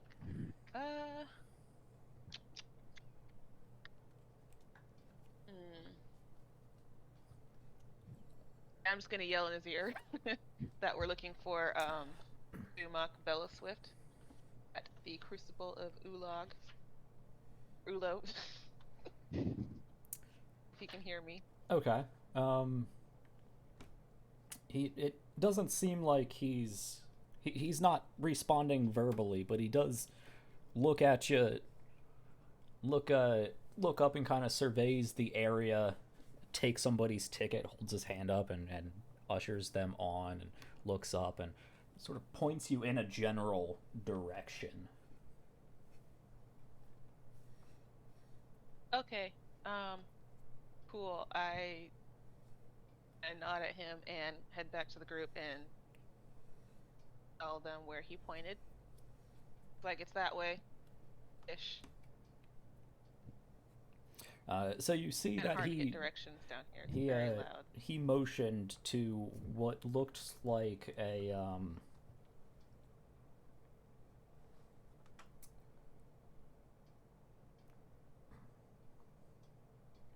quite a large building, and it's sort of semicircle shaped around one side of that central hammer statue,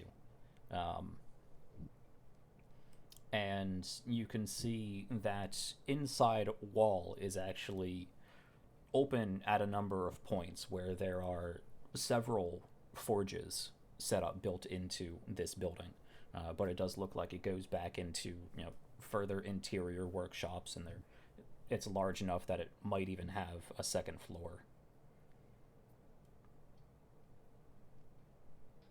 Yeah, so it'd be that one then. Good bet. It is also built up and again several other buildings that likewise look industrial or like forges or whatnot.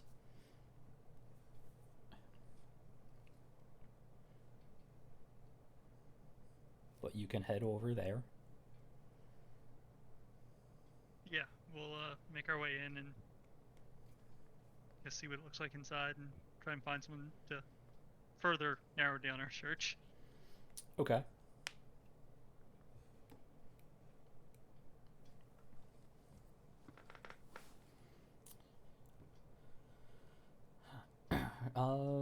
Let's see. Did you get a physical description of this guy? I believe we did. Yeah, there was a brief one. It is. Yeah, I vaguely remember Habrit giving us one. Well, mostly Ander. I was going to say yes. I did get a description. That was last week when I was between computers, so it's unfortunately on that computer. Okay. Aww. Which I can pull up, but it's going to take a second. Tumok Bellow Swift. I believe we got definitely a description of hair, beard. I know, it's like beard. There's Well, down. I meant color. Yeah, I mean, there was color. something about how he something styled it. Yeah, I think so. Yes, I believe I said that he had rather vibrant red hair, and probably middle-aged for a dwarf. And you got a physical description that more or less works, and.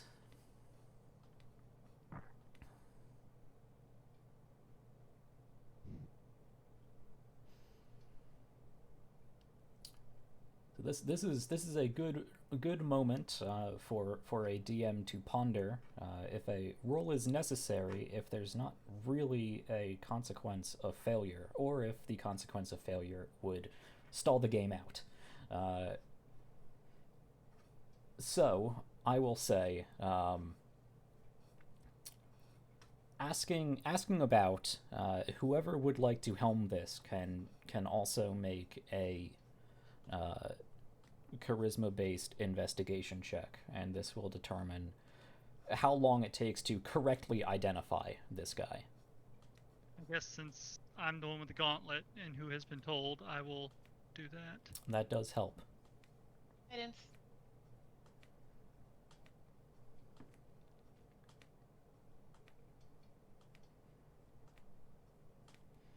Are you dropping any additional information in reference to this guy? Or are you just shouting, Tumok Bellow Swift, where? No, I would... Whoever I'm talking to, be like, yeah, I'm looking for Tumok Bellow Swift, dwarf... Well, leave out the dwarf part, that's dumb. Bright red hair, can I give the physical description? I was told a forge-bound acquaintance of ours apparently worked with him and sent something with us to give to him. So I'm guessing dropping the forge-bound thing might help narrow it down. Mm-hmm. That was the key word I was looking for. Yep. Yay! Exactly. Cool. Okay. Hey! Easy enough. Ooh. And guidance. Yes, if you would like to roll your d4, you can throw that on there, but that is well above what you needed it to be. 22! Okay. Yeah. Yeah, so Definitely you pretty much pick one of these stalls at random, and walk up, and there's a trio of, again, relatively youngish looking dwarves, two young men and a young woman, who are helping each other work on various different projects, simple things like actually, I don't really know how difficult it is to make pipes. I was going to say they're just making a pipe, but I don't know. Simple things to make. Files and...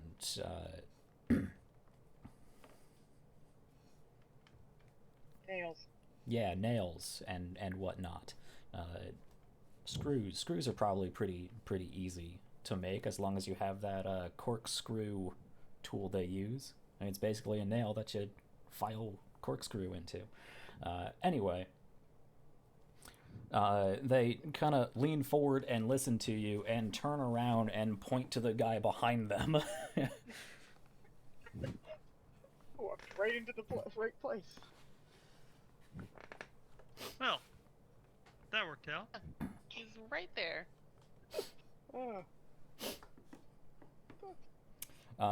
Yeah, so there's this older middle-aged dwarf. He's kind of hunched over from just years of being bent over a forge and hammering away. He does have this large bushy red beard and thinnish hair on top that's largely been kept short. And he's actually got his beard sort of tied into a leather strip on his apron, so it's not in his way.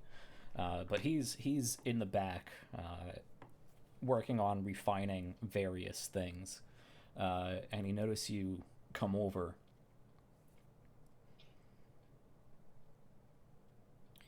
Lifts his head up and stops what he's doing.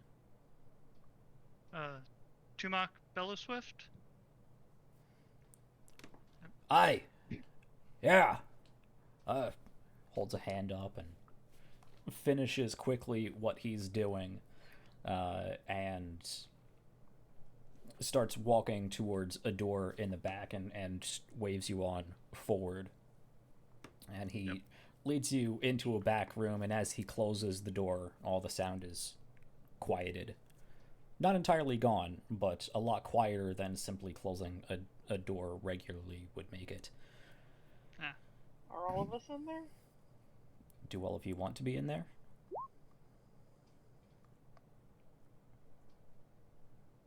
Sure. I figured. Window shopping. I'm gonna go window shopping for like swords and armor and shit. Okay.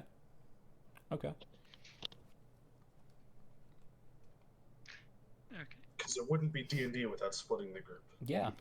Let's face it. Especially with us. And Omen's only vaguely kind of not really interested in dealing with this stupid fire elemental. Yeah, he wanted to kill it or send it to the census. So. Mm-hmm. Yeah, but sure, I'll be there. The rest of you file into this quiet room.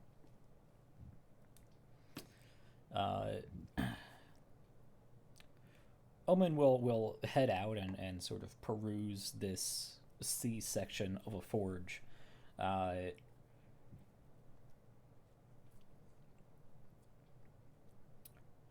You do see that there are a few, I guess, display pieces set up. There's no real storefront to any of these places, but you can stop and try to talk to people, wave down some people working on things, and see if you could commission stuff. Is there anything in particular you were looking to have made or buy off the rack? No. Okay, you're just window shopping. Nothing. Yeah, I'm just walking around looking at cool stuff. Okay. Trying to decide which smiths are good, which smiths are, putting on a show. Yeah. Are you proficient in smithing tools? Nope. No. But okay. I'm a war veteran and... Yeah.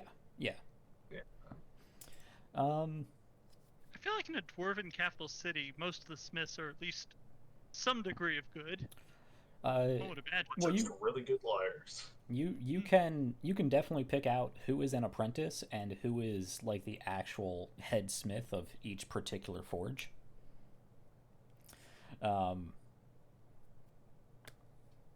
But for the most part, you do see the older men and women at this forge.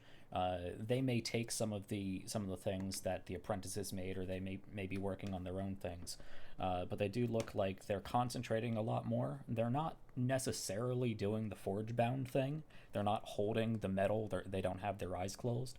But they are very meticulous about getting the metal exactly the right color it needs to be as far as the glow from the heat, and hitting it at exactly the right spot with the right amount of pressure. And you can tell the difference between, well, the display pieces, each of them look very nice, no matter what they may be, and you only see a few places that look like they have like a suit of armor on display, or a sword, or an actual warhammer or whatnot. Some of these other places are simply for mechanical components, be them tubes or gears, or making tools, or just general other hardware, brackets and whatnot. But of the ones producing military-like kit, you can tell that the display pieces are there to show off some pretty good quality. Though they are in dwarven make, so they're built for a dwarf. So they're I mean, a suit of armor is about 4.5 feet tall, and they're a bit stockier. Some of the pieces that are designed to take a bit more, absorb a bit more damage, as opposed to the pieces that are designed more for deflecting, are a bit stockier. But if you go up and you examine it, you can tell just from comparing it to the armor that you've worn throughout the years that it's very well crafted armor. It would never fit you, but it's well crafted armor.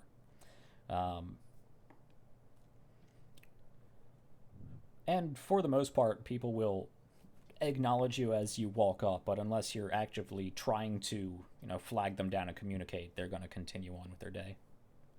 So you window shop while the rest of these people are having a conversation with Tumak. So he waves you in. And it's a pretty basic room. Again, Aquila, you're kind of hunched over. And it does have a simple desk back there and some chairs set up.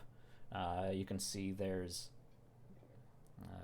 different charcoal drawings of various arms and armor and different, like I said, gears and pipes and whatnot.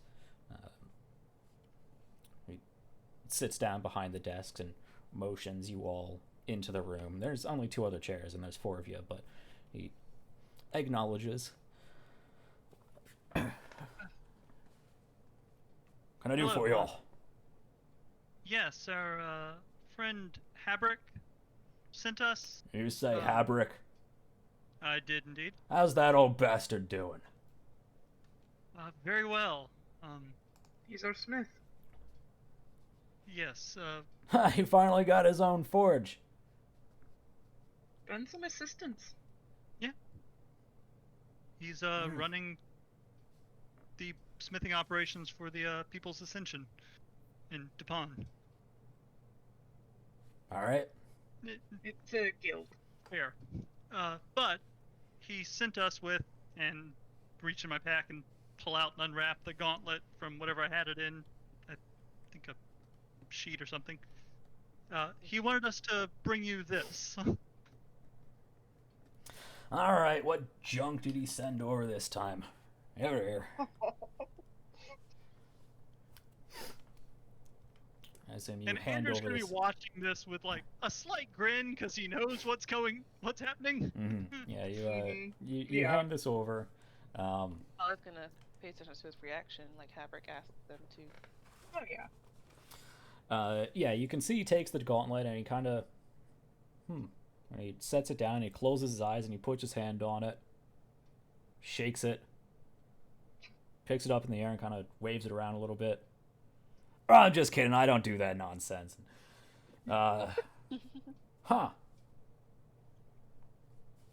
Goes and slips it on or fastens it to his hand.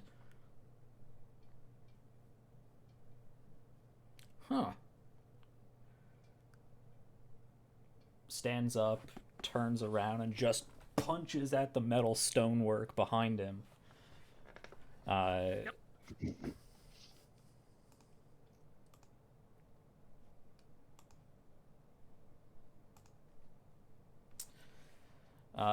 Yeah, and you can see there's a slight like spider web cracking, and a little bit of the outer layer of that stone flakes off as he pulls his hand back and shakes it out because he just punched solid stone. It's gonna hurt like hell.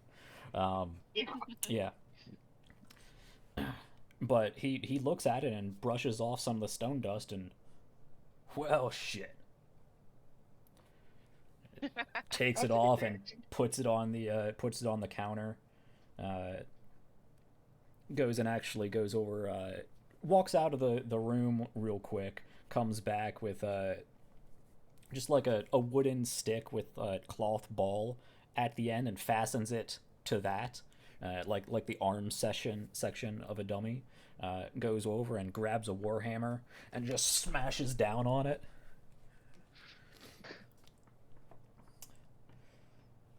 Takes it off and looks at it and brushes it away, and it's got a minor dent to it and has some scuffs on it at this point.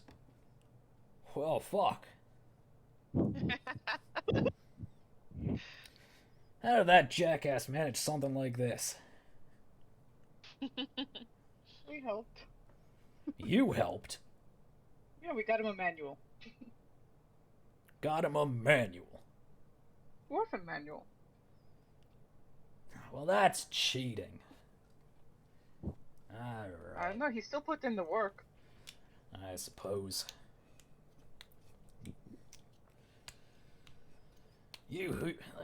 Those humans always skipping ahead.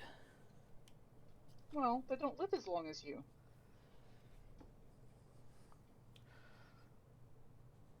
We don't all have the time to take pride in our work.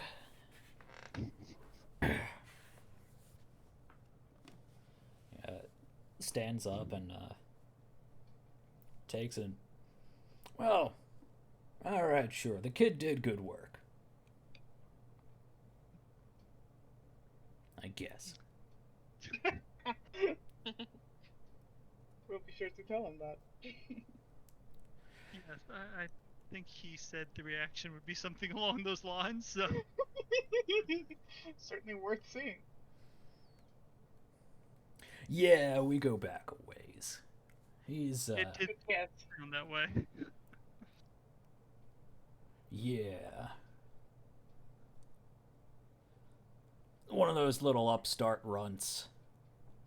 Came in here all bellows and brimstone. Guess he got it figured out eventually.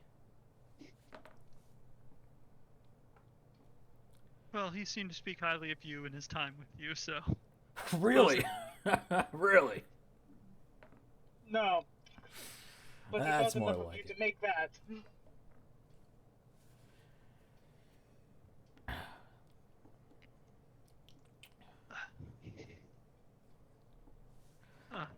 Well, I suppose now that he's willing to put in hard work and not, all that hoity-toity magic nonsense, maybe he'll actually be a decent smith. He's still doing the hoity-toity magic nonsense as well, but... We all have our handicaps. I was gonna say, hasn't he made a couple things some of us have? Yeah, Tali's actually wearing one of his masterwork items. I yeah. believe, weren't you, or no, because you switched out for... Well, the hammer is. The hammer is, yeah, you've switched out your Darkwood armor. Switched Yeah. into your Darkwood armor. Yeah. It used to be chainmail, but Yeah. that's back in the guild hall now. So. Yeah. Yeah. But And the now hammer's he's wearing definitely- Darkwood armor in a volcano. Yeah. Although I am kind of nervous to show him my hammer, considering he tried to smash the gauntlet. I would probably just Yeah, not. Tolly's just like hiding it behind your back. But your hammer's Get the supposed to clothing smash cover. things, Tolly! Yeah, but not get smashed by other things. Oh, come on, give it a shot.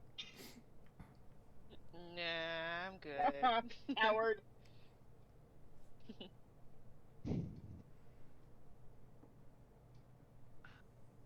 Alright, so who are all of you then? How do you know this Joker?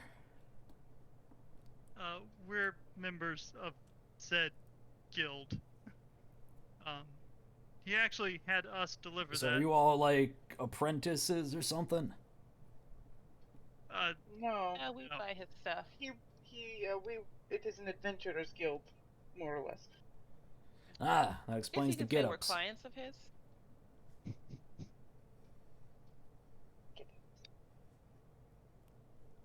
I mean, to be fair, some of us are wearing some weird shit. Oh, right, grass armor. I forgot about the grass armor.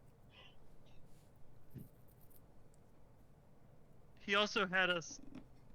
He sent us with that since we were going to be in the city already on some business, and he also seemed to suggest that you might be able to help with that as well, or at least give us some information. I'm the best damn smith in this whole mountain. I can get you whatever you need. We're actually looking to get to the magma chamber below the city.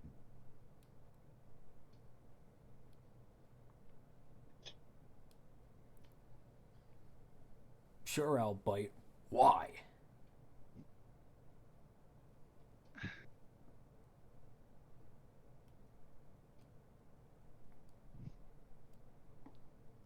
Just kind of look back at Aquila. Yeah. Well. Yeah, I suppose. Yeah. I was gonna say, it's like, is the room mostly made of stone? Yeah. Don't. Okay. I'm not doing anything yet, but I'm asking. Okay. Just in case. We came across a fire elemental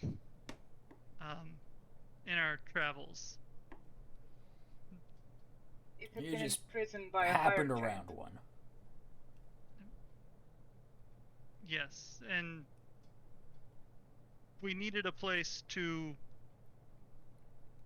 release it where it would both be at home and not be at risk of burning down a city or town or anything else. And it was suggested that beneath Kargnorak was the best place for that. Considering no one we had contact with knew how to open a portal to the plane of fire, which would be the best option, but work with what you have.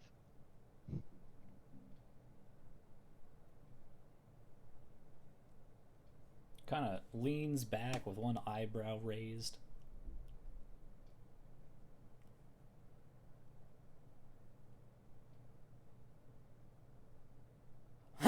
Habrick, he's such full of bullshit. Okay. You almost had me going there. You gotta work on your delivery, though. Everyone's back up. I have a scorched, well, the remnants of a scorched backpack back at the guild hall that would argue with that being a joke, but... I think I have better proof. So, what are you doing, Akio? Make room. What? What are you doing? Well, because I've been carrying the fire elemental. Mm-hmm. So it's like, pull a little pouch off and pull the big old ruby out. Some stone you got there, lass. It does. Can we borrow your forge for a minute? Why? Because we want to show you. If it's just a ruby, it won't hurt your forge. What are you getting at? You want proof? I did say the fire elemental, or I believe actually Aquila said the fire elemental was enslaved. It is attached to that gem. It's been trapped in here. It wants to get out.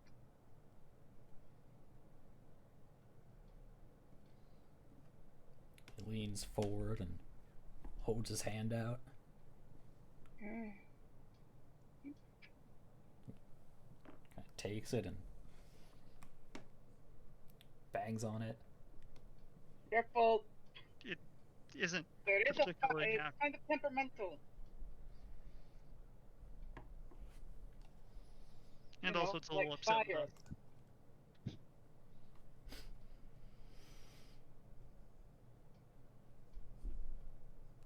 You didn't need to add that part.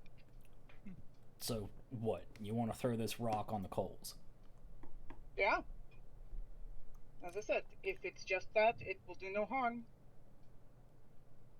So, what? You're claiming a... tosses it back at you. Okay. Yeah. So, what? You're saying there's soul flame in there? Yes. That's exactly what we're saying.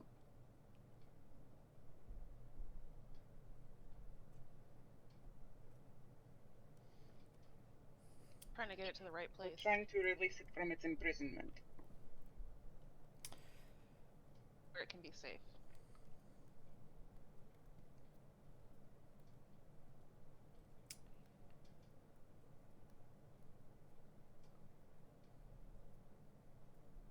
Okay.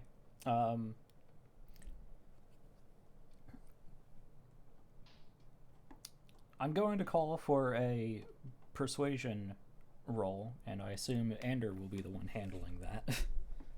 Can we be helping? I would say you can help, but I don't know if you can. Ow. That's mean. I mean, you're not wrong. Alright, come on, That's dice. mean, Jack. Be nice. I assume it's too late for guidance. Guidance. Well, that would require you casting in a small room in front of Oh, him, yeah. which is probably not Yeah. the best idea. Yeah, that's what I Probably. figure. Not best. Okay. Not bad. Okay. There you go. Right. Right.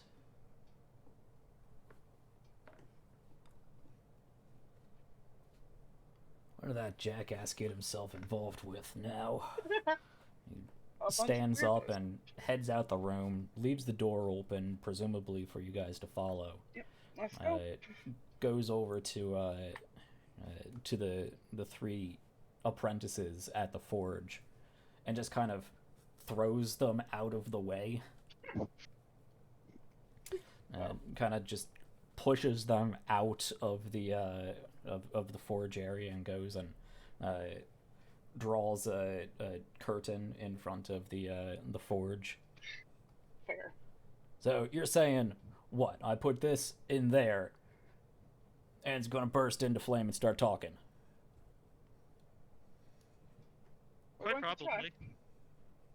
Do I notice that they've all come out of there and all of that just happened, or am I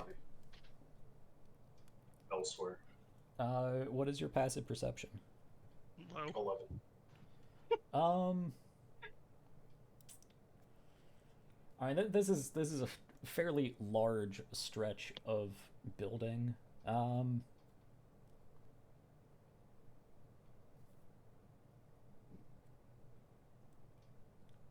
You will in time notice that the curtain of the forge area that you last saw them in has been closed, and you can start making your way over there if that is your intent. Yep. And I will let you know when you get there. But at this point, he kind of shrugs and Well, I thought he gave it back to me. yeah, that's why he shrugs and motions towards the forge. Okay. Go and put it, Toss it it in onto and the sort of- coals. and in giant yell at it to come out. Okay.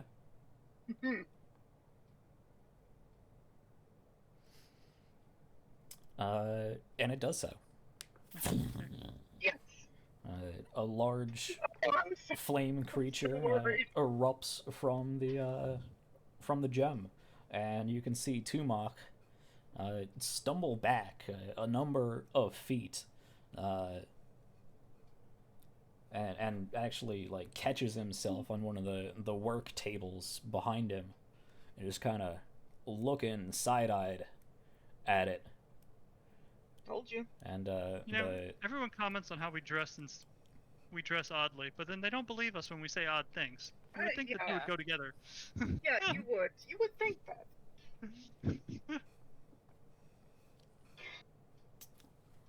But I mean, if you walked up and said you killed a manticore, they'd surely believe you. But you walked up and said, "Hey, I got your great-great-great-great-great-great-grandfather in my rock."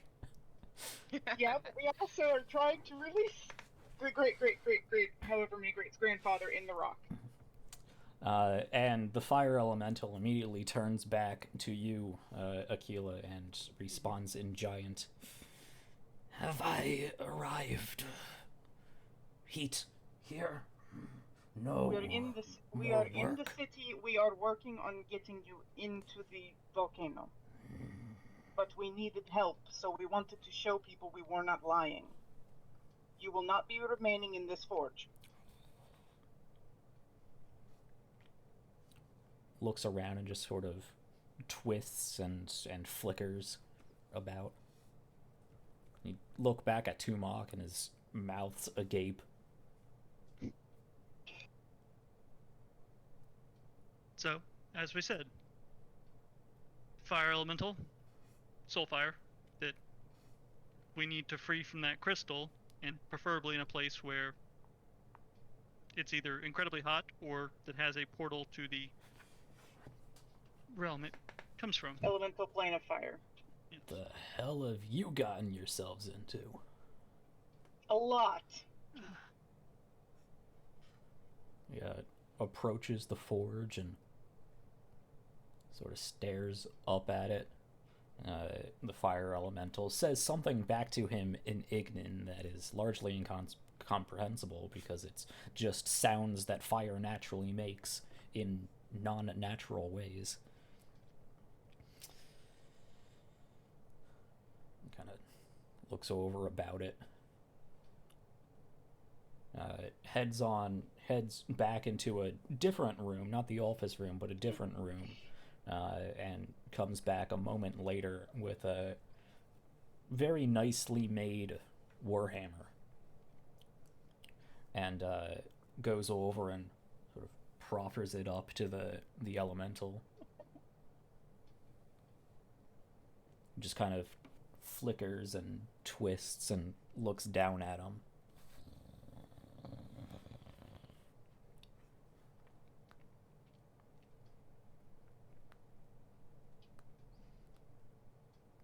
And looks back over to Ander, actually, and then twists and looks back over to Aquila.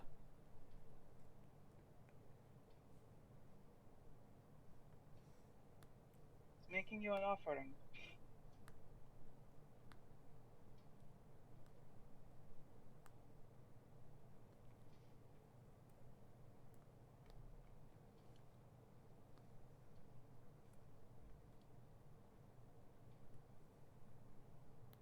Take.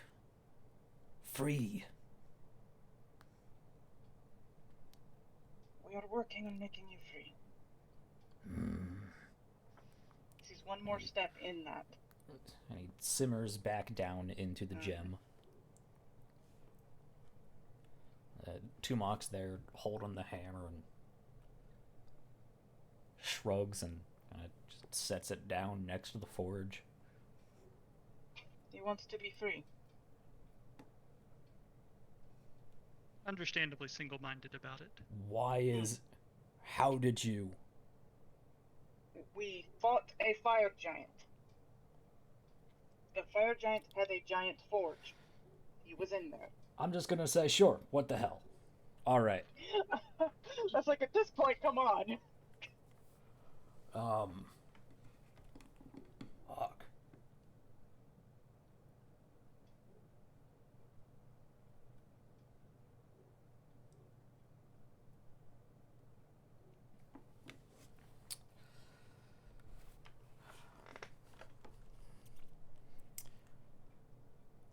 Alright, well, if you're asking for suggestions, I would say check the House of Cinderkarn. Can you help us get an in with that? Because I doubt they'll just accept us if we walk up there. Also, Could try. what is the House of Cinderkarn? The Cinderkarns. Yeah. They're, wardens, you would say, of the lower levels. Don't know much about them. It's sort of one of the few remaining old ways.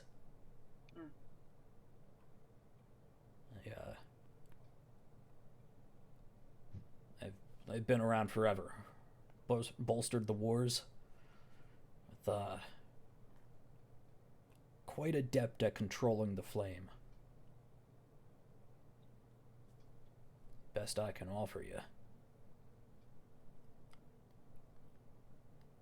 If you're looking to get deep in the mountain, they're the only ones I know of who have any reason, and I don't even know what that reason is, to go down past the steamworks.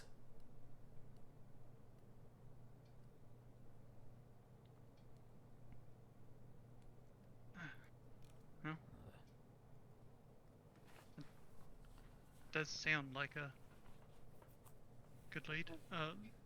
Where could we find them? I'll,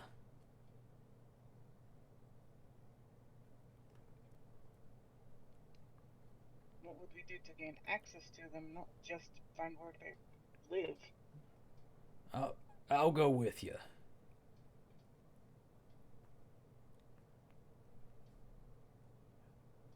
Yeah, grab your rock. Can you pull it out of the flame, please? Uh, I'm not fire resistant. Goes and grabs some tongs and places it down on a anvil to cool. Thank you.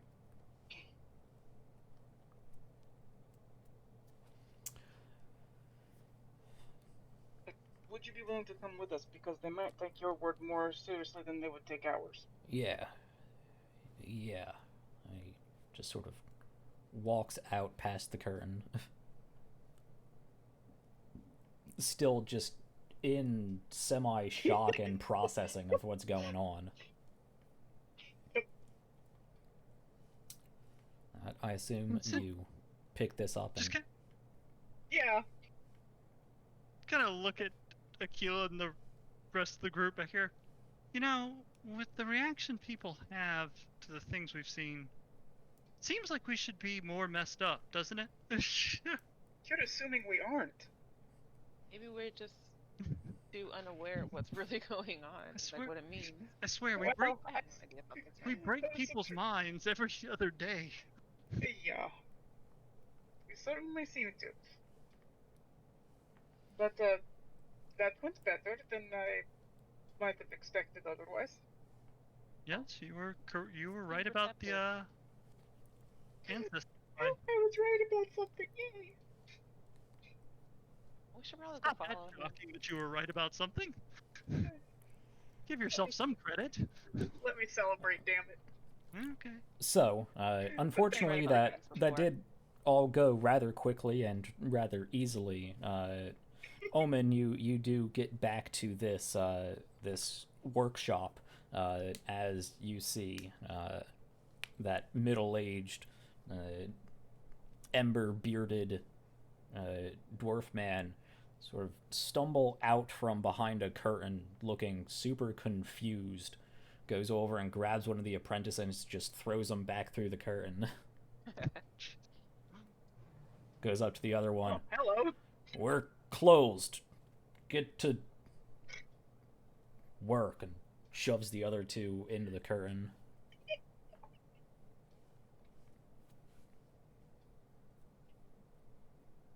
Yep, we definitely broke him a little bit. I'll walk up and ask in Dwarven. I apologize, did you happen to see some big group of people walk by? I think they were looking for... Are you two Muck?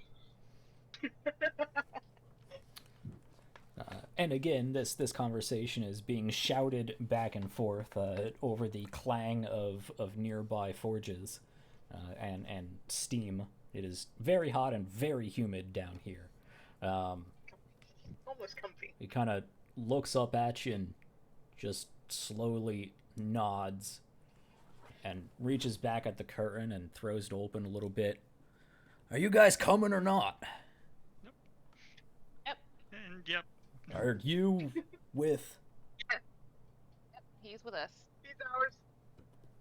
Kind of waves the group on and starts walking past, unless there's anything more you would like to... I'm gonna grab my amulet, cast message to Tolly again. Did you all tell him that his puppy ran away? He seems sad.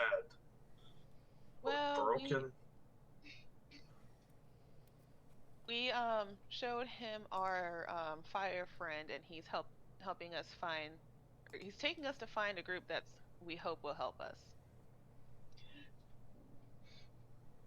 Called the Cinderkarns.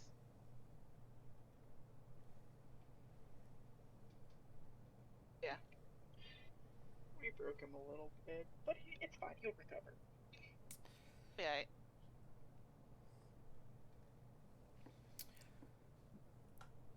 Okay. Yeah, I'm just gonna look at the rest of the group sort of like with a puzzled look on my face about how they managed to break a dwarf in 5 minutes. Well, not shouting it down here.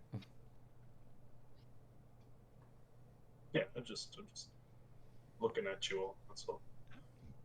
It's kind of... It's amazing what happens when you show someone their ancestor. Okay. So, Tumac goes over and purchases another ticket for the elevator, and motions for you to do the same. Yeah. And this time you're going all the way to the top. More gold. Yeah, so that's another 2 gold 2. for everybody. You'd think they'd have some sort of season pass or something, That would make sense. so you wouldn't have to stand in line and pay every time. Yeah, some sort of Maybe. fast pass or something. What if you can buy like 10 tickets at like a little punch card, you know? Oh yeah, maybe you do 10, 10 you 11 free. free. That'd be very convenient. Behind the ticket counter, is there any big like thing behind his head that looks like it might be a list of prices and options?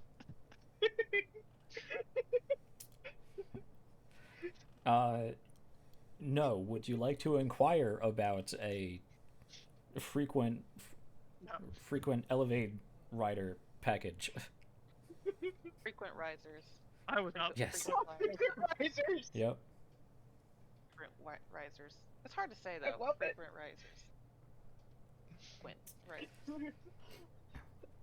No, but since we were making the joke about Right. Disneyland, I was going to see if there was actually the Disneyland style ticket thing. Right. Well, Disneyland or Any theme any park sort in of general. well, you've actually been subways. Yeah. So over the course of the next hour and a half, you make it up to the third central disk of Kargnorak, and this one looks like a more higher class sort of administrative area.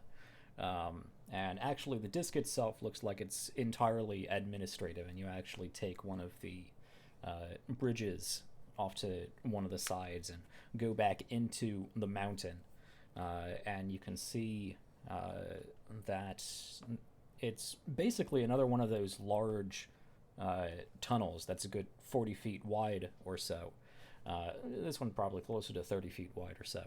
But there are other tunnels that split off, and you can see some of them open up into much larger caverns, where other buildings are built within these caverns instead of just being dug into the side of a mountain. So there's a little more room to move around, and it looks like a proper city placed inside of a cavern, instead of just living inside stone. And he does take you a bit of ways back and into one of these caverns that is set up with a number of very nice houses, very, very blocky, all made of this sort of cyclopean stone work. A number of these large blocks placed on top of each other for various floors. Looks like you could almost call it ziggurat style, with various tiered layers that go up. But it's not just a single like central pyramid shape. It's a number of these buildings that are stacked together in clusters, and there's a number of bronze and gold accents. There's a you can see various motifs of spear, crossed spear and hammer. And a number of simple geometric designs that make up some of the accent work, and well polished.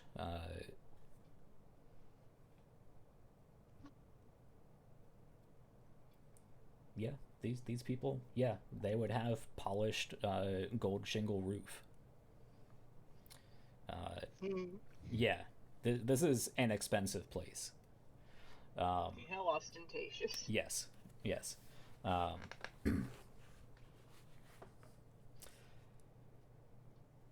And he takes you back to one of these residents and he goes up and talks to some sort of butler or valet, and you are led into... Who speaks Dwarvish? Omen apparently speaks Dwarvish. Yep. And Sevgi. Okay. It is a lot quieter up here. You no longer have to deal with the hiss of the steam and all the people talking and the clanging of metal and whatnot.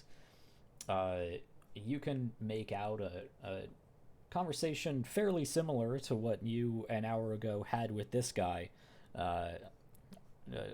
The valet, assuming this is some sort of practical joke, but eventually credentials are explained. It does seem that this individual, Tumak Bellowswift, does invoke the name of House Bellowswift, and that kind of comes with some sort of clout. Motions back to you lot, who, as you point out, are decked out in all kinds of ridiculous gear. We got one of you wearing really dark wooden armor, another one with a cloak made of grass. It's full armor he's got. Yeah, right. It is. You did have that designed in full armor, so an actual like grass suit. Yeah, grass armor suit. Sounds fancy though. Yeah, I would love to get art of that made, because it's in my mind it looks fantastic. Kind of ridiculous, but fantastic. Yes. I'm thinking of like the sweet grass baskets downtown. Yeah. I imagine that you haven't been wearing it for much until you left on this adventure. Yeah, I imagine I just kind of lay it out somewhere in my room and occasionally water it. Yeah, it does require tending to, just like a garden. Yep. Just still waiting for the day we wake up to find him attached to the ground.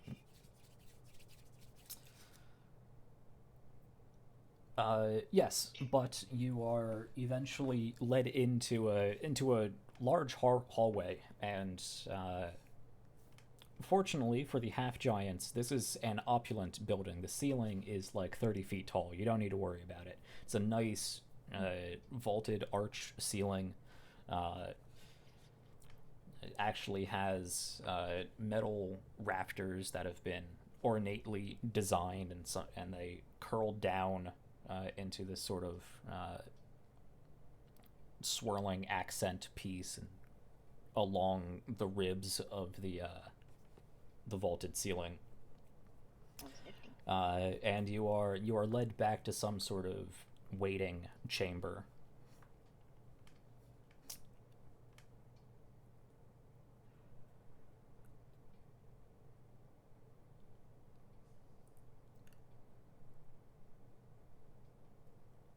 And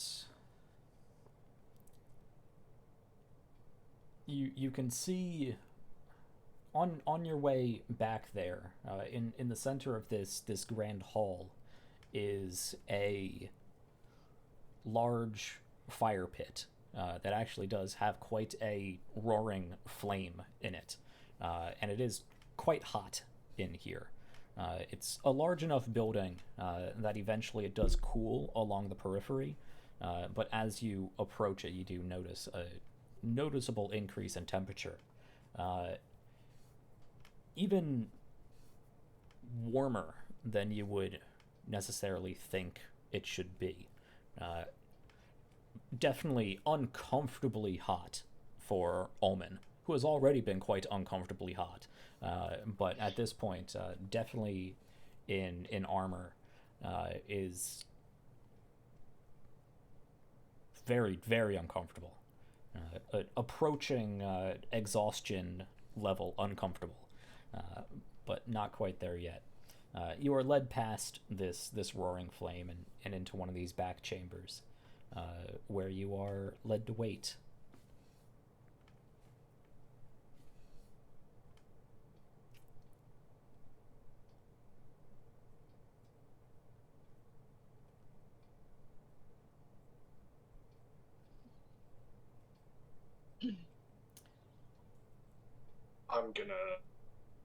As I'm sitting there, I'm gonna pour some of the water from my water skin into my hands and use shape water to turn it into ice in my hands and try to like cool myself off with the ice and sort of do that. Seems reasonable given the circumstances. Do that fairly constantly. You can do that with shape water? You can. Huh. Interesting. Yep. Freeze the water, provided there are no creatures within it for an hour. Cool. So to ruin that, we just need to drop a fish in it. Sure. So you make some ice and try to cool yourself down. The ice doesn't last long. Let's see. Shape water. You said what? It lasts for an hour. So I suppose if it melts again, you could just refreeze it. Yep. That's the idea. That's the plan. Yeah. That's nifty. That's nifty. Okay. So you keep yourself relatively Very cool. nifty. Yeah. It'll work for uncomfortably hot. It's not going to work for dangerously hot, but it'll hold you over for uncomfortably hot. You just hold it. Well, just have ice close to your arteries to cool your blood down. That's all I'm trying to do. What level spell is once shape it's water? melted against you, can't you just like refreeze it right around your body? I mean, eventually you're gonna lose some to evaporation, Like a little ice fist. but yeah, not really a problem. It'll last. It'll work. I love we're having this conversation. It's an interesting conversation. I It didn't is. realize that shape water could do that. Where is shape water? Yes.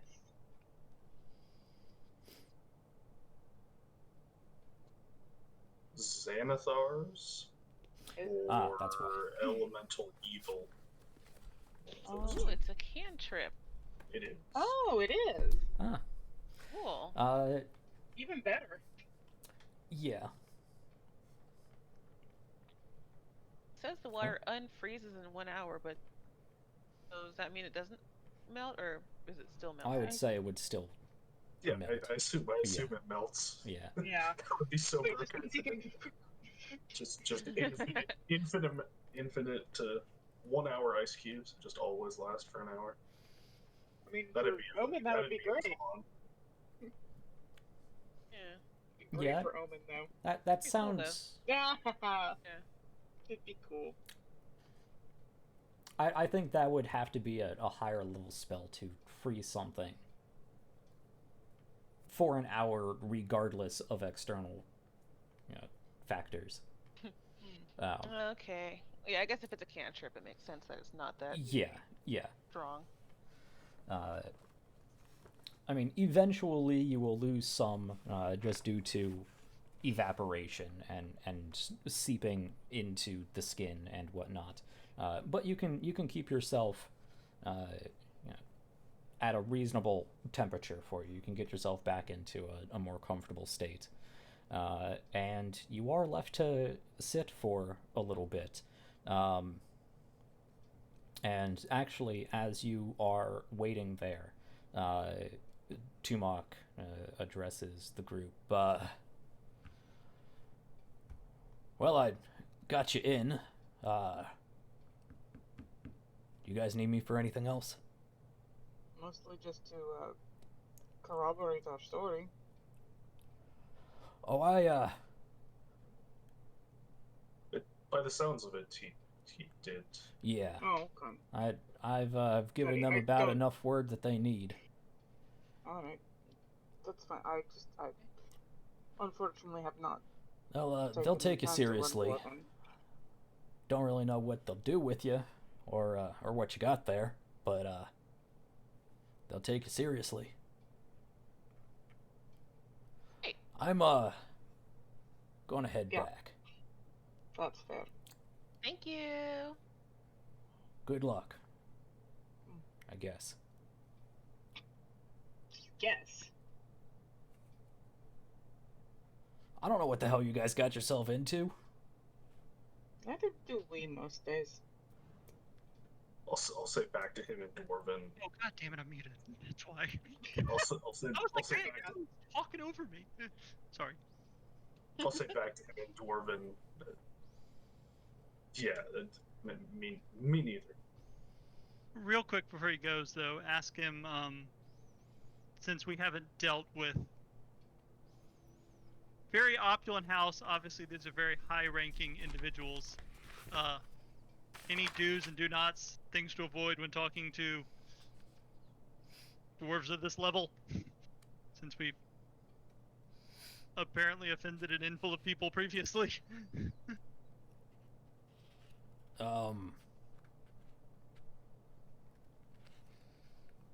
Be respectful of nobility, I guess. Yeah, okay. How do you talk to important people where you're from? We don't have important people where Fair. I'm from. I was more thinking of cultural norms, but okay.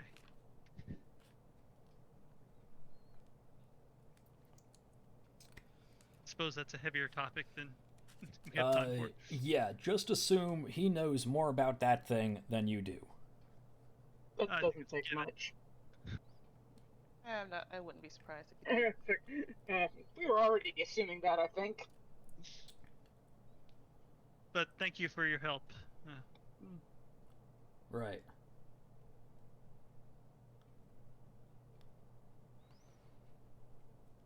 And tell Habrick he's a right bastard. Hmm? He turns and walks out. What was that? You cut out during that. He said, tell Habrick he's a right bastard. That's fair. All things considered, that's fair. Okay. And really, this session went by really quick. Yeah. I have My no God. idea how that took Jeez. 5 hours. I don't know.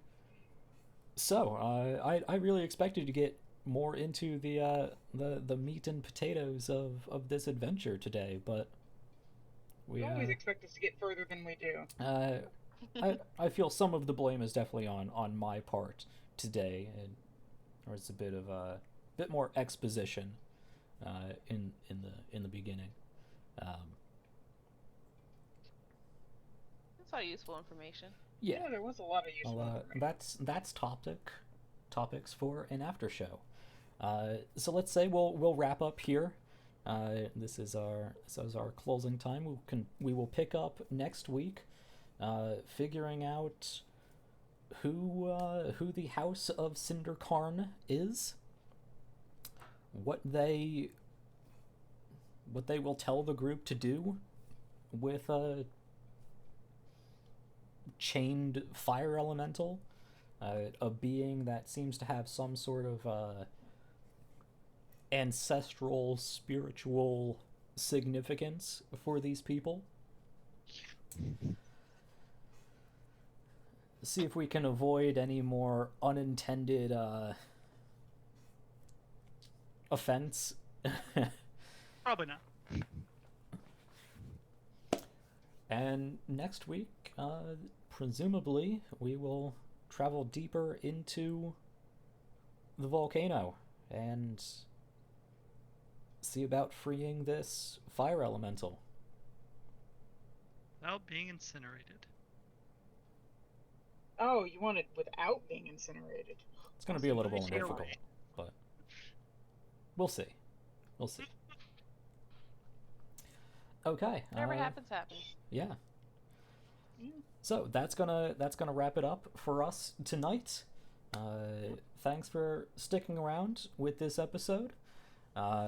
Next week we should get into some fairly interesting and more player-driven action for our adventure. We've been slowly building up references to history and politics and religion and culture, dealing with language gaps and introducing new people and new ways of thinking and all kinds of suspicions and preconceived notions and restrictions with the group. And next week we will break into a proper adventure. Or at least that's one of the likely outcomes to this conversation. We'll see. There's a number of different ways you can handle this fire elemental gem. But check us out next week for that. Just gonna huck it in the volcano. Just chuck it over the side and be done with it. It's so tempting. Eventually, it'll fall down. Someone else will take it the rest of the way. Yeah. Yeah. All right. Thank you for sticking around. I will mention that this video and the previous ones, the previous ones are currently uploaded on YouTube, and this one will be uploaded in the coming days. Again, we have our Twitter account. What is Twitter? Is that the @? Yes. I'm really bad with the social medias. I don't really do them. Yes. We don't social media much? At People's Ascension. It's down below in the cards. You can check us out there. I will post when we are going live. I will post when the videos are uploaded, and I will post my random planning and prepping thoughts every now and then. Yeah, I saw one of those. Yeah, I dropped one hinting about the vastness of the Genavian military, because that was apparently something that I thought important to plan out, even though it's entirely not relevant to the immediate situation. But world building is always fun. Fight entire army. I'm sure it's not relevant. Yeah, sure. 5 eighth level